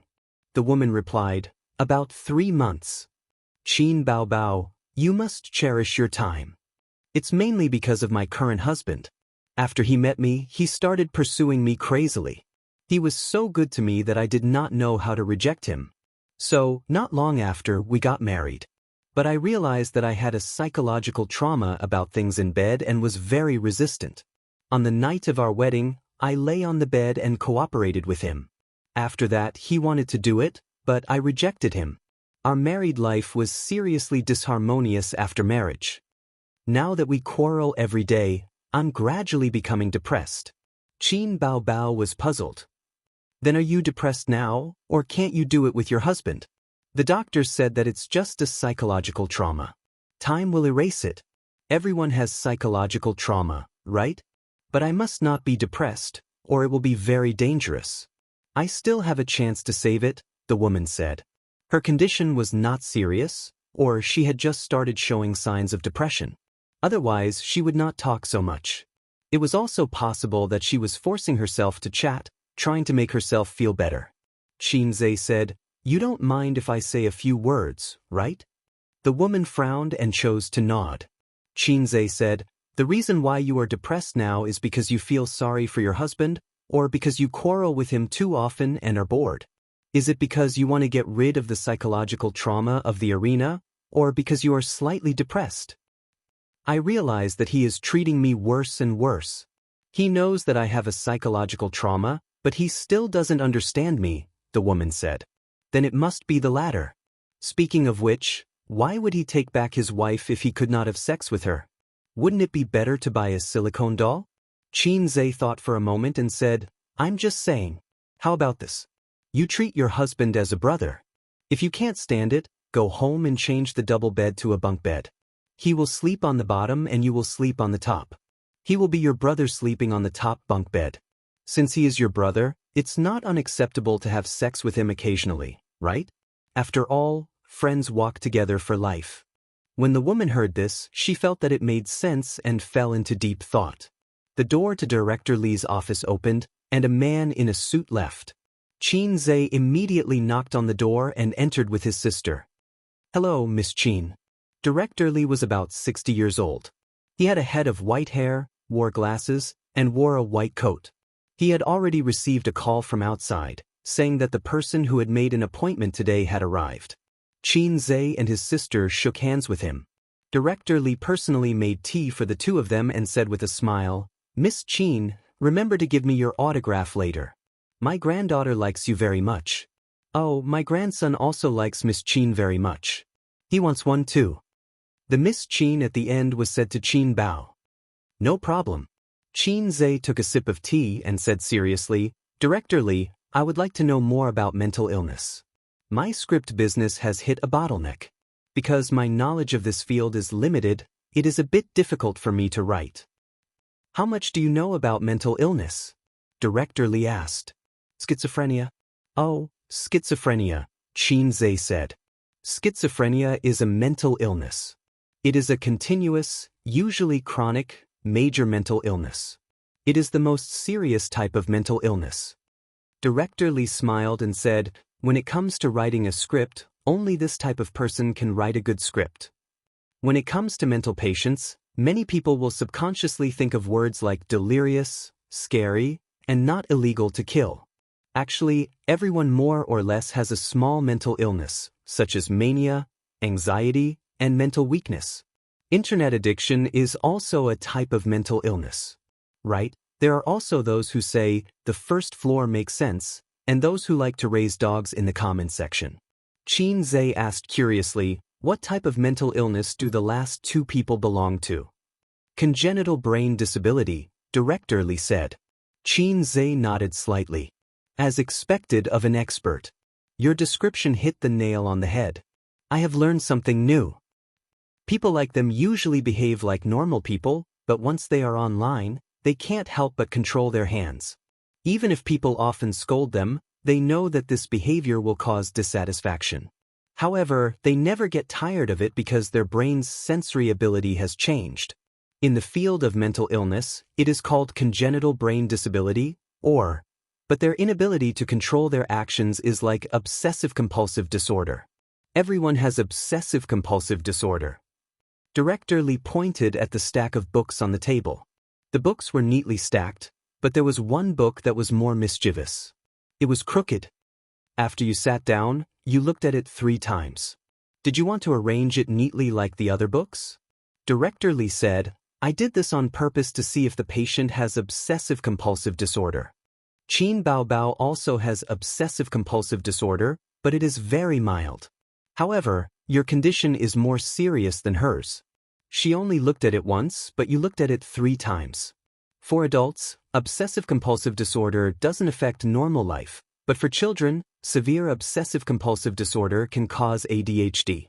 Qin Baobao suddenly understood. Oh, he had ADHD when he was young. Qin Zhe kicked his sister and asked, I want to know if it is possible to set the main character with dual personality. You want to ask about the relationship between schizophrenia and dual personality, right? Director Li asked. Qin Zhe nodded. Yes, the details must be handled well, or else it would be a joke. Chapter 601. Of course it's different. First of all, you have to understand what dual personality disorder is and what schizophrenia is. Dual personality disorder is a type of multiple personality disorder. This disease has a very prestigious scientific name, dissociative identity disorder. Most of the triggers are from childhood abuse, especially sexual abuse, which causes another personality to appear in the body. It's equivalent to having multiple souls living in the body. Patients with multiple personality disorder don't know anything about the other personalities in their body. Director Li said with assurance, and patients with schizophrenia are a clinical syndrome composed of a group of symptoms. It's a multifactorial disease. Oh, I might be too complicated. To put it simply, schizophrenia is far more complicated than multiple personality disorder. Its symptoms are not simple confusion of mind. Clinical symptoms include perception disorders, thinking disorders, emotional disorders, consciousness and behavior disorders, cognitive dysfunction. Qin Zhe and his sister looked at each other in silence, both dumbfounded. To be honest, Qin Zhe had always thought that dual personality disorder was schizophrenia. Director Li looked at their expressions and smiled. Then I'll put it more simply. Multiple personality disorder refers to the different characters in the body. Their personalities, names, and genders may be different. The patient will switch between different personalities. This kind of patient is very rare. In ancient times, people called it ghost possession. Have you seen Brainstorm? The protagonist is a police officer, but he's also a criminal. He arrests criminals, upholds justice, and plans murders to commit the perfect crime. But the two personalities of the police and the criminal are not connected. They don't know each other's existence. Schizophrenia means that the patient has separated himself from the real world. He is still a persona, but this persona lives in a different world. He rambles nonsense, he is crazy, and he is completely cut off from the world of rationality. Qin Baobao suddenly understood. In other words, multiple personality disorder, in a sense, is actually no different from normal people. And schizophrenia is a lunatic. Director Li pondered for a moment. It's one-sided, but it's not wrong. Xianxia said, "Can I see a specific example with my own eyes?" Director Li smiled and nodded. Miss Qin came this time to understand the details. "No matter how much I say, it'll be confusing to you. Come with me." This kind of professional mental hospital was large and had two types, open and closed. The former was for mild mental illnesses such as depression, mania, and so on.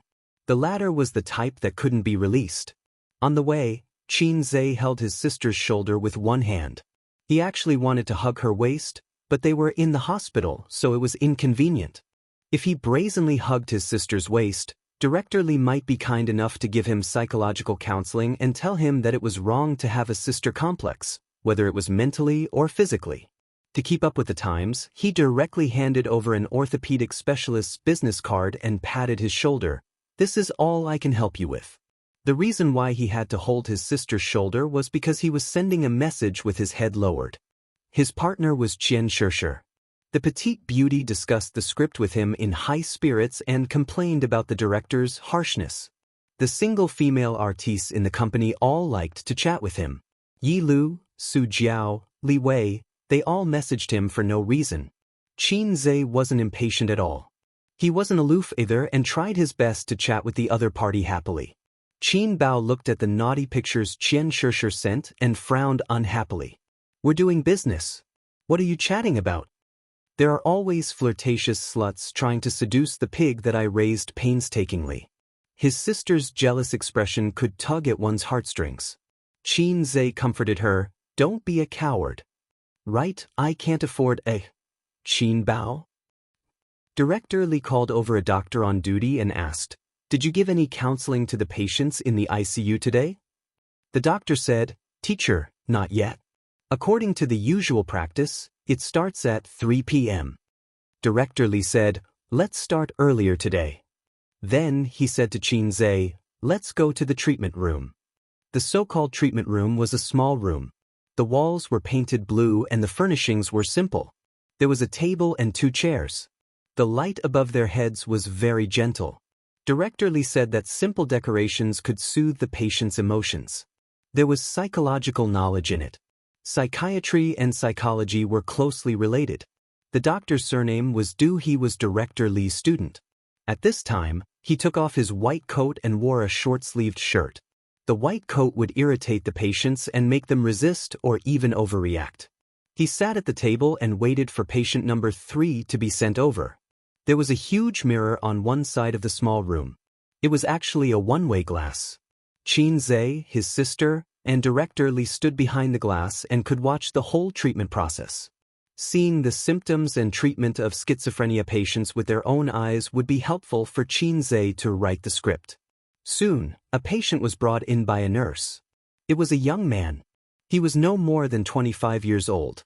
Except for his pale face, there was nothing wrong with him. Dr. Du said, "Hello, friend. We meet again." The young man glanced at him and did not respond. He just sat there in a daze. Dr. Du tapped on the table gently. It implied a certain rhythm and gradually attracted the young man's attention. "How's your health recently?" The young man nodded. Dr. Du casually chatted with him. The young man did not seem to have any special symptoms so far. Dr. Du said, "You have a girl you like." The young man said, "My Wei Wei is the prettiest and the cutest, but I can't find her." Suddenly, he became agitated and stared at Dr. Du with pleading eyes. "I can't find her. I can't find her. Can you help me find her?" Dr. Du nodded. "We have already informed the police. You just wait quietly. There will be results. All right, you can buy some flowers and give them to her when you see her." The young man nodded hard. Dr. Du probed, "What do you think of chrysanthemums?" The young man's face changed. His expression became frightened. He fidgeted and his body trembled slightly. "Roses. I think roses are good." Dr. Du said, "What do you think?" The young man quieted down and nodded slightly. Behind the one-way glass, Director Li said, "You see, Since he entered the room until now, he has been very anxious and does not like to communicate with people. This is a typical emotional disorder in schizophrenia. Xianxia nodded hard. Did he suffer a setback in his relationship? Director Li said, no, this person is a web writer. Because of the huge workload, he could not bear the burden. Because he could not bear the increasing pressure, he stopped updating. Xianxia said, this will get him a razor blade. Director Li said, his situation is worse than a razor blade. After he stopped updating, a few readers pretended to care about him and enlightened him. They came to the city where he lived to meet and chat with him. That day they drank. After drinking, he was taken to a hotel by a few readers and was subjected to inhumane torture. Then he had schizophrenia. From then on, he could no longer hear the word chrysanthemum. We once thought that this was the cause of schizophrenia. Later, we found out that it was not. After he was hospitalized, he often said the same thing, I can't find her. I can't find her. The person he could not find was called Wei Wei. His girlfriend? No, that's the female protagonist in his book. He's actually mentally ill since a long time ago. He confuses the real world with the virtual world, imagining that he has a perfect girlfriend named Vivian.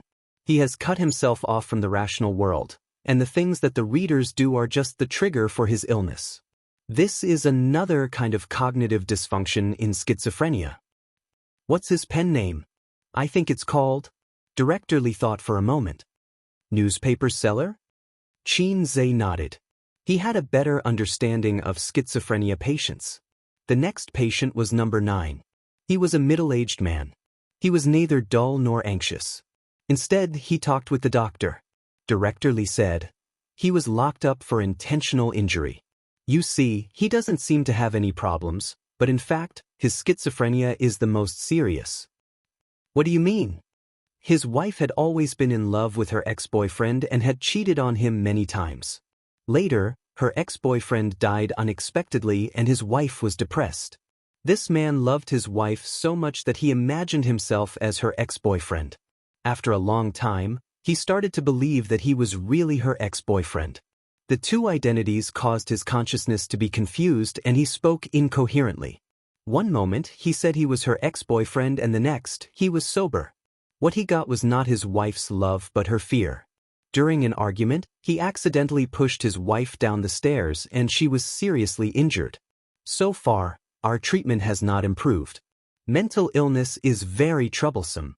It requires long-term psychological counseling and medication. Even so, many people can't break free for the rest of their lives. The symptoms are very similar to the previous online author. Love is a ray of light, so green that it makes you despair. This was probably the most realistic portrayal of a middle-aged man. Xianxia sighed. He moved on to the next patient. This time, the patient who came in was neither dull nor anxious. Instead, he was a little lively. He looked around with a smile on his face. When he sat down, Dr. Du said, hello. Looking at the high school-age patient, he immediately raised his eyebrows. Pausa. Dr. Lu obviously knew that he would say that. He said indifferently, I'm very happy to meet you again, old friend. The high school-age patient asked, how happy? Dr. Lu was unmoved. Can we talk? The high school-age patient said, sure, WeChat is like QQ. Dr. Lu said, don't you want to recover? Don't you want to leave here? Don't you want to go to school and surf the internet like your peers?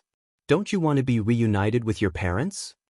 The high school-age patient said, I want a baby, the warm kind. Behind the one-way glass, Xianxia was speechless for a long time. He's asking for a beating. Qin Baobao muttered. Yes, half of the reason why he came here was because he was beaten up by his classmates. Chief Li sighed. This child has serious delusions. He wants to earn points every day and become the king of the world with poisonous chicken soup. Otherwise, the system will erase him. His so-called points are to scold his classmates, parents, and teachers every day. He is complacent and thinks that he is different from others. He is proud of it. In fact, his approach is just to isolate himself. In real life, such people are asking for a beating. They are not worth looking forward to or learning from. He is beaten up every day in school. His parents sent him here, hoping that he can return to normal. He said that he can communicate with the system. This is a classic perception disorder. Qin Zhe's balls tightened, and his chrysanthemum turned cold. Am I also AF** king schizophrenic? For this reason he opened the point store. Although others could not see it, he could see and feel its real existence. He was relieved. Let's change. Qin Zhe did not want to continue with this case. He said, is there anything more serious? Chief Li contacted Dr. Du in the small room through the microphone. Bring patient 11. Patient 11 arrived in a short while. He was very thin, skinny, and his eyes were sunken. He was led by the caregiver, and he looked very nervous and anxious. Dr. Du said, what's your name? Patient 11 said, Lao Yang. What's your job? I am the emperor. Why don't you kneel? Patient 11 spat at Dr. Du and said angrily, kneel now, or I will drag you out of the meridian gate and behead you. Dr. Du waved his hand helplessly. The caregiver immediately went forward and carried him away. Let go of me, let go of me. Patient 11's shouts could be heard faintly. There are always unruly people who want to harm me. There are always unruly people who want to harm me. This is hopeless. Chief Li sighed. As a doctor, perhaps it is not suitable, but it is indeed hopeless. He already has very, very serious schizophrenia. He said that he is the emperor, but the lie detector could not detect it because he believes from the bottom of his heart that he is the emperor. Moreover, he is the emperor in distress whose country is in a precarious situation. He always feels that someone wants to harm him and usurp the throne. This is the thinking disorder in schizophrenia. In layman's terms, it is persecutory delusion. Chapter 602. Schizophrenia patients are really diverse. Qin Zhe sighed. Multiple personality disorder was a person with one or more personalities. It was easy to define. Schizophrenia had a variety of clinical manifestations. Some patients showed completely different symptoms, but they were all schizophrenia. This was very helpful for Qin Zhe to write the script. It expanded his thinking and allowed him to understand schizophrenia patients better. He even felt a little inspired. Seeing so many schizophrenia patients, could he use them as a model? At least he could learn from them. Forget about the web author. If he was used as a model, he might accidentally make it into a dreamy movie and it would not pass the censorship. Love is a ray of light could be used as a model. After all, the theme was love. Love was the favorite theme of filmmakers, and this kind of heart-wrenching love would add more points. As for the high school student, forget it. It was too unreal. There were always unruly people who wanted to harm the king. Forget it, it was hopeless. There was no way to make it exciting or innovative. If you had come earlier, I have a more troublesome but more interesting case to show you. Director Li said. Director Li, what is it? Qin Zhe handed him a big chicken stick. Director Li took it and glanced at Qin Bao Bao. He probably felt that it was inconvenient with a lady beside him, but Qin Zhe had already brought the Zippo lighter over. The two sat in the small room. Through the one-way glass on the left, Dr. Du was counseling a patient with depression. Smoke rose slowly and was sucked into the exhaust fan. When there was no one else, Qin Bao Bao would not let her brother smoke. When there was an outsider, she would be very virtuous and generous. She quietly listened to the conversation between her brother and Director Li. He was sent here about 2 years ago. He was a middle-aged man wearing glasses. He looked gentle and spoke very gently, but this person was abnormal because he kept saying that he was a university student and believed it without a doubt. Is this also a thinking disorder? Director Li took a deep breath and exhaled. He shook his head. This situation is more complicated. Schizophrenia patients may have thinking disorders or emotional disorders. They may also have both. I'm telling you this because I hope you can understand its inclusiveness. When creating a protagonist, don't cling to a single obstacle. Qin Zhe nodded. How complicated is he? Director Li said, the situation is somewhat similar to that high school student. He imagined himself to be a university student and accidentally discovered the true appearance of the world. He is cultivating immortality in the city. Chen Bei Xian. I'm sorry to interrupt you. Please continue. Director Li nodded. He's not crazy. His usual behavior is no different from an ordinary person, but he goes to the university every day after work. Stop classes there, go to school, and pretend to be a university student. At first, his family thought that he wanted to learn something, so they didn't pay much attention to him. Until one day, he began to bring along a green onion. Every day, he was inseparable and claimed to be her demon pet. One night, she was actually awakened by his voice. Seeing him sitting by the bed and talking to the air, his wife felt her hair stand on end. The man discovered that his wife had woken up and said, "I'm talking to my light of virtue." "Oh, you can't see him." His family had no choice but to send him to the local hospital for treatment. However, he managed to escape 3 times in a row, causing quite a commotion and appearing on the local news 3 times. He claimed that he was showing his divinity in front of the masses and that he was giving a profound sage speech. Not long after, he was sent to our hospital. I analyzed it with a few students and found that his illness was very troublesome. He had entered a deep state of self-hypnosis. No, half of his body was in the real world, and the other half was in the cultivation world. In his brain, the two were perfectly combined into one. He said that he went on adventures every day, but in fact, he was working. Because of his family, he didn't spend much time in the university. In his own words, because he was busy cultivating, he had very little time to go to the university. At first, we didn't know where to start because the patient was too stubborn. But as time went on, his symptoms became more and more serious. When he saw people, he would shout, "Feel the love of a mother," and then stare at you. If the caregiver forcibly restricted his freedom, he would shout, "Senior White, save me." And then? Qin Zhe couldn't help but ask. For a patient with schizophrenia like him, the most important thing is to find a breakthrough. He said that he accidentally joined a cultivation chat group and embarked on a different path. But when we communicated with him, we couldn't find the chat group on his mobile phone. This was a flaw. We were very happy and were about to take measures, but later, he said that he didn't need the chat group on his mobile phone anymore. He had developed something called the virtuous network, and he could chat with his golden core. This is the problem with this patient. He imagines a world like a game, and he is a programmer, so he can fix the loopholes regularly.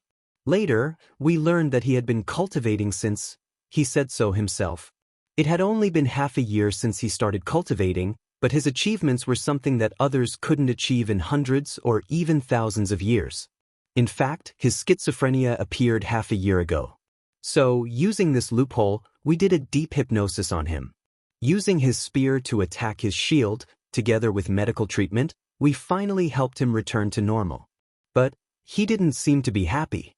His whole person seemed to have collapsed. Now, he is a little depressed, but overall, he is normal.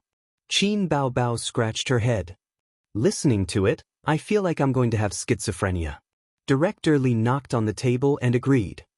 That's true. Among us doctors, we also regularly counsel each other. Because human emotions are sometimes interconnected. Just like the man in the cultivation chat group, he was actually very happy. He was immersed in his own world, and there were different adventures every day. It was very interesting. But we shattered his world and pulled him back to reality. The reality was that he was aging day by day, and he had achieved nothing. The reality was that he was just a greasy middle-aged man. We could feel the sadness of that moment. Qin Baobao went to the toilet halfway. Qin Zhe took the opportunity to say, "Director Li, I have a friend." Because of her family when she was young, she lacked love and a sense of security. So, she likes others to criticize her and whip her. If you talk to her nicely, she won't care. If you say sweet words to her, she will be happy. But after that, she will feel empty and insecure. But once you are fierce to her, you will be very strong and throw all kinds of things to her. She will be very satisfied and happy. Director Li said, "Your friend is a masochist, right?" Qin Zhe. You are quite up to date. Director Li, in that aspect? Qin Zhe, also, they were both adults. No, one was an adult and the other was an old man. Everyone understood. Director Li, it's hopeless. Qin Zhe, it's just a joke. Director Li smiled and said, in a narrow sense, SM refers to sexual, abuse. In a broad sense, SM is actually a psychological need. As you said, because of the lack of love and the indifference of her parents, she is extremely insecure. In her eyes, the lashing and criticism of others is a kind of importance. Don't you young people have a very good saying?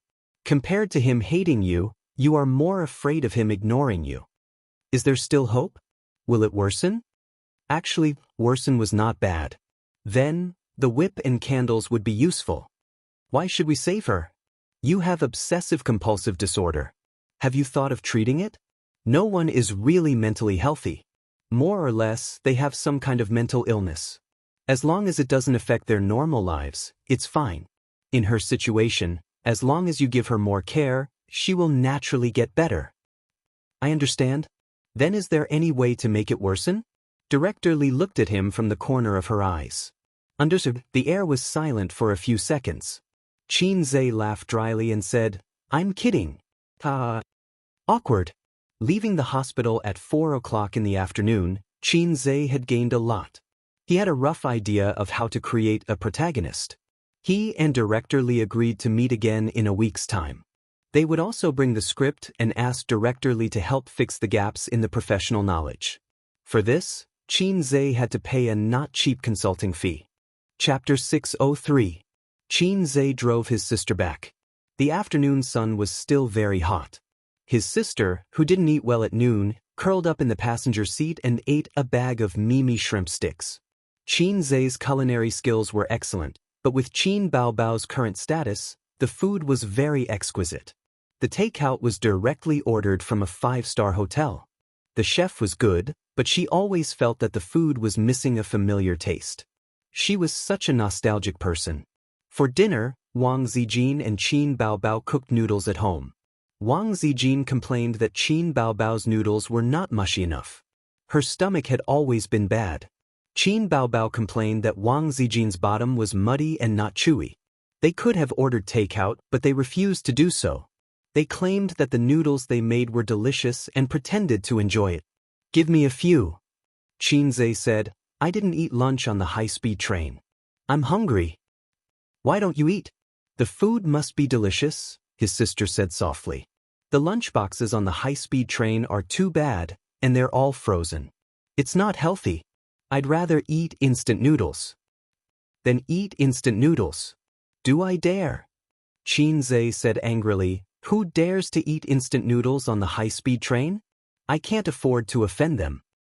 That's true. His sister handed her favorite snacks to him.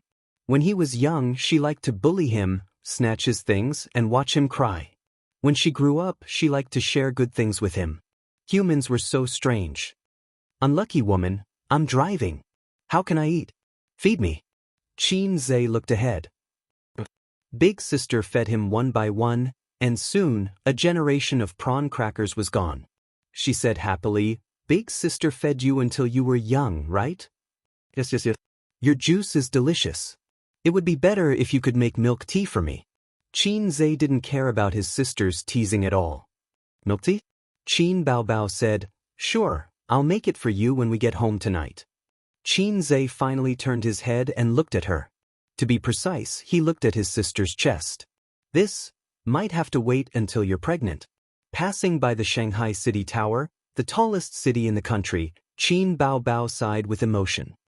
I've always wanted to take a look. He didn't have the chance in the past, but it was inconvenient now. Oh, I promised you before that I would go up and take a look, Qin Zhe said. He suddenly had a strong urge to bring his sister up there to take a look. He remembered the first time he brought Sister Ziwei here. Afterwards, his sister looked jealous and disappointed. At that time, he really didn't have time. He had a lot of time, but his sister didn't. Later on, he forgot about it.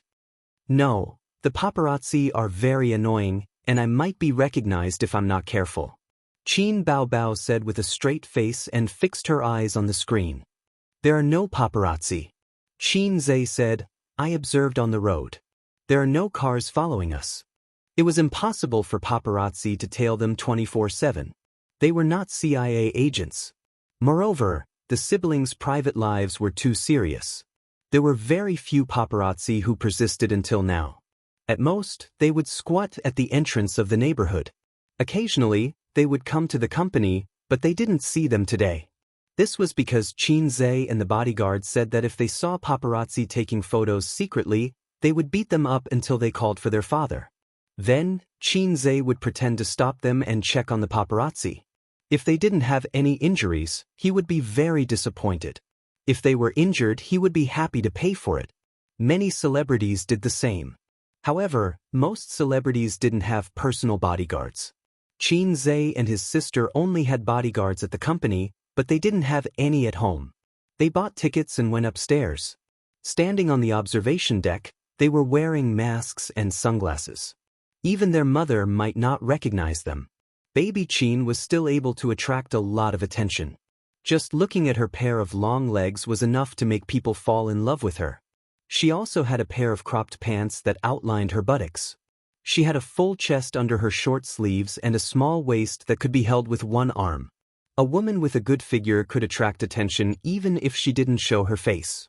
Many people like to climb up and look into the distance. However, in first-tier cities like Beijing and Shanghai, it was actually not recommended for people to climb up and look into the distance.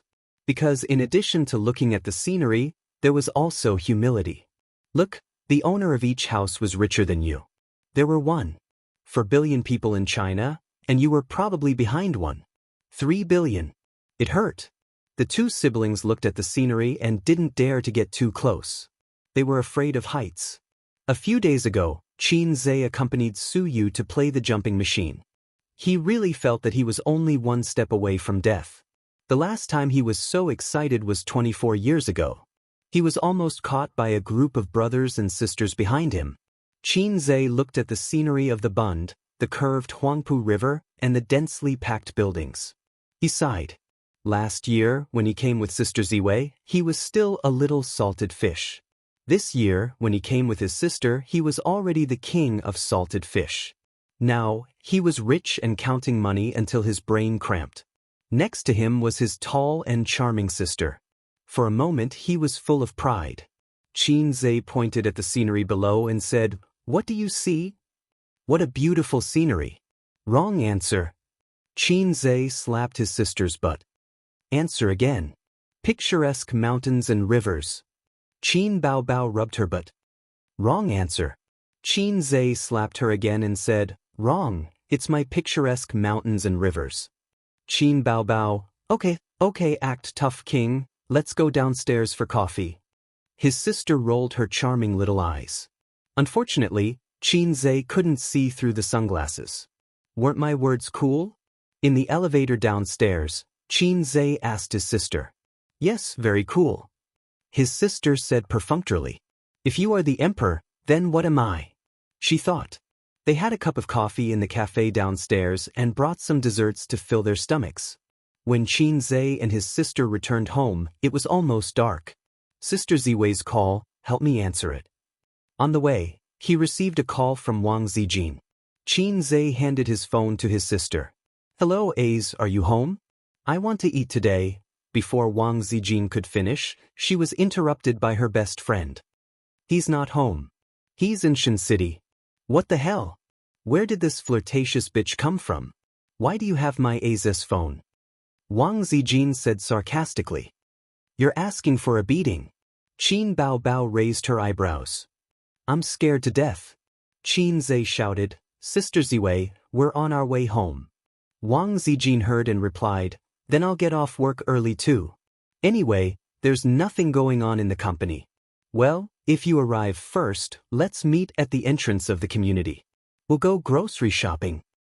"Let's just meet at the store," Qin Zhe said. Therefore, when they were about to reach the community, Qin Zhe turned around and went to the supermarket. They waited there for Wang Zijin. Wang Zijin was different from her sister's casual dressing. She was wearing an office lady suit. She had a beautiful oval face, long black hair, and a smile on her face. If she was wearing home clothes, she would be a smiling girl next door. "I want to eat a big meal today." Wang Zijin stared at Qin Zhe and kicked her heels. she complained. Bao Bao, the shoes you bought for me are clinging to my feet. It's so uncomfortable. Nonsense, Qin Bao Bao said. This is a high-end luxury. It's only worn at important banquets, balls, and cocktail parties. Of course it's uncomfortable for you to wear it for the whole day. This was probably the difference between rich people and ordinary people. When ordinary people buy shoes, they first look at the style and then try it on to see if it's comfortable. Rich people don't do this. They only pay attention to high-end products that are worthy of their status. Whether it's comfortable or not is secondary. If the shoes are dirty, should they be washed? Just throw them away. Oh, rich people's shoes won't get dirty because they won't go to messy places. You should have said that these are prom shoes. Wang Zijin took the opportunity to hug Qin Zai's arm. My feet hurt all day. Give me your arm. Qin Bao Bao said in a disdainful tone, useless thing. Qin Zai reacted abruptly. Damn, Sister Ziwei's tricks are as deep as the sea. What clinging to her feet, what discomfort, it's all fake. Not only can she hold his hand intimately, but also not let her best friend suspect. In contrast, his sister is a bit immature in this respect. She only bullied Suyu. Although Suyu likes to make trouble, her harem skills are actually not high. At most, she's a beginner master. His sister is an intermediate master, and Sister Ziwei is at least a senior master. Outside, with familiar people around, his sister would more or less restrain herself from hugging Qin Zai's arm. Otherwise, with two great beauties on his left and right, even Hai Zai King's thick skin would not be able to withstand the burning gazes of passers-by. Wang Zijin, who has always been a vegetarian, is picking meat dishes today as if she hasn't eaten meat for half a year. What's wrong eating so much meat? Qin Zai wondered. I want to eat it. Qin Bao Bao went to pick seafood, and Wang Zijin's tone changed from serious to coquettish. You ate too much noodles. Qin Zai hit the nail on the head. Yes. Not only did she eat too much, but she also cooked noodles with vegetables for 4 days. Her mouth is so bland. After shopping and returning home, the moment the burglar-proof door wrapped in a layer of sandalwood opened, the three of them covered their noses. What's this smell? Qin Bao Bao frowned. It seems like a gas leak. Wang Zijin said. You must have left the gas on when you cooked noodles last night. Bah, then we can't live to see the sun today. You got up in the morning to cook noodles. You didn't turn it off. Then it's definitely not a gas leak. It's something else. They are quarreling. Qin Zai slowly took out a lighter and said quietly, Is it a gas leak? I'll try to make a fire. Slap. Two small hands slapped the back of his hand at the same time, and the sisters shouted, Do you want to die? Blow it up. Qin Zai said angrily, Then why are you still standing at the door? Turn off the gas. Fortunately, I'm back today. A few days later, do I have to attend your funeral? Chapter 604. It was indeed a gas leak. His sister had forgotten to turn it off when she was cooking noodles in the morning. She turned off the gas and came out of the kitchen. She was so guilty that she was afraid of being scolded by her brother. Qin Zai opened the living room window and took a few breaths. Damn, it was leaking all day. What an unlucky woman. He took out a cigarette and put it in his mouth. Oh, I can't smoke now. So he put it in his ear and went back to the living room. He saw his sister standing beside the sofa like a child who had done something wrong. She was not wearing a skirt, or she might have twisted her skirt or something. Is the kitchen window open? Qin Zai asked with narrowed eyes. His sister nodded immediately. Qin Zai sighed. Fortunately, you didn't forget to turn it off at night. If you don't know how to cook, don't cook. Can't you order takeout? Why do you have to be so stubborn? Qin Bao Bao complained. It's all Wang Zijin's fault. She likes to compete with me. Sister is a little fairy. Of course, I can't admit defeat. Qin Zai raised his hand. His sister was smart enough to admit defeat. I'm wrong. I'm useless. I have to admit it. Qin Zai put his hand on her head and rubbed it. It's okay. If you don't know how to cook, you still have me. Anyway, there are so many women in Shanghai who don't know how to cook. They don't need you. Qin Bao Bao smiled and leaned over. She stood on her tiptoes and kissed his face gently. A's is still the best. Sister's kiss is a reward. Wang Zijin happened to see this scene at the end of the corridor from the living room to the bedroom. She stopped and stared silently for a moment. Then she turned around silently. The toilet window didn't seem to be open. The toilet should have a window. There was a touch of sadness in her eyes that she didn't notice. At night, Qinzhe cooked a big meal for his sisters. They didn't care much about their table manners and ate with flying chopsticks. Qin Baobao hadn't eaten chicken stewed with mushrooms for 4 days. She couldn't wait to hold it in her arms and not share it with the wolf in the house.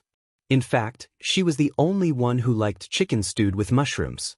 Wang Zijin had long been sick of it, even though Qinzhe's cooking was delicious. Eat slowly, Qinzhe said sarcastically.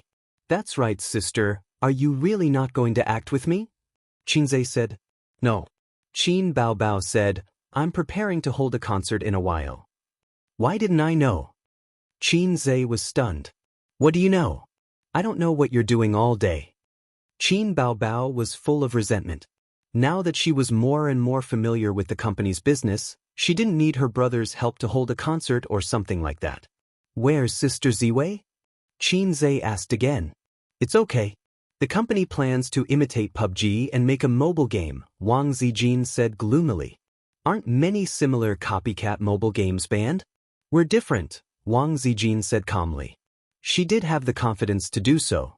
Qin Baobao seized the opportunity to rebuke her best friend. What's the difference? Did you grow up eating shit? Wang Zijin snorted and sang, saying that we're different is actually the same, because we're all wearing plain military uniforms. She had been rebuked by Qin Baobao like this before. Now, she had already thought of a way to break it.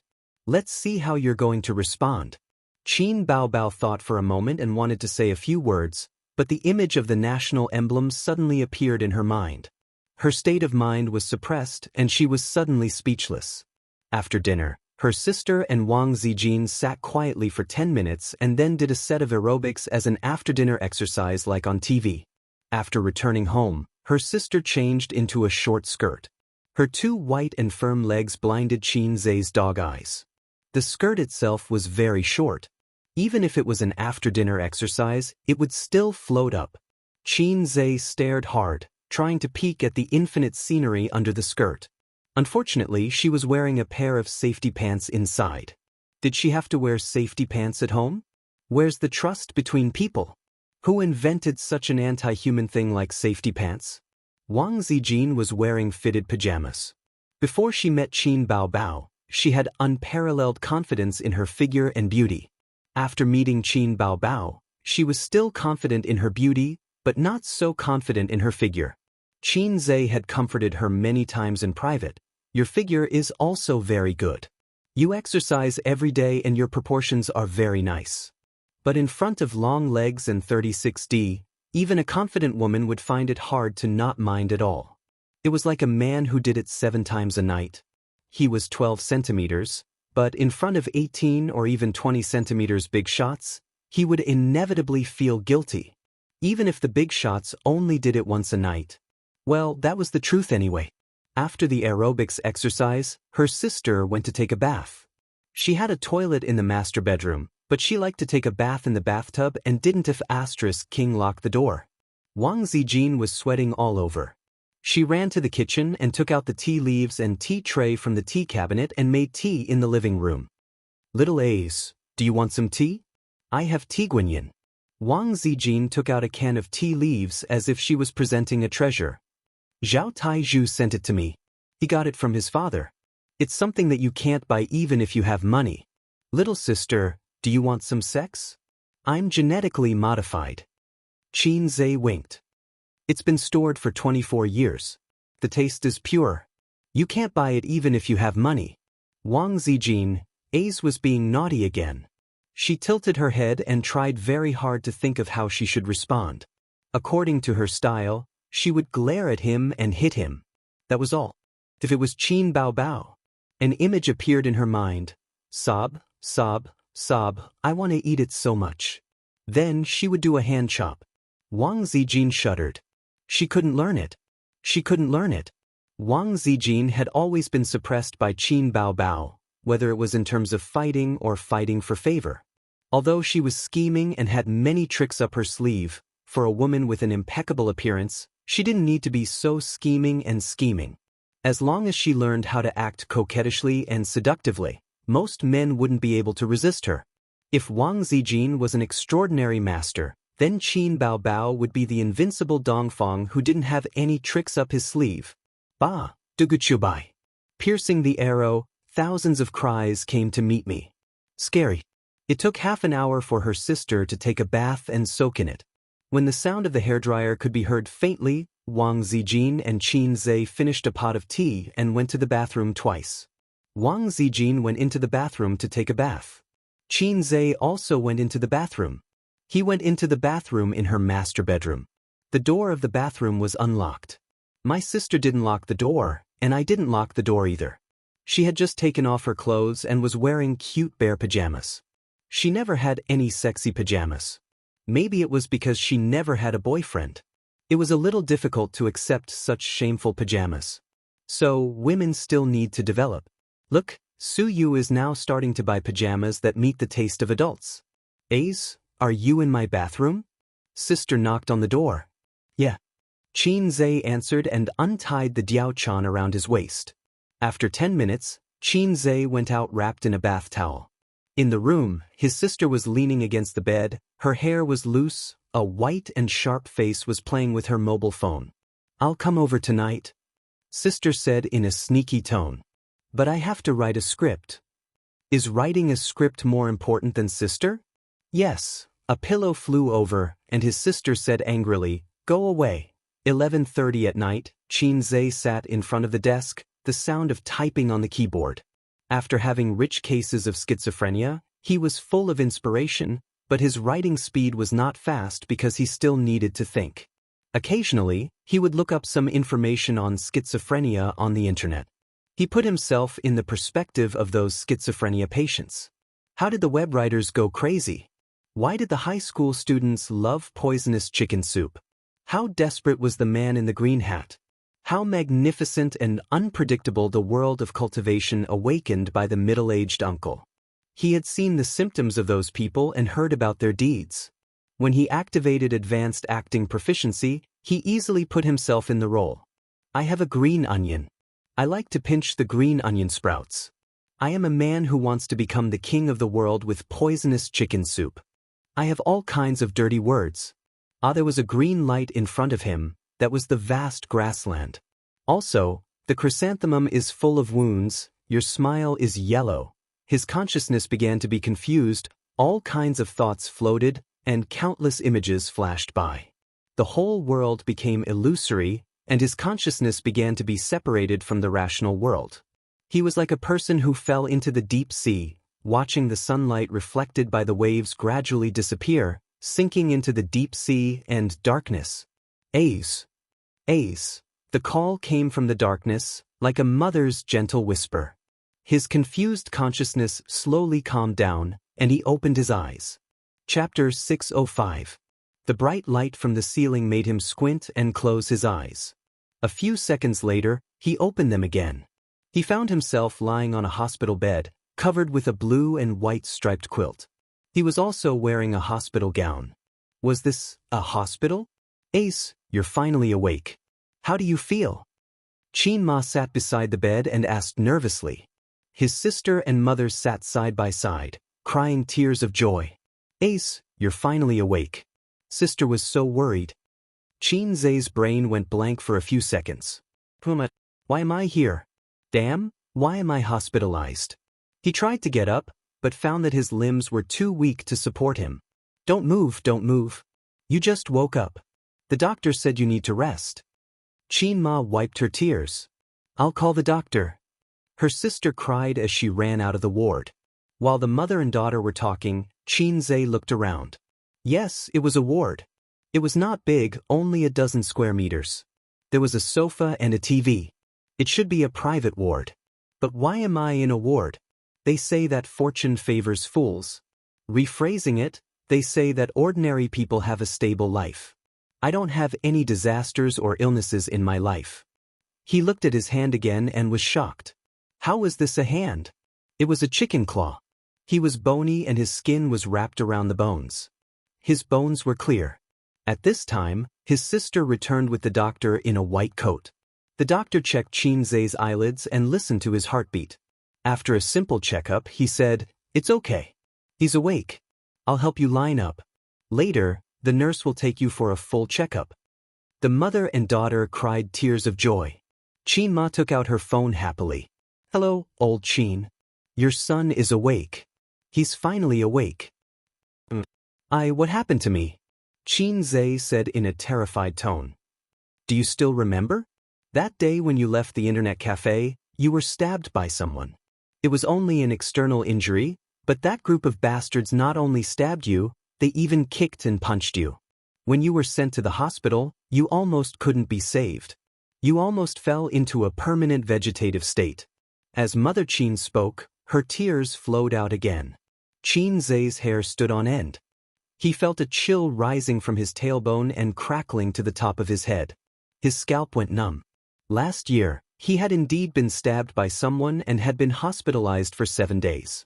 That was the first time he had been hospitalized in his life. How long have I been lying there? What time is it now?" Qin Ma said, "You've been lying in bed for a whole year, Ace. Mom was so afraid that you wouldn't wake up." As she spoke, tears streamed down her mother's face. Her sister also cooperated with her sobbing. His sister was still as beautiful as ever.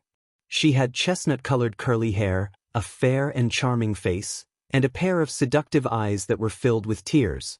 However, Qin Zhe wasn't in the mood to appreciate his sister's beauty. His scalp was about to explode. "I became a vegetable and was hospitalized for a year? Then what about my experience in the past year? Was it a dream?" He clearly remembered that he was writing a script. Because he tried to put himself in the shoes of a schizophrenia patient, his brain was overwhelmed and his consciousness was in a mess.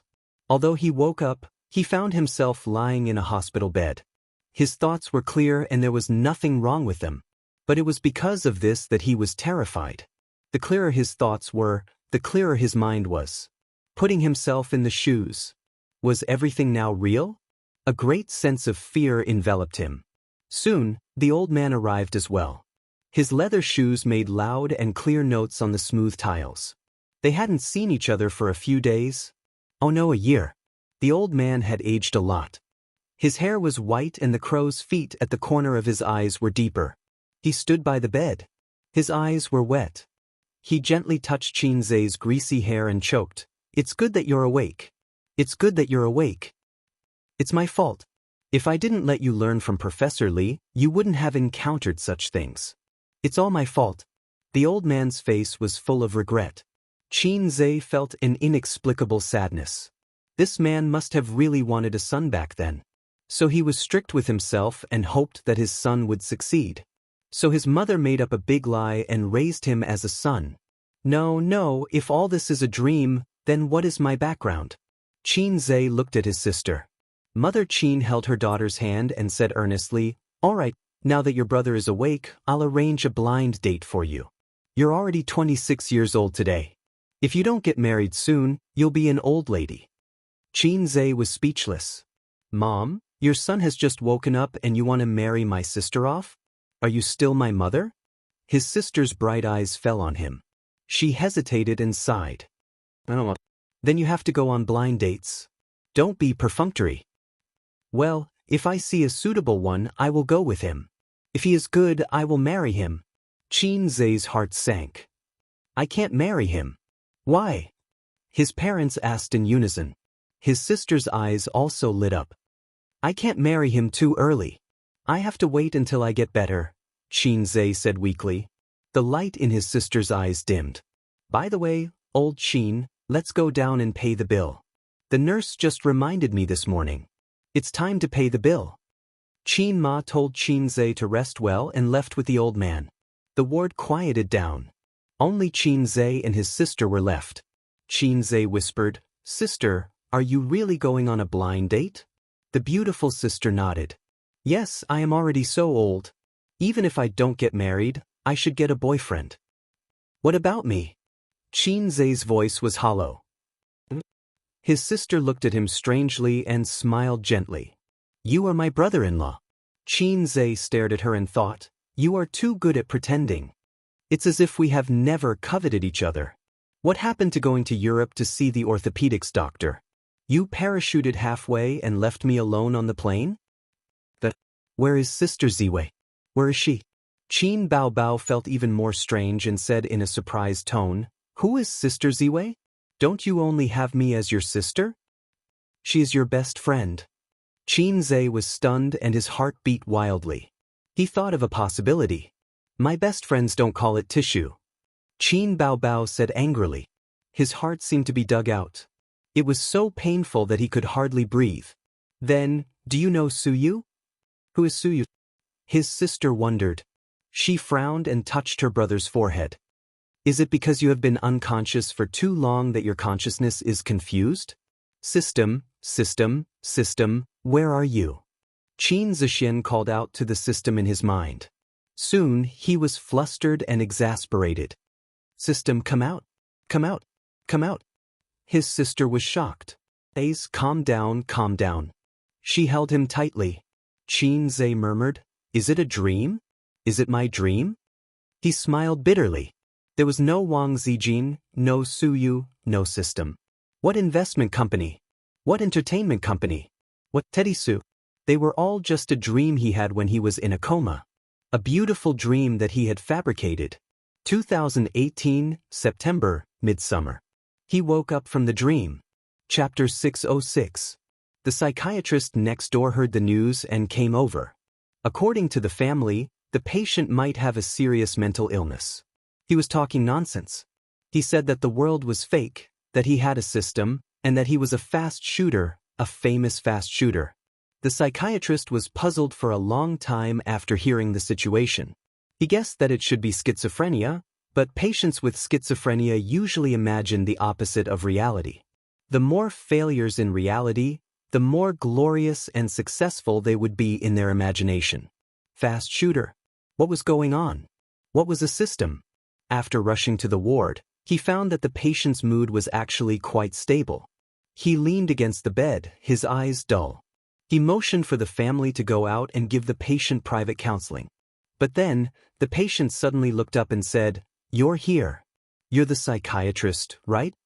The psychiatrist was stunned and nodded. I had a strange dream. Let's call it a dream for now, the patient said. In the dream, I was a big boss with a net worth of 10 billion. I owned 3 companies. Besides, I was also a god of stocks, a fast shooter, and even knew martial arts. All of this was because I got the system one day. A system that could change my fate. The psychiatrist thought, damn, this illness is not clear. According to your professional terminology, I have schizophrenia, a typical sensory disorder. Because I am dissatisfied with the real life, my mind is stimulated and my imagination runs wild. I peel myself away from the rational world and start to believe in the things I imagine. This is the so-called schizophrenia. The patient's tone was clear and calm. The psychiatrist started to get serious. He found that he had encountered a very difficult and rare case. A patient who knew that he had schizophrenia. If you don't mind, I'll ask you a few questions, the psychiatrist said. Go ahead. Qin Zhe nodded. Name, origin, school. Qin Zhe, born in 1994, local, graduated from the University of Finance. I didn't graduate, I was in a coma for a year. What are you afraid of the most? Afraid of heights. What do you like the most? Sister. The 2 sounds of came from the parents. The psychiatrist frowned. Why are you still here? Didn't I ask you to leave? The family left obediently. The psychiatrist said, Ignore them, continue. Why do you like sister? Qin Zhe glanced at him. Guess. The psychiatrist, was this really schizophrenia? Why did she look so normal and even a little naughty? But then, the doctor changed his mind. The patient began to tell his story. He said that he was a loser and a salted fish. He was born in a well-off family and had no merits. He was very stable in all aspects, so stable that it made people despair. This was nothing. There were many mediocre people out there. But he had a very outstanding sister, so outstanding that it made people despair. She was pretty and smart. She was a top student praised by her teachers and classmates in school. At home, she was the apple of her parents' eye. The boy had once longed to be like her. He had always longed for this sister of his. But no matter how hard he tried, he was still unknown and mediocre, like a salted fish. The only person in the world who overestimated him, oh no, the thing, was his bag. Until one day, an accident changed his life, giving him unlimited possibilities. His sister was no longer unreachable, and his life was no longer mediocre and hopeless. He had become a successful person in the eyes of many people. He was rich and handsome. His relatives and friends would give him a thumbs up whenever they mentioned him. No one would tease the tiger siblings anymore. There were many women who liked him, but he had only touched 2 leaves after passing through thousands of flowers. The psychiatrist thought to himself, "Damn, you really love this sister of yours." The doctor was silent for a long time before he confessed, "Your situation is different from many cases I've seen. Because you have a clear consciousness, you realize that you have schizophrenia. This is a good thing. It means that you can still be saved. How about this? I'll perform a deep hypnosis on you. Let's see the results. Okay?" Xianxia nodded. The doctor took out his pocket watch and began to hypnotize Xianxia. "Relax your consciousness. Lie on the bed. If you feel tired, you can sleep." Xianxia closed his eyes and did not make a sound. His face was very peaceful, as if he was sleeping. The doctor actually lied. He was not trying to hypnotize him, but to brainwash Xianxia. After listening to his words, the doctor concluded that the source of all the problems was his sister. There was no system, beautiful CO, or best friend. They were just part of an illusion. The core was still his sister. So he had to erase the sister from the patient's mind. Erase all the longing and yearning he had for his sister. This was the knot in his heart. "Okay, that's it. Relax." After the deep hypnosis, the doctor spoke slowly. "Actually, you're a single child." The doctor observed Xianxia's expression. "Very good, very calm. Yes, you're a single child. Your parents have only had you from the beginning to the end. You may be ordinary, you may be mediocre, but you don't have a sister."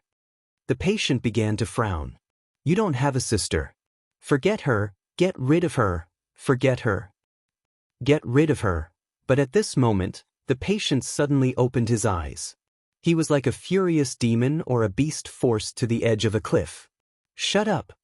With a roar, he reached out his skinny claws and grabbed the doctor's neck. "If you dare to get rid of her, I'll kill you. I can't live without her, I can't live without her. It's all fake, it's all fake. Then what about my year?" "Nothing." Xianxia was discharged from the hospital and his spirit recovered a lot.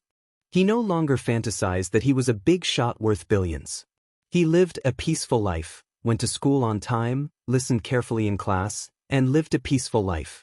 In the days without Wang Zijin and Suyu, his sister began to seriously go on blind dates, saying that she would marry herself before the age of 30. He felt that his life would not be too exciting, but it would not be too bad either. After all, his father was a professor and his family had a big house of more than 100 square meters. After graduation, he joined the workforce, hoping to find a girlfriend before 25, then get married, quietly live through his youth, and enter middle age, until one day, on campus, in the library, a girl's phone rang. Through the window, "I know what's on your mind." Xianxia was struck by lightning and questioned the girl, "Why is your ringtone a song I wrote?" The girl was confused. "Deep Well Ice, this is Jay Chou's song." Xianxia was furious. "Fuck Jay Chou, how dare he steal my song, I'll kill him." As he spoke, he broke down. He turned around and ran out of the library. His back stumbled like a panicked dog. On the rooftop of the teaching building. Almost all the rooftops of the school were locked. He searched for a long time, and only this one was open. Maybe he forgot to close it by accident.